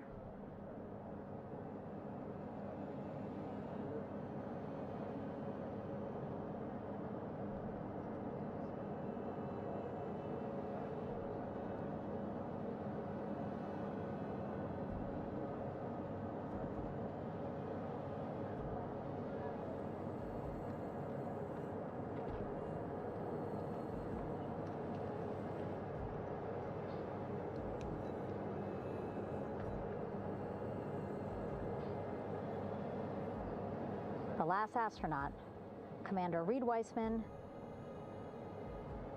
now off the front porch and almost into the second helicopter. Both now on their way back to the ship where we are, the USS John P. Murtha, just west of San Diego in the Pacific Ocean.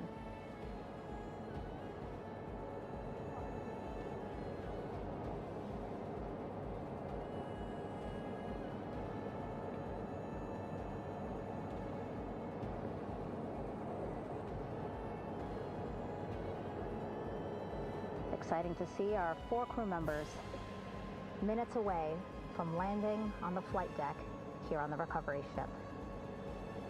550 people on this ship, excited, ready, anxious, looking forward to welcoming this crew aboard.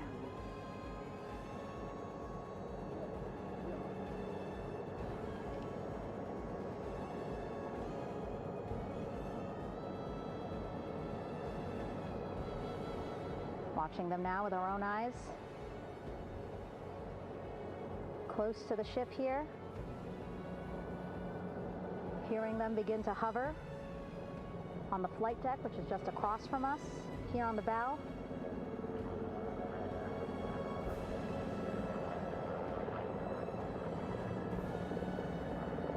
The first helicopter coming in.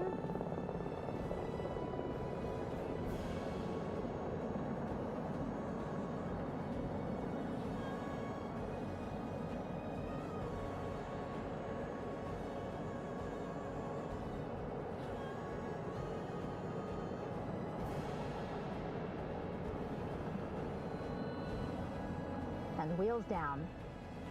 Wheels down of the first helicopter carrying 2 of our Artemis II crew. Pilot Victor Glover and mission specialist Christina Cook.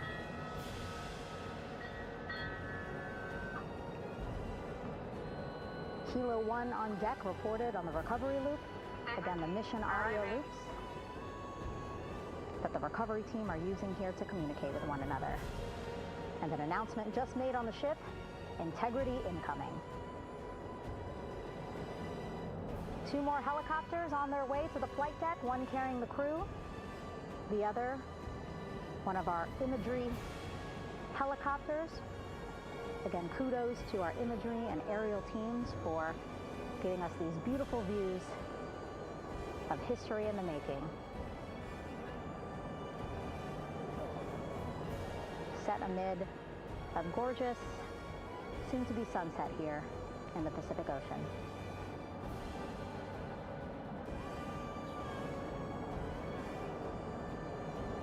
Second helicopter.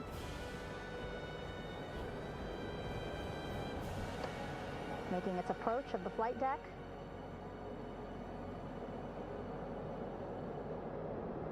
Plenty of people here on the bow with their cell phones out, filming this moment.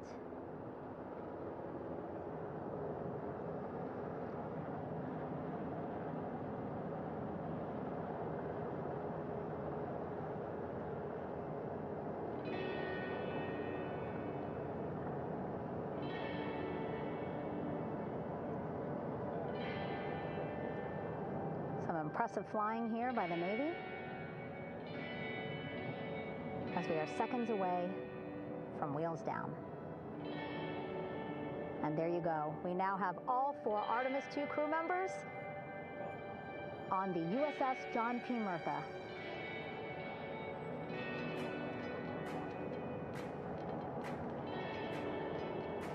I'm sure they're happy to be out of the water and on this recovery ship with, again, 550 people on board, ready to welcome them home. But first, as we've been saying throughout the broadcast, just making sure the crew feel good. We reported that they were feeling good when they were in Orion, but those were just initial, quick, verbal assessments of how they're feeling. Their destination tonight, the medical bay here on the ship, right after we power down the helicopters here.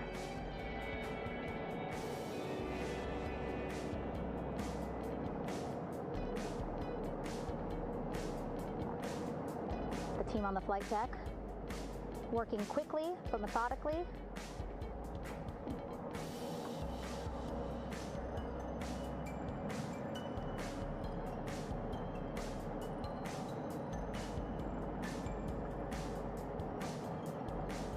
Waiting for just one more helicopter to touch down.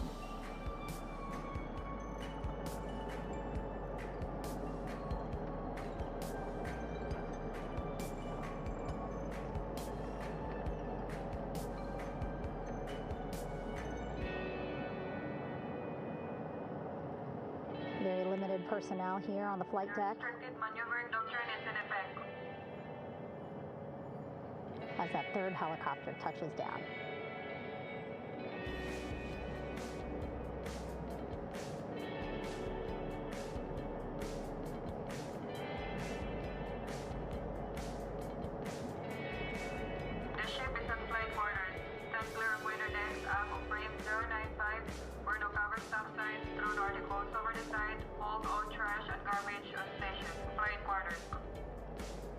While just a few folks on the flight deck itself, there are plenty more on some upper decks.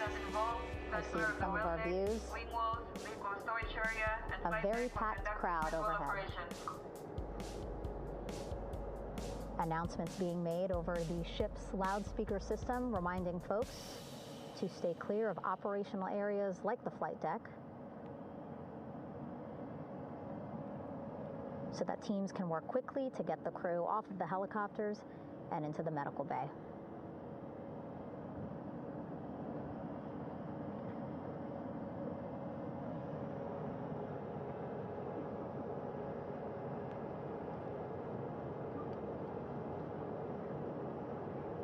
Splashdown today, 5:06 p.m.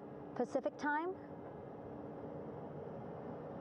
We are within 2 hours of that splashdown time, and already we have all 4 crew members on the flight deck of the USS John P. Murtha.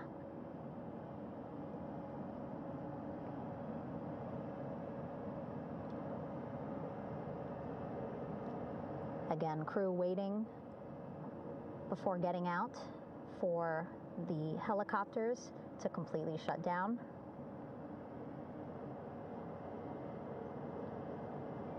Safety, of course, very important to NASA and the U.S. military.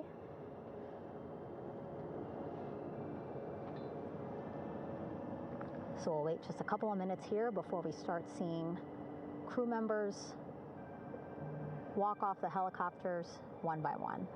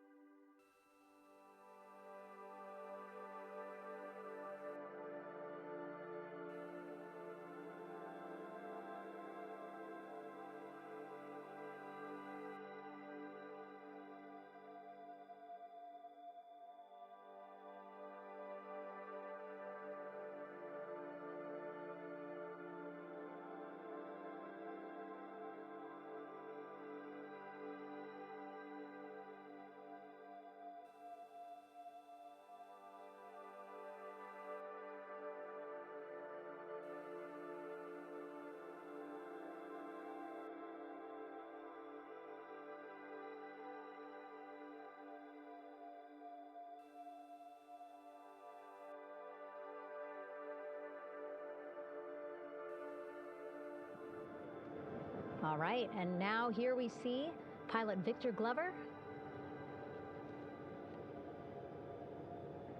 and mission specialist Christina Cook sitting on the edge of one of the helicopters, looking in great spirits. That familiar smile and laugh from Victor, I can see it from here. Christina, I'm sure, feeling the same way, just blocked a little bit by our camera here, but we'll see her here shortly.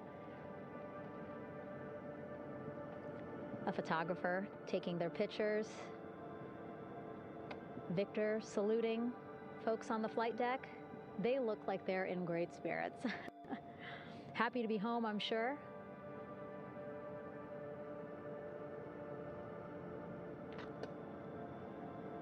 If you're sitting at home, I hope you too are wondering, what would you want to ask them if you got a chance to talk to them, because that is what I'm thinking about. Getting the opportunity to talk to or ask questions of these 4 astronauts who just made history as the first crew to return to the moon since 1972.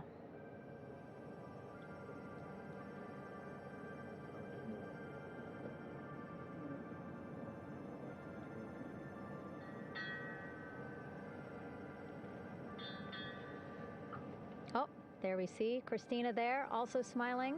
Finally peering out, waving at the cameras. Hello to you too, Christina, yes. Welcome back. Welcome, welcome home.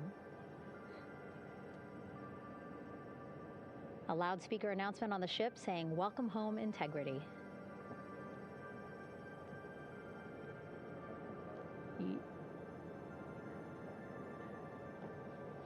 Victor in great spirits.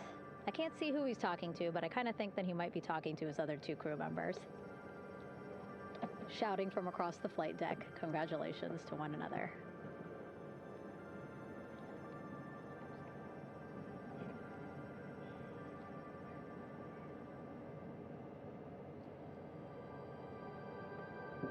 And so now we see some Navy personnel walking up to the helicopter. This is again the first helicopter carrying pilot Victor Glover and mission specialist Christina Cook. Both have taken off their helmets now.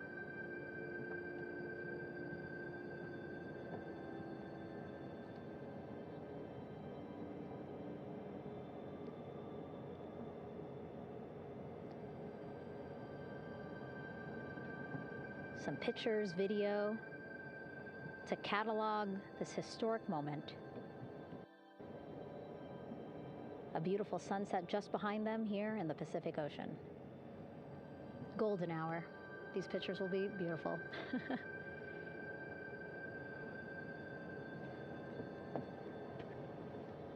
Now we see NASA Administrator Jared Isaacman. He is on the flight deck, as well as Flight Surgeon Rick Schuring walking over to Victor and Christina first. We saw the administrator walk over to the other helicopter, which is carrying Commander Reed Weissman and Mission Specialist Jeremy Hansen.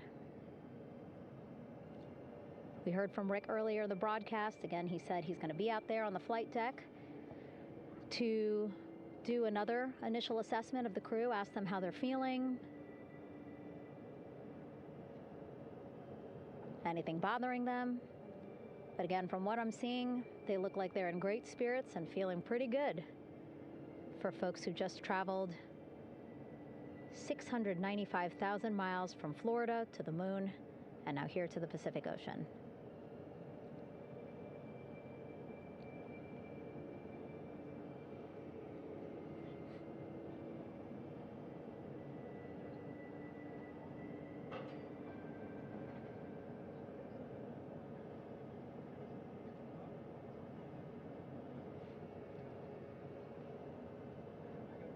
We're now seeing NASA Administrator Jared Isaacman walking across the flight deck. He had been talking to Reed and Jeremy, now approaching Victor and Christina.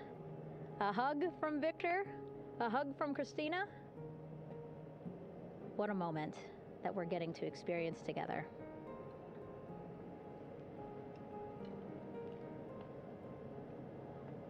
I'm sure congratulatory words. You know, we got to speak to the administrator live on this broadcast as well, and he said the kid in him right now, giddy, absolutely giddy at what we were able to accomplish today. Returning them home safely and in good spirits after a 10-day mission around the moon. And here we go. We're seeing Jeremy walking, waving across the flight deck, now on his way to the medical bay.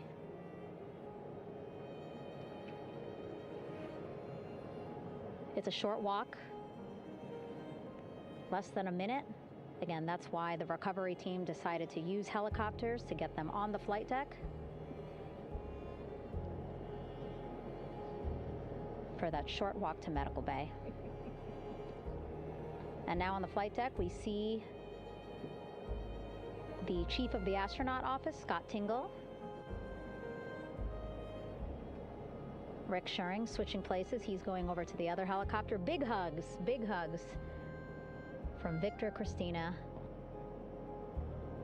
to Scott.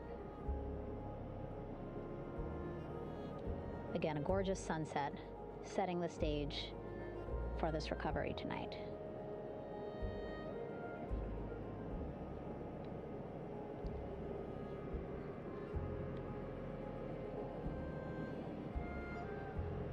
All right, and now here we are, Christina,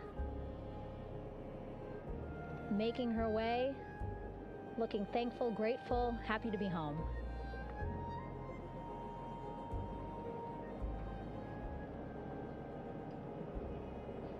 You can see she's looking up. Again, lots of people, just a few levels up off the flight deck, welcoming her home.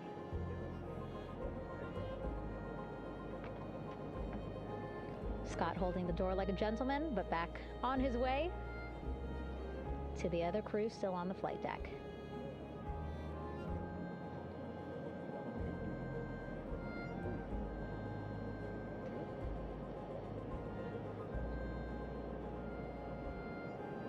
So still on the flight deck, Victor Glover and Reed Weissman. It looks like Victor will be the next one headed to medical bay. More hugs, more hugs. He's a hugger.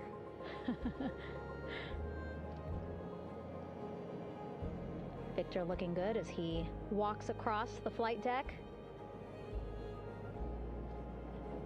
NASA Administrator applauding. Victor applauding for all the folks on the ship with him who played a role in their safe return today.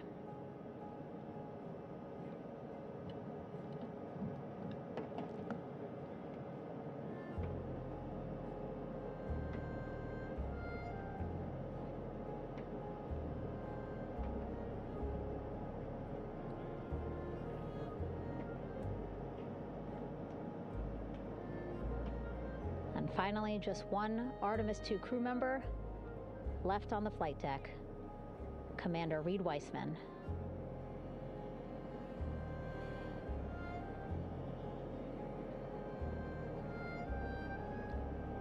Applause from the group there on the flight deck, I'm sure, as well as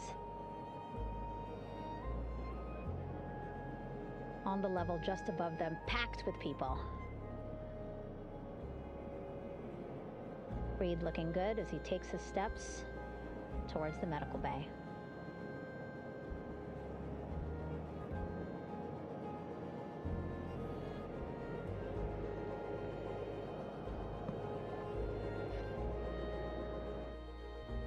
Our 4 Artemis II crew members back on the ship. Again, now they will head into medical bay, where they will be assessed by flight surgeons from both NASA as well as the Canadian Space Agency. A more in-depth assessment. When they get to medical bay, they will each have their own nurse. They will be helped out of their suits. And then again, we'll check to see that they're feeling good. Make sure it's not just adrenaline, but that they are feeling good from their long journey back from the moon. Beautiful shot of that sunset, illuminating our flight deck.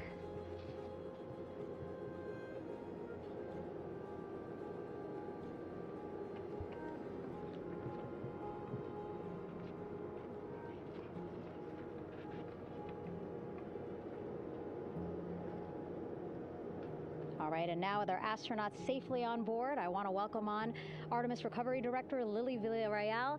Lily, I don't know how you must be feeling right now. Ecstatic, relieved? So ecstatic, relieved. Of course, we still have to bring the capsule into the well deck of the ship, but this is a major milestone to have the crew here on the ship and in medbay. You know, our team has been preparing and working really hard, and I'm just so proud of them all.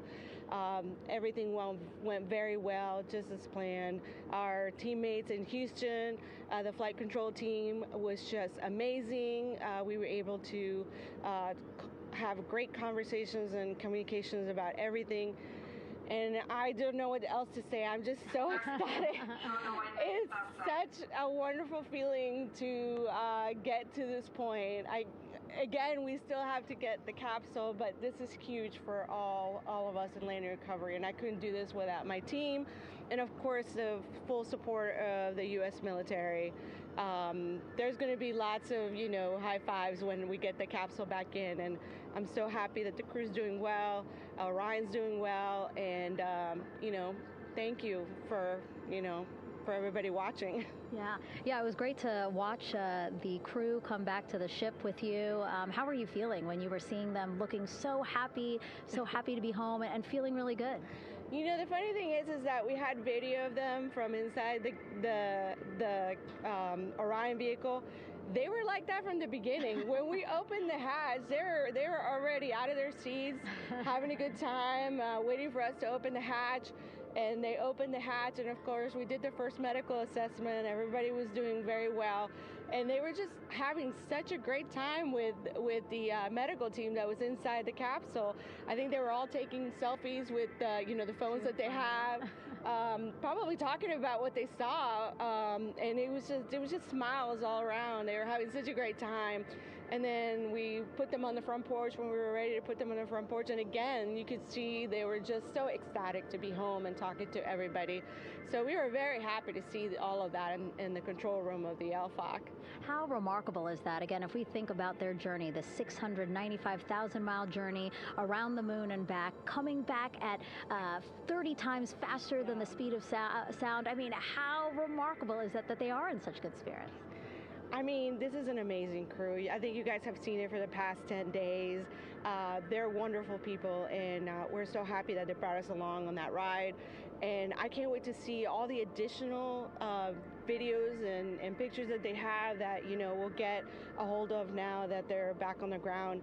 And I can't wait to hear how, a little more than what we saw on the press briefings from the crew about what they saw it's just fantastic. You know, some of my favorite people around this 10 days was the science team and how excited they were. And so this is exactly how we feel in the landing recovery team when the science team went, oh my goodness, when they heard all the discussions about the moon. This is exactly how we feel now in the landing recovery team. We're so ecstatic. Yeah. Again, we have to recover the capsule. I want to make sure we don't forget about our Orion. Lily's all about business. She's thinking about what's next. But yeah, speaking of these 10 days, I mean, we have been along for the journey with them, live with them 24/7 for 10 days, and just really seeing the engagement that we've gotten from around the world. What do you hope people take away from this mission? I think that's fantastic. So, you know, my story was that I went to the Kennedy Space Center. I was born in Colombia. I was 10 years old when we moved to the United States, but when I was 7, my family took me to the visitor center, and that's when I learned about Apollo. And we went to the moon, and I learned about astronauts, and that story was what really fueled me to want to do STEM and want to be an astronaut. And I think that this Artemis program is going to do exactly what, what girls, my age back then is 7, young people right now, girls and even like young men, obviously. But we want to empower people to know that you can do this, right? If you want to come and work for NASA, if I did it, they can do it. And Artemis program is just going to inspire everybody. And I'm so happy about that. Yeah. Like Apollo inspired me. Thank you so much, Lily. Really appreciate you being here. As you said, still a lot of work to do. 5 to 6 more hours to recover Orion that's still out in the water. So I'll let you get back to it. But you had beautiful words to say again. We hope that this inspires people. We hope that you come and join us at NASA and accomplish great things with us in the future. Back to you, Rob. Thank you, Megan, and safe sailing out there in the Pacific. Here in Mission Control, it is now all quiet. The team of flight controllers and all their support personnel have left the room to enjoy the aftermath of a textbook touchdown by Integrity that splashed down in the Pacific right on target to complete this historic flyby of the moon, the Artemis II mission. With that, we'll wrap up our coverage for the night and point you to a post-splashdown news conference in 15 minutes at 9:35 p.m. Central Time, 10:35 p.m. Eastern Time, where managers will discuss the return of the Integrity spacecraft and the completion of the Artemis II mission. With that, we'll wrap up our coverage for this evening and historic mission in the history books. This is Mission Control Houston.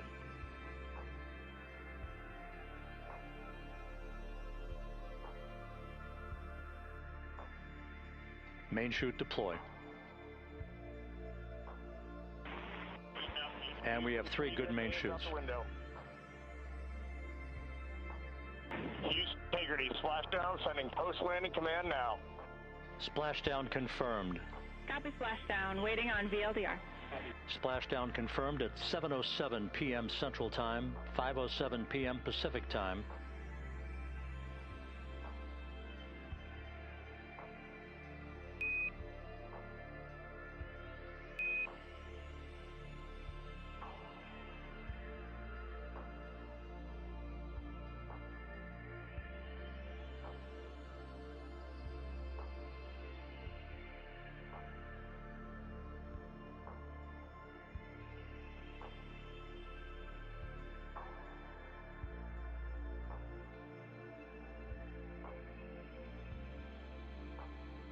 Managing multiple credit cards can feel like you have 50 extra mental tabs open. Switching apps, trying to remember which card earns what. Is it points, miles, cash back? It can make your brain swirl.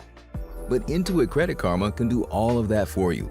With Cards Optimizer, you can see which card to use for each purchase, so you can stop guessing and start earning maximum rewards. Clear your mind. Earn more rewards. It's a win-win. Intuit Credit Karma. Download the app to get started. We are just 24 hours away from humanity's long-awaited return to the moon, over 50 years in the making. But just over 100 days ago, Jared Isaacman was sworn in as the 15th NASA administrator. When he was nominated twice, we all had our thoughts on what he might do to steer the agency. What could happen to Artemis, SLS, the Lunar Gateway, just for example. There's been some reports that they may be corroded beyond repair. Is that true? I won't comment on the beyond repair part to it, but the first part is true. But in his first 100 days, it feels like Administrator Isaacman has announced more changes than many of the previous administrators combined. Now we have ignition, NASA's plan for the next decade, how America will return to the moon, build a moon base, and even send a nuclear-powered vehicle to Mars. But how about the nitty-gritty technical details? Well, it's got more thruster performance, and we can even generate power from the reactor, but it's got solar power on that too. How about the realities of spending billions on a moon base? That's not for one mission. That's to be able to do lots of missions in the future. Are the contractors on board? They absolutely welcome this. Is NASA's workforce on board? We haven't seen people picketing outside of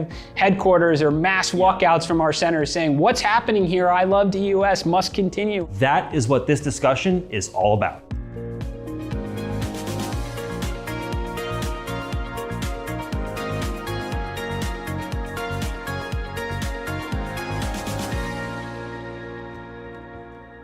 I know we have like 6 hours of questions, and we only have 1 hour of your time around there. So thank you very much again for coming up to speak with us. That really means a lot.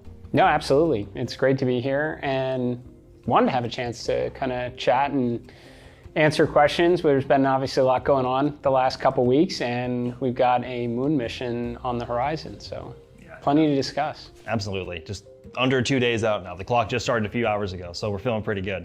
Artemis II has so far had a bit of difficulty so far in terms of getting off the ground. It's, for one thing, it's a few years behind from when they first wanted to launch it. There's been concerns about Orion's heat shield, and the wet dress rehearsal the first one didn't exactly meet the requirements that they wanted with the LH2 leak in the TSMU, not to mention the helium leak that required the rollback to the VAB. You inherited this program when you came on. What exactly are your concerns and how are your nerves?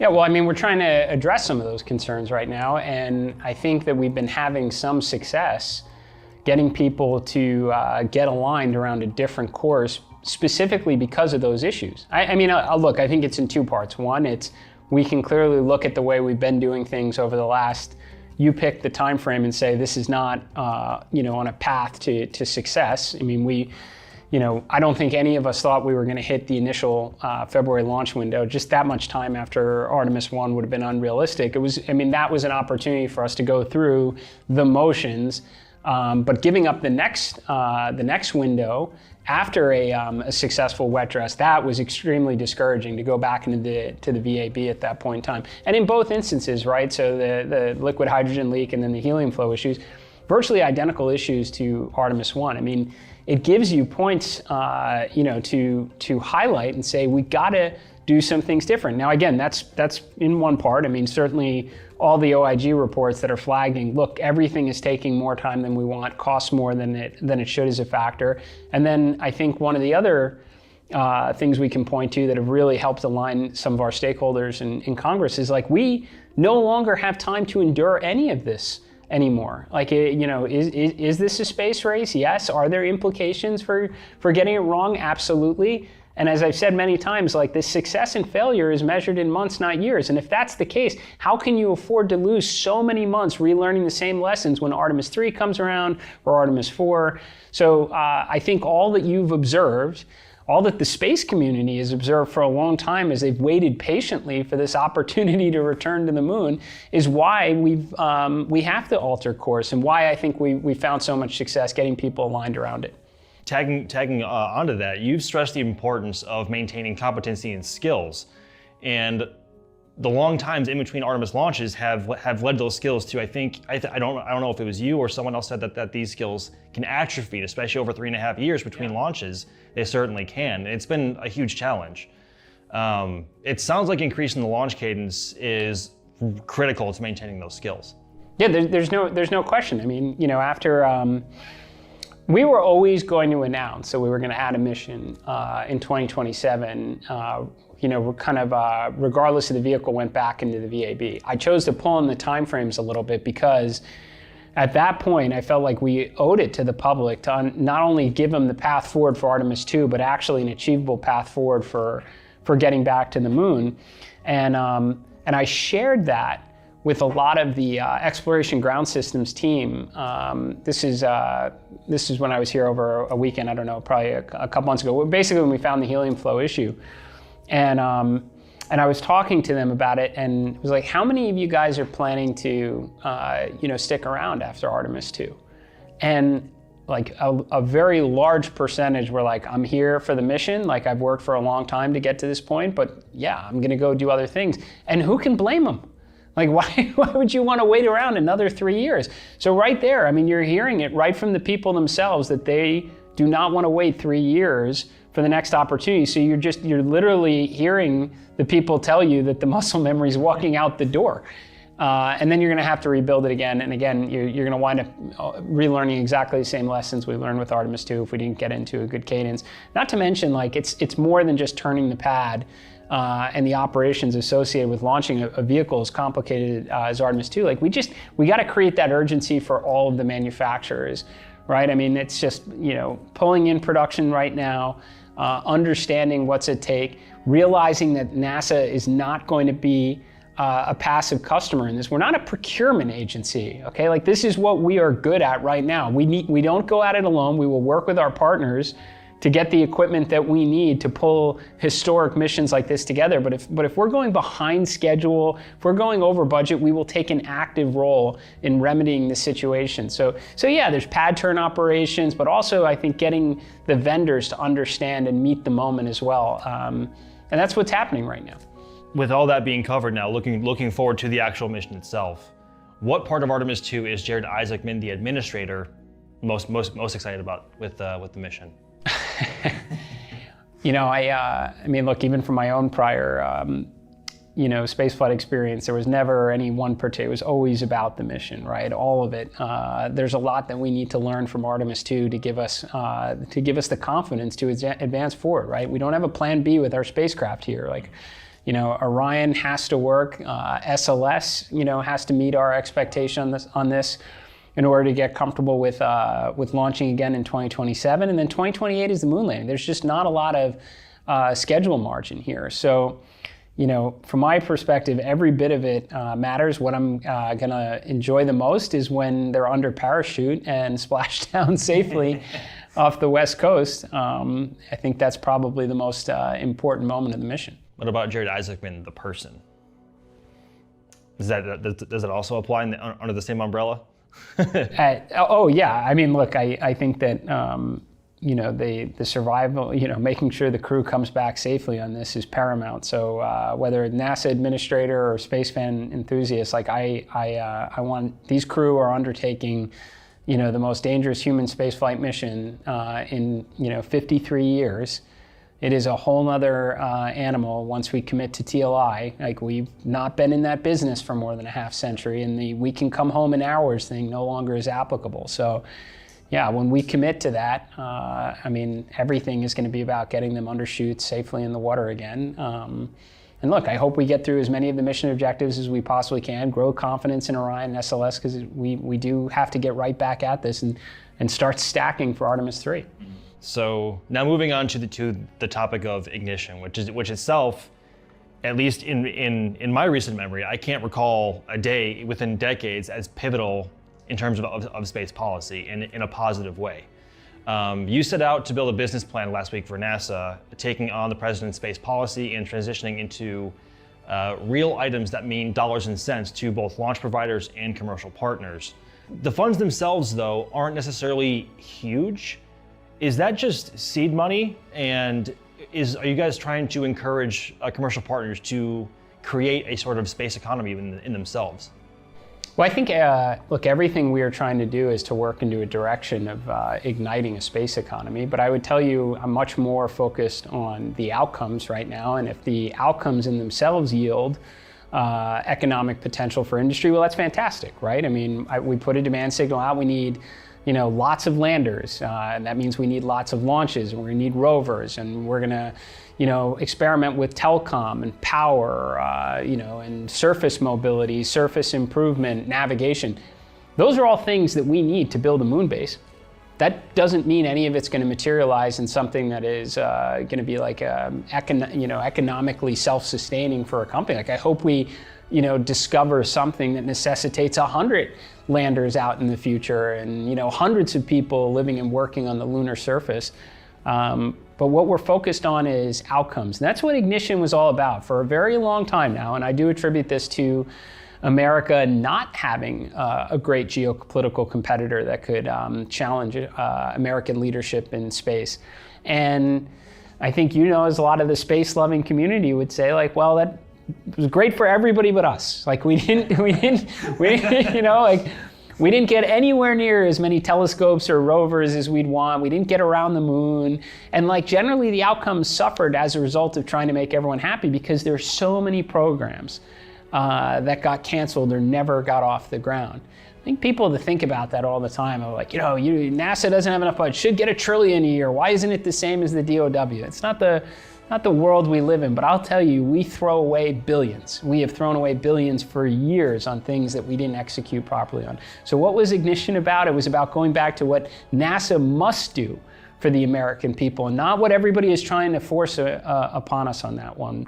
To put our resources on the needle-moving objectives that people have been extremely patient waiting for a long time. How we're responding to President Trump's national space policy, how we're making use of the resources available to us, of which, tell you, $10 billion in that one big beautiful bill, the vast majority of it prioritized to human space exploration. You got a national space policy, you got the resources and a whole government mandate, like you can do some pretty incredible things. That's what we're trying to do now. And so the program itself also lays out some very ambitious plans in themselves, as we've already kind of touched on a little bit. How will the agency ensure that the contractors keep to budgets and their timelines? Because that's clearly been an issue in the past. Yeah, you know what I would say though? What we tried to lay out is achievable plans. Everything we do at NASA is pretty ambitious, right? I mean, it should be. We're NASA on that.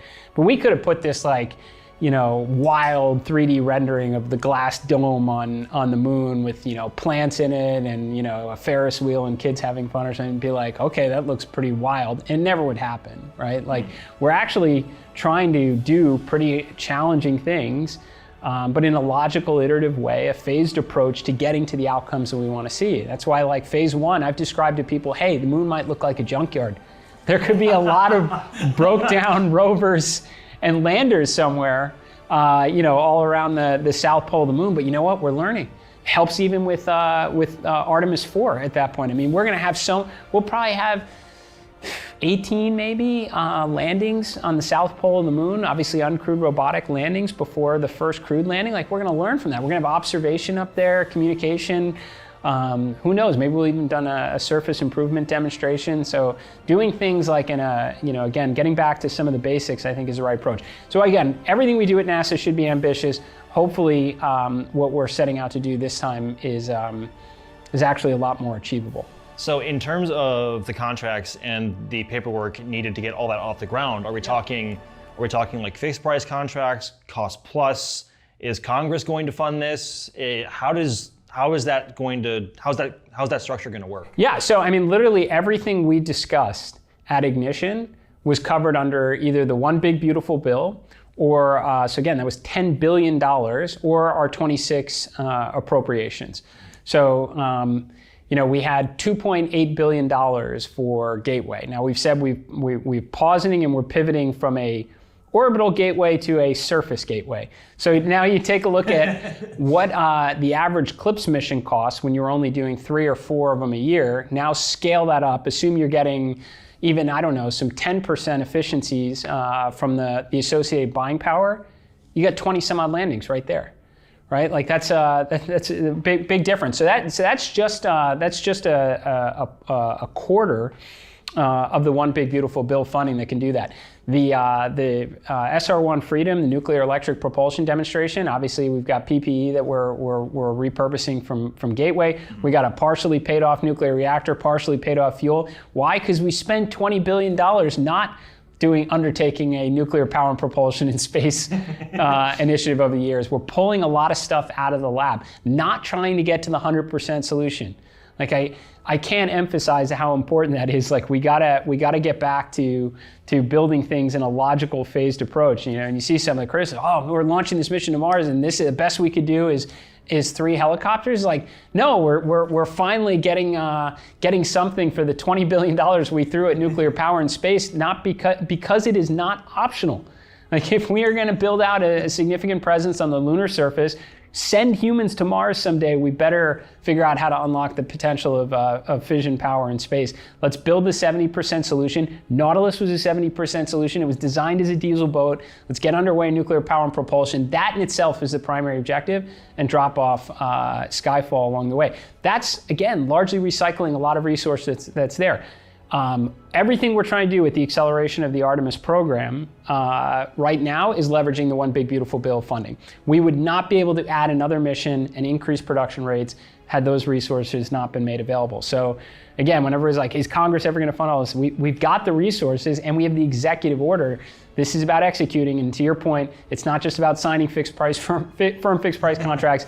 We are going to put hundreds of SMEs, subject matter experts, at vendors, at subcontractors, assigned to the components on the critical path, and they are going to drive outcomes. NASA has put out absolutely like no shortage of RFIs since ignition. Yes. And what are you going to do to fill the holes that perhaps the industry cannot fill or will not? Well, I think that depends. I have not seen anything yet where industry was like, nope, we're out. I mean, like industry has, you know, first, I think just space enamors everyone, and like a lot of companies that even have great, you know, business endeavors here on Earth. Like, for example, you know, nuclear power, you know, terrestrial-based nuclear power. I mean, you've got like unlimited demand right now to meet the, you know, AI requirements. They still want to help, whether that's, components as it relates to SR1 freedom that may require. So like, I think everybody wants to help, but I think it was imperative to drop the RFIs and RFPs at the same time as ignition, because it's easy to talk. Like we can go up and put together cool slides and it can make sense. Like the hard part is executing. And that's why I said like this spacefaring ship set sails, like we're moving right to execution mode, breakout sessions the next day. And look, I think as somebody who ran a defense company for 10 years, you put a cycle out there where you do, market research, draft RFI, RFP. You know what that's all time to shape requirements. And you do that. We get back into the game that we've been in for the last 10 years of trying to make everybody happy. We get nowhere, and that's not going to happen. So NASA, for the first time in a long time, said what we need to execute on the mission to achieve the president's space policy. Here's the RFIs and RFPs. You can spend your time either trying to fight us on this one, or you can start figuring out how you're going to contribute to, to this great adventure. And I think people are moving. After that presentation last week, we saw posts all across social media, especially on X, from Blue Origin, ULA, VAST, Impulse, Intuitive Machines, and their leadership, and just praising the plan. Are NASA's partners on board? Our international partners? Just partners in general. Oh yeah, I mean, just look, we try and have a no surprise policy. We go and we speak to everybody, get everybody aligned early on. That's what we did with the U.S. pivot. You know, you saw that day when we announced it. I mean, congressional leaders came out, industry came out and said, this is the right thing to do. And we did the same thing going into ignition. So I think everyone was pretty supportive. And I've told everybody too, there's a lot of people who are just extremely enthusiastic, even if it's at their own detriment, even if they know that this component's going away or that, this is the right thing for the American people. And even though where there could be resistance, I've told everyone, look, if we come up short, I'll be fired. If we're watching our rival get to the moon before us, I'll be fired, and I'll be at home watching on TV as you all testify before Congress and explain where the $100 billion went. So whether you're doing it for all the right reasons, because the hopes and dreams of our children are on the line here, or not to mention American exceptionalism in the high ground of space, or you're doing it because you know what? It's time to just get things in gear and start delivering on the promises that were made long ago. Whatever the motivation is, we will take it as long as everybody's moving in the correct direction. And the correct direction is the moon. Actually, speaking of going in the correct direction, or just a direction in general, What happens if a commercial partner decides not to participate and do their own thing? Is NASA at risk of being left behind? Well, I don't know of any of the major players that have said, like, we're out. Like I said, I mean, every one of them, all of the prime contractors on SLS are in, both our landers are in. I mean, we're doing things to help them. Like, we're not sitting on our hands in this. Like, when I say, like, NASA's gonna play an active role and drive outcomes, oh, is that scary? They want the help. We've probably created a lot of the issues for them over the years that have slowed them down. So they absolutely welcome this. Ex-CVA suits, after my visit with Axiom, it was like, look, we already picked our partner in this one. So, like, are we gonna just sit back and like, cross our arms and say, like, where's our suits?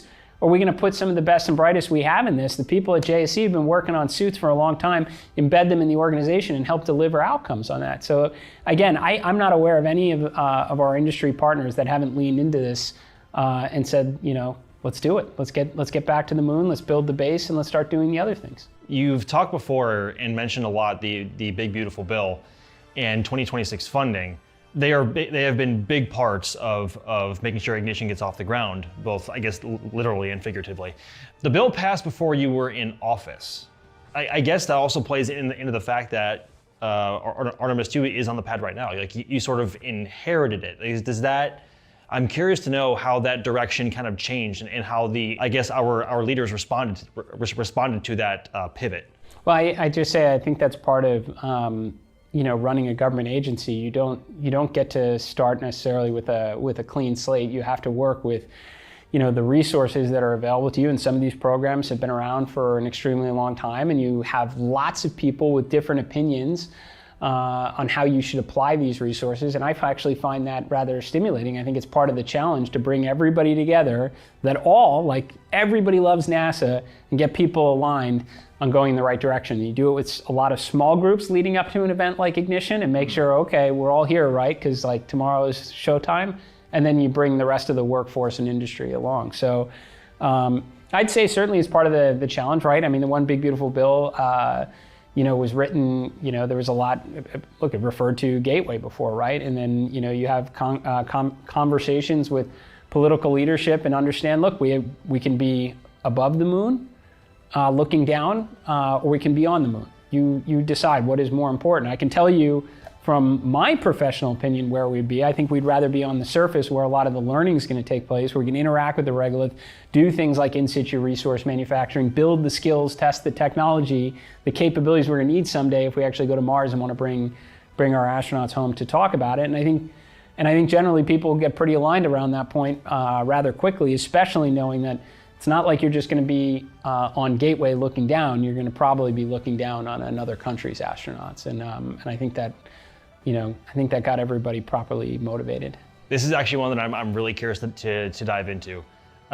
So you recently set out a new plan for Artemis 4 and 5 in scrapping the Block 1B version of SLS in favor of a new standardized approach. However, if Artemis 3 flies or doesn't fly with an upper stage with that spacer, and Centaur 5 flies after ICPS on Artemis 4, and the future of SLS is a bit uncertain after Artemis 5, I'm wondering if the standardization is coming after Artemis 5 for a longer term vision of SLS, or where does that stance really come in? So it's a good question, right? So first, we put what comes after Artemis 5? At Ignition, we put out an RFI looking for industry for 2 different solutions to send crew to the moon on a cadence every 6 months. I would guarantee you at least one of the submissions coming in, if you have 2 pathways, is going to be some combination of the current SLS providers. So in that respect, there is absolutely a world, and look for Orion right now. That is the vehicle, right? So I would be very certain to see them probably on numerous different combinations of boosters that could potentially come out. So in that respect, having a standardized upper stage would make some sense. But here's the alternative: let's say you're right. Let's say there is a world where Artemis 5 is the last time the SLS configuration was flown. Would you rather fly that one with a upper stage that you knew was in production right now, with several of them on the assembly line floor, or continue to do the development of a custom one-off for a mission to co-manifest crew and cargo when you've already, prior to me ever arriving, made the decision to start manifesting gateway modules on another commercial provider? So I don't, and not to mention, would it necessitate the continuation of the development of an upper stage that really had not advanced very, very far at all in that, but also required to continue to pour money into a one-off mobile launcher that would then have to go through an extensive amount of time to integrate with that upper stage and the pad itself. Yeah. Like, those all become distractions when what we're trying to do is concentrate resources, especially in this fiscally constrained environment, when you are trying to do the near impossible, when budgets are not likely to grow. Concentrate them on the needle movers. We need SLS to put astronauts in space. We don't need to co-manifest with any other cargo. There's plenty of other commercial providers that can, if you decided tomorrow you want to rebuild a gateway, you'd have plenty of different options to potentially get that hardware there. You want to be able to get into a reliable state that every year or less you can launch astronauts in space for a journey to the moon. You didn't need to continue exploration upper stage to do that. You didn't need to continue ML2 to do that. And by the way, I'd emphasize every $1 billion does matter. When everybody's like, in this one, $1 million still matters, $1 billion still matters. You can do a lot of science and discovery when you allocate those resources correctly. So speaking of hardware with, I guess, an uncertain future, I was talking to Doug Hurley actually today about the development of the Boley booster and going forward, and how Northrop is still on contract until Artemis 9, or up to Artemis 9. That, I guess, that bodes positive in that direction. But also, speaking of hardware with, I guess, an uncertain future, Mobile Launcher 2 is right there. It's just sitting right there. And it's to this point, it's also been delayed, it's over budget, largely finished, I think, at this point. Maybe not anywhere near flight ready yet, but largely finished. I mean, that's a very key distinction, right? So I don't make these decisions alone, right? I talk to some of the best people we have at NASA. I mean, Amit, the associate administrator of the agency, came out. He's like, look, even if we finish this off, I couldn't tell you how many more years and how much more money was going to have to go into it to actually ensure that it integrated properly with the Block 1B and the pad. It's going to take a lot of resources and a lot of dollars and time we just simply don't have. Now, what's the future of ML2? There's a lot of different options available to it. For one, after Artemis 1, there was substantial damage to ML1. We put in a lot of fixes for that. Generally, everyone I've spoken to on this is pretty high confidence we're not going to see anywhere close to the amount of damage. But if we did, now we've got spare parts that are available to it. We can get very good at turning one pad. We could modify it to support the same kind of Block 1 standard. The alternative is industry has expressed interest in it. So I think there is a world where taxpayers can kind of get some value back if one or others in industry want to make use of that, potentially in the future even make use of 39B, potentially in the future make use of vehicle assembly building. So I think there's a lot of options there where we can get value that supports the mission, as opposed to continuing to make investments and have the distraction away from our primary mission right now. Well, there are contracts beyond Artemis 5. What does it mean to those contractors who are currently producing hardware with the uncertainty of Artemis beyond the 5th mission? I think the best thing they should do is actually get us back to the moon. I mean, you want to, and I've told this to every one of the prime contractors that work on SLS. You want to have a future to Artemis 10 and beyond, you've got to shake the $4 billion disposable rocket thing. You got to do it. Like, that is an argument that can't be won right now. You know how you do that? Like, increase production, increase launch cadence, start averaging down the effective cost per vehicle, and make a compelling argument of why we need to have two. I'll put out the RFI that we should have two. I'll state it we should have two. I don't want to see us ever give up the moon again. But like, the idea of like, hey, regardless of performance, doesn't matter if I'm on time, doesn't matter I'm on budget, doesn't matter it's 4 or 5 years in the future, I need to have certainty to Artemis 10 or 12. It's not how it works in our society. Sorry, like, the best products and capabilities have to prevail. So I've said it, and I'll tell you, Steve Parker at Boeing responds really well. Lightfoot at Lockheed, same thing. Yeah, we got to step up to meet the moment. We got to deliver on the promises that we've made to the American people. We're going to show that our hardware, our capability, our workforce can get us back to the moon, do it with frequency, do it affordably. And if they can do that, sure, they should absolutely be in the game, long after Artemis 5. But no, I can't hear the, what about in 2033? Sorry, we got to get back to the moon by 2028. Deliver that, make the case, and then, yeah, who wouldn't want to see rockets like that going? It is a cool looking rocket. Yeah, I want to see that thing keep going up. That's got to come first. We got to get back to outcomes. I care about outcomes far more than I care about the politics or process of the moment. It seems like we've been lacking a lot of building a foundation rather than just trying to build like the house or the building before we have the foundation, therefore everything crumbles and falls apart. It's been really frustrating to watch, and it's incredibly refreshing to see change there. As a fellow space nerd, as I can't really stress enough how much. Can I, by the way, point something else out too? Absolutely. It's not just like the space community watching from the outside saying like, I like what I'm hearing right now. This is throughout NASA right now. Like there's no mass protests, right? Like, we haven't seen people picketing outside of headquarters or mass walkouts from our centers saying, what's happening here? I love DUS, must continue, and all these things.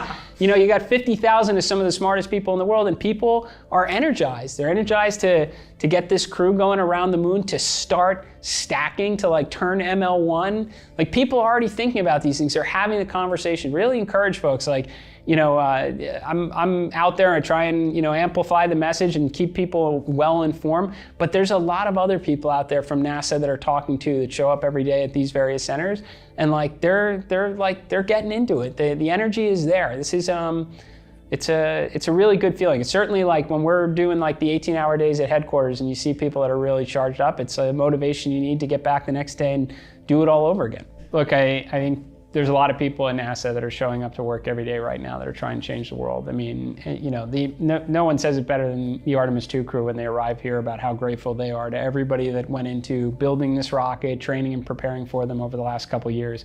But I've been around to all the centers, a lot of the ones that people don't ever visit. I was in West Virginia about 10 days ago, just before Project Hail Mary came out, to visit the IB&B facility that's doing all the software verification and validation on no-fail missions like Artemis II out there. So there's a lot of great people that are pretty charged up that are, they're excited to start doing what NASA used to do and change the world in July 20th, 1969, do it all over again.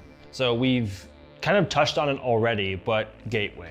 Yep. We've seen that at the PPE as it is going to the SR-1 spacecraft. Is the module actually a good technical fit, or was it just kind of pulled off the line as just the best we had at that time available? Oh, I mean, it's going to be great for the purposes of the objective, which is to actually demonstrate nuclear power and propulsion in space. And I mean, it's like it's actually it's readily available. It's got more thruster performance, and we can even generate power from the reactor, but it's got solar power on that too. So it's going to be an interesting demonstration. We are going to try and optimize it further, strip away a lot of mass to increase performance out of it. So if you were to do a completely clean sheet design, could you get a lot more performance out of it than the way it was designed? Totally, right? But I mean, at the same respect, Nautilus, again, was a diesel bolt off the line, and they evolved it, continuously. We absolutely have to try and get away from nailing the perfect solution out of the gate. The perfect solution in recent history at NASA doesn't arrive anytime when we think it will, and costs way more than what's expected. Like, getting underway in nuclear power in space is a huge deal. We build out a lunar base, in the near permanently shaded regions of the moon. You're going to want to have fission surface power for sure, especially when you start doing a lot of the in-situ resource manufacturing. That's going to be the proving ground for Mars. Definitely going to want it on Mars. Certainly could have, lots of football fields of solar panels, and maybe we do live in a world where there's robots that are cleaning them off and everything, but I think it'd be great to have a nuclear reactor on there as well. Not to mention, you get out past Jupiter, now you're at like sub 4% the effectiveness of the sun.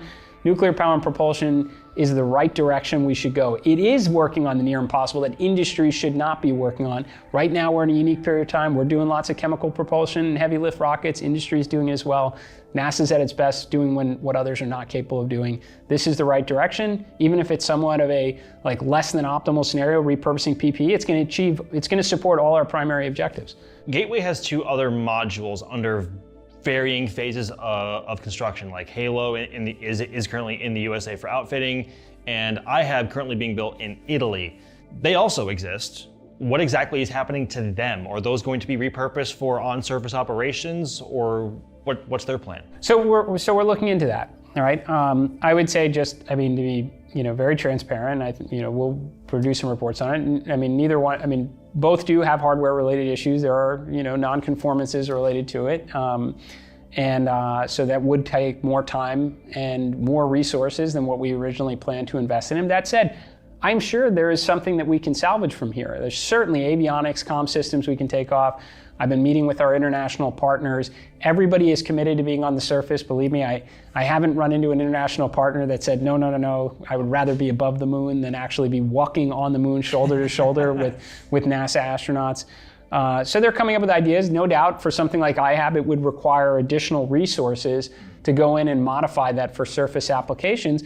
But that means it opens up the opportunity for surface seats for those nations' astronauts. And when you're thinking beyond Artemis 5 and you're putting out a demand signal for what you hope to be dozens of missions in the future, and it no longer costs $20 billion that you have to somehow rationalize your contributions to meet a surface seat for, you can actually forecast out being included in a crew on an Artemis 12 or 13 or 14 by applying whatever hardware component necessarily to the surface needs. So I think everybody's pretty excited about it. Whether IHAB makes its way to the surface, that's going to be up to our partners, but they know what opportunity is available to them if they're able to make it work.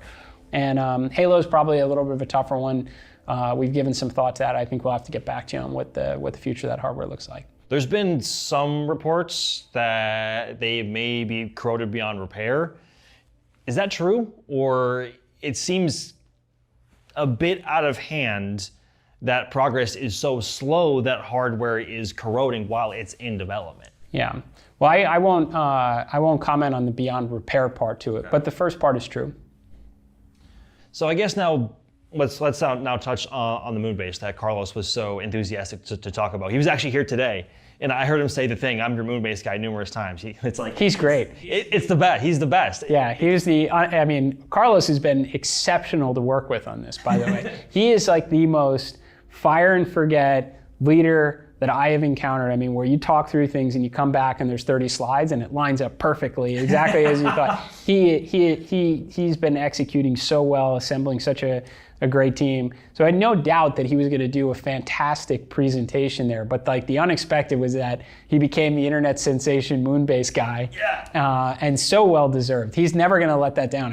He's going to wear that on his business cards and his signature line forever. I was walking by when I think he was filming with IMAX, and he said the thing, "I'm your moon base guy." It's yeah, he said the thing. He said the thing. He's awesome. Could the recent focus on AI and data centers in space by several of NASA's commercial partners, such as TerraFab and Project Sunrise, negatively impact NASA's ability to execute on the overall goal here? What if the NASA moon base isn't a priority at that point for commercial partners?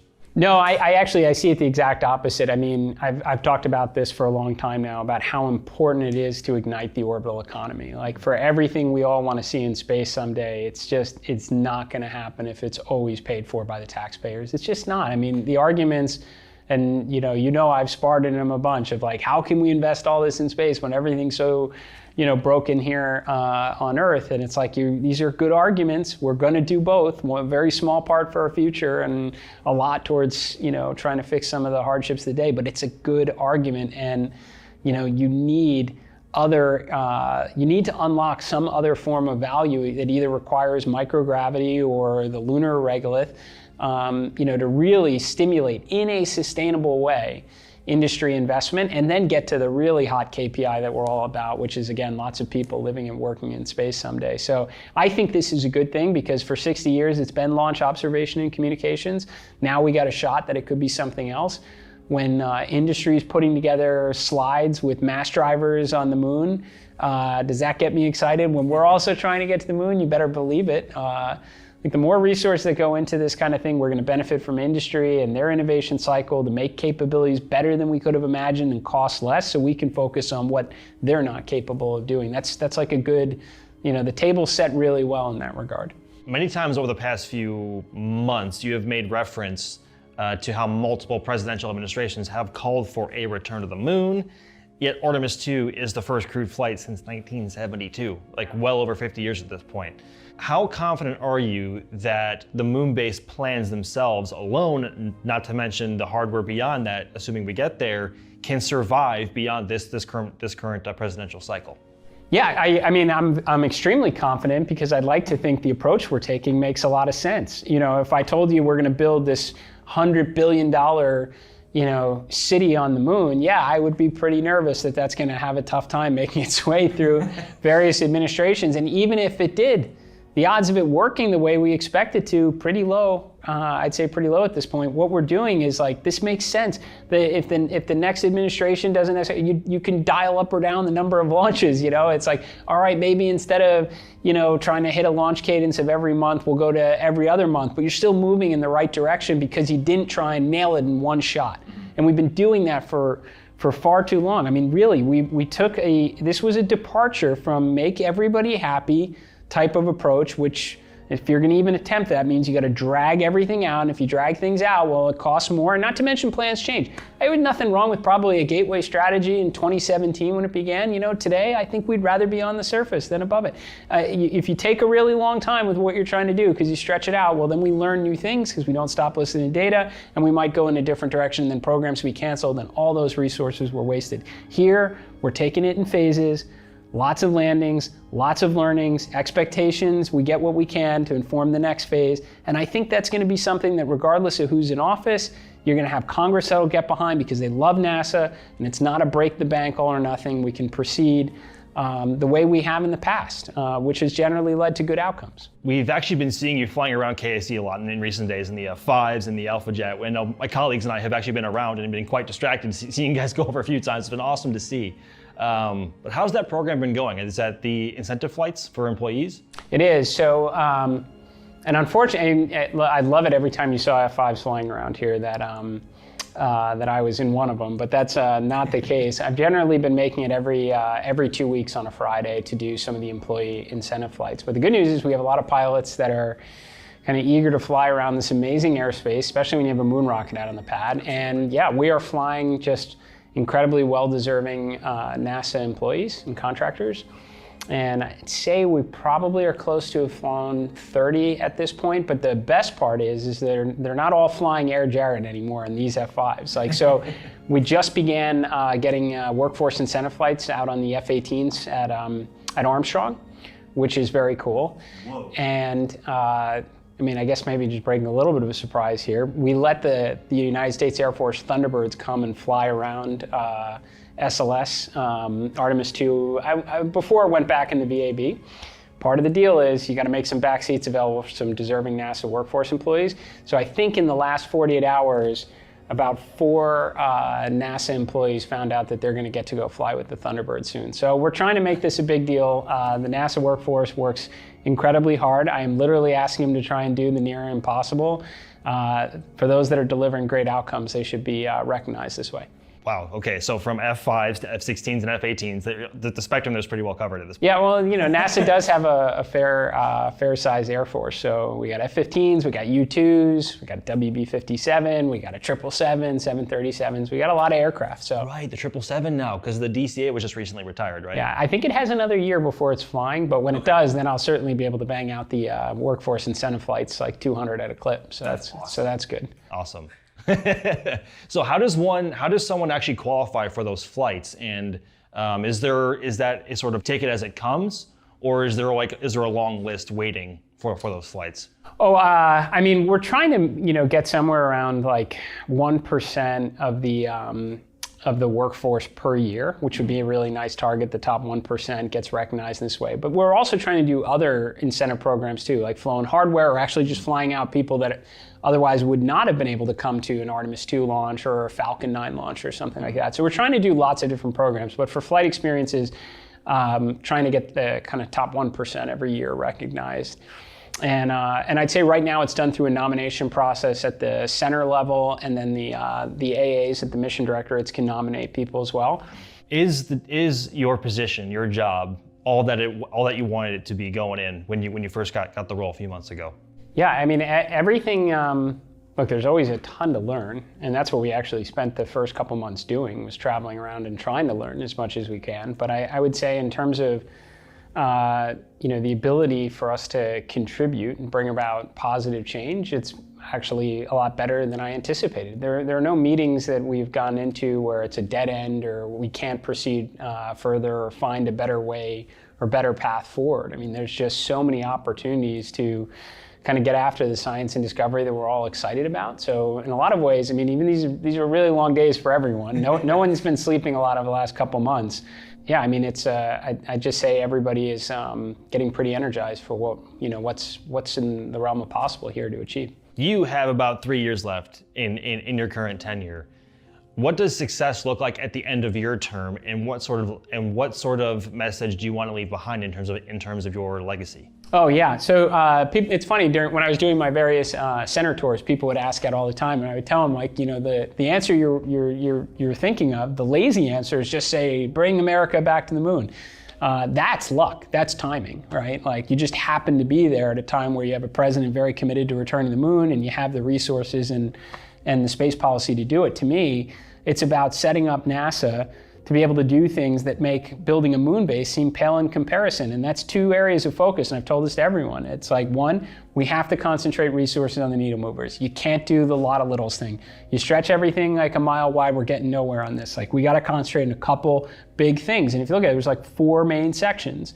All right, we're gonna return to the moon. We're gonna build a moon base. We are going to launch a nuclear power and propulsion mission. We'll unlock an orbital economy, and we're always doing science, right? So we concentrate on a couple main things, and then the rest is empowering the workforce, right? Like, if all I cared about was getting back to the moon, I wouldn't be spending the time or navigating the political waters to convert thousands of contractors back to civil servants, right? That's not for one mission. That's to be able to do lots of missions in the future. So all these policy burn downs that we're doing, it's painstaking, right? Like, a lot of people, like Carlos, can come up and they can talk about a moon base, super exciting, right? There's a lot of people that you'll never meet that are at headquarters right now. They're like working 24/7, just reviewing policies, process documents that are decades old that slow stuff down and figuring out how to amend them or delete them. But that all comes back to like empowering the best and brightest to do these kind of things again, right? So those are two things. If we can survive all the political wickets that come up and actually concentrate the resources on why the taxpayers wanted NASA to exist in the first place, and really empower the people that come and show up and work every single day, then we're going to be able to do incredible things. Just from the bottom of our hearts here, both here with us and for many others, I just want to say thank you, sir. Thank you very much, and thank you for offering your time, because we know you're a very busy man. We know you have a lot of other things to do and more people to talk to, but it's been an absolute privilege and an honor to speak with you tonight. No, I appreciate all the questions. It's great to interact with everybody. There is a lot to talk about, and I can't promise you that it's going to slow down anytime soon at all. So if people are still catching up from next week, hang on, because this is what the next couple of years is going to look like. And you're like 3.5 weeks away from rolling out the next core stage. Yeah. And people start telling people like it's time to start believing again. Like, hardware's going to start showing up at KSC again. We're going to start stacking again. We're going to make a point that this can be done a lot faster than people think possible. Well, thanks. Thank you so much for your time. That was wonderful. Appreciate it. Thank you very much. Good question. Absolutely. Thank you. Grainger knows that as an HVAC technician, the heat is on you every day. Your first call? An office building with a noisy AC unit. Time to put your experience to work. On site, your meters don't lie. The blower motor's failing. But Grainger's easy-to-search website quickly helps you find what you need to keep the office and their HVAC running smoothly. Call 1-800-GRAINGER, click Grainger.com, or just stop by. Grainger, for the ones who get it done.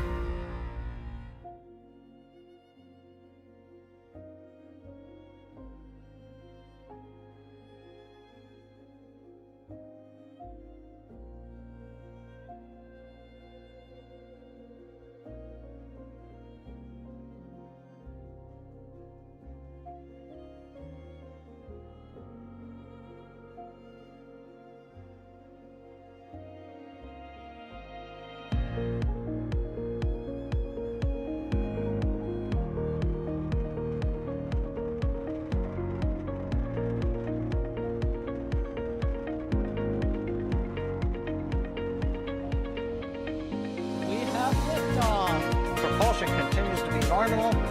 Our chamber pressure looks good. Doubling up. Roger roll, Atlantic. Water towers can fly! Yes! Echo Delta nominal. Flash down, SC off. Bring in, SC off. Yikes. You bet. Okay. We don't need any more of these. All right, folks, you know the drill. It's a big day today. We've gotten as far as the pad being cleared out there at Starbase. Boca Chica, Texas, the NASA spaceflight team is standing by for what may very well be the first static fire test for a booster, a super heavy booster with the Starship program down there at Starbase. I'm John Galloway with NASA Spaceflight. Y'all know the drill. Let me know that everything is good. You should see a fantastic live view, one of our mini cameras down at Starbase. Make sure you can see that, and you should be able to hear me as well. Some of you probably don't want to hear me. You can go back to the 24/7 stream where there's no commentary. But I see a ton of 5x5s in the chat. That's what I like to see. And we are ready to get going. Let me go ahead and introduce the folks that are going to be with me today. You've heard the voice just a couple, how many days ago was that, Matt? Like yesterday, day before? I think so. It all blurs together. I don't even remember. They were just, it seems so soon or so long ago that they were just stacking things on the tower. Matt Anderson is with me here today. How you doing, Matt? Doing really good. Very happy to be back. All right. He will be joining us for some commentary. It says guest commentator. At some point, we may remove that guest. But you can find him over on Twitter at Bad News Baron. One of my friends from Twitch, twitch.tv/badnewsbaron as well. I'm still in a trial period until I, decide if I'm going to burn things down or not. Yeah, still in a trial period. I like it. Didn't we threaten them that if they didn't behave, you would come back on the next stream? Like, what did they do wrong? Yep. Hey, also with us, we're going to do a comms check on this because we know he's on the road. Jack Beyer, are you here? Yeah, can you hear me, or am I a robot? I mean, I personally think you're a robot. I haven't found the little synth chip in you, but I think you're a robot regardless of whether or not I can hear you. You sound fine, though. Chat, can y'all hear Jack? Say hi, Jack. Hi, Jack. Beep boop, I'm a robot. Oh, my gosh. Okay, Dad. Jack Beyer is here as well. You've heard his voice quite a bit. I said you're on the road, Jack. Yep. Sure enough, I'm in El Paso. Why would you be in El Paso? Soon to be Van Horn. I'm actually supposed to get on a shuttle bus late tonight. So, yeah, New Shepard. First team space flight for New Shepard. So that'll be exciting. Wait, photographer Jack Beyer? Yeah, that guy. Your work is incredible. Sorry, I have to just fanboy a little bit. So I had, you all, many revelations reading this book. The key question is not what you are good at, but what are you encoded for? Yep. Y'all, it's a different way of looking at your life. Not what are you good at, but what you are encoded for. Hi, everybody. I'm so glad to be with you here on the Oprah Podcast. And woo, am I excited today for you to learn from the man who's sitting with me. Jim Collins is a renowned business writer. He is a researcher whose many books, including his #1 New York Times bestseller, if anybody's in business, you've read his book, Good to Great. But he says his most recent research project that he spent 10 years working on turned almost everything that he believed on its head. And that research has now culminated in this groundbreaking new book, What to Make of a Life. And before we get started, I wanted to say that when I first read Good to Great. Remember? I do remember. I think it was around 2004. It was exactly that. Was it? Yeah. Okay. I was so charged up by it that I asked you to come to Chicago and speak to my entire staff, hundreds of people, right? Yeah. And I can't tell you how many times I've said, let's confront the brutal facts. So many times over the years, I was so inspired by that book. Yeah. Thank you. Yes. And it's wonderful to see you again, Jim. It is wonderful to see you again. Yeah. Thank you for coming all the way to my front porch. It's a wonderful front porch. Jim Collins is a business writer, prolific researcher, and author. He is best known for his runaway bestseller, Good to Great, which sold 5 million copies worldwide and became like a Bible for many business leaders. In his new book, What to Make of a Life, Jim asks readers to think about their own unique skills and natural gifts and to recognize the intrinsic value of major life transitions. He makes the distinction that what you are good at may be very different from what you are wired to do with your unique innate abilities and passions. He hopes to help you answer this question: what is your code for what to make of your own life? We often ask the question here on this podcast of what makes a meaningful life. And I just have to say, I was intrigued, I was inspired, I was fascinated by every story in this book and the way you researched and the way you analyzed what makes a meaningful life. That's what this book is all about. For all the notable people that you talk to. And this is what I want to say to you all. No matter where you are, what stage you are in your life, this book is going to apply to you because we all have a life. We all want to have meaningful lives. And I look forward to watching this become a bestseller because I think this is the book that should be on people's bedside. You know, you go and you read it and you come back to it and come back to it. Why did you come up with this idea for what makes a meaningful life? I love that title. What to make of a life? Yeah, you know what's interesting too is that for a long time I didn't have the title. Yeah. So I was afraid we'll never publish because I'll never find the title. Yes. But it was buried in the text. What's interesting is I think some people are going to be surprised because I've done all this stuff studying companies and so forth, and why am I looking at the question of life? And as you know from reading, it just has really deep personal seeds for me. In the book, Jim describes cliffs as a time of major life transitions. He explains fog as the period of confusion and uncertainty that typically follows a cliff. Jim believes being in frame means you are in alignment with your natural gifts. And finally, he sees encodings as the essence of what makes you, you. So I want to start here. You tell the story of being in Hawaii. Yeah. And it was your wife, Joanne, who seeded the idea for studying how people move through their cliffs in life. That's right. So can you tell us the Iron Man story? Yeah. So Joanne, we've been married 45 years now. And back in the 1980s, Joanne was a world-class athlete. And there's this thing called the Ironman. And of course, that's... We all know what the Ironman is. And Joanne was not just doing the Ironman, she was competing to win. And she was so wonderfully made for it. She's a competitor by nature, an incredible athlete, so well in frame with it. But in her 1985 race, where she did win the world championship, she had this lingering hamstring injury. And in that race, actually, there was an amazing thing to watch because she had this 10-minute lead with about 10 miles to go. You write of that so beautifully. Oh. She had like a 10-minute lead. And then a 9-minute lead. And then 8-minute lead. Exactly. And the hamstring caught up, and she ended up, of course, winning the race, but by only about 90 seconds. And the main thing is the hamstring injury never healed. And here she had this thing that defined her. She was so beautifully made for. She was so exquisite at doing it. And it was being ripped away from her by this injury. Yeah. And so one morning we're sitting at our little kitchen table, and she said simply, just gasped. It was a gasp. Yeah. She said, I feel like I'm dying. Because this thing that defined her, imagine if you could never have another conversation, right? You feel like I'm dying. Yeah. And I had no answer. One phase of her life was ending. And I think that's when the seed of people go through cliffs where life as you knew it has changed in some fundamental way. Something inalterable has happened.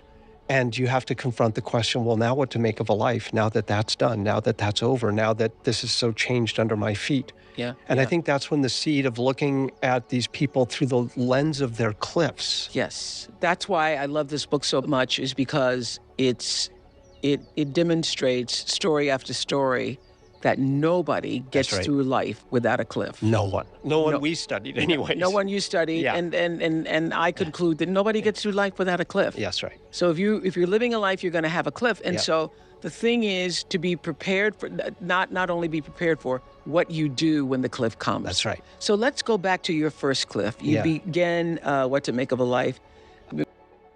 It's just point and shoot. No big deal.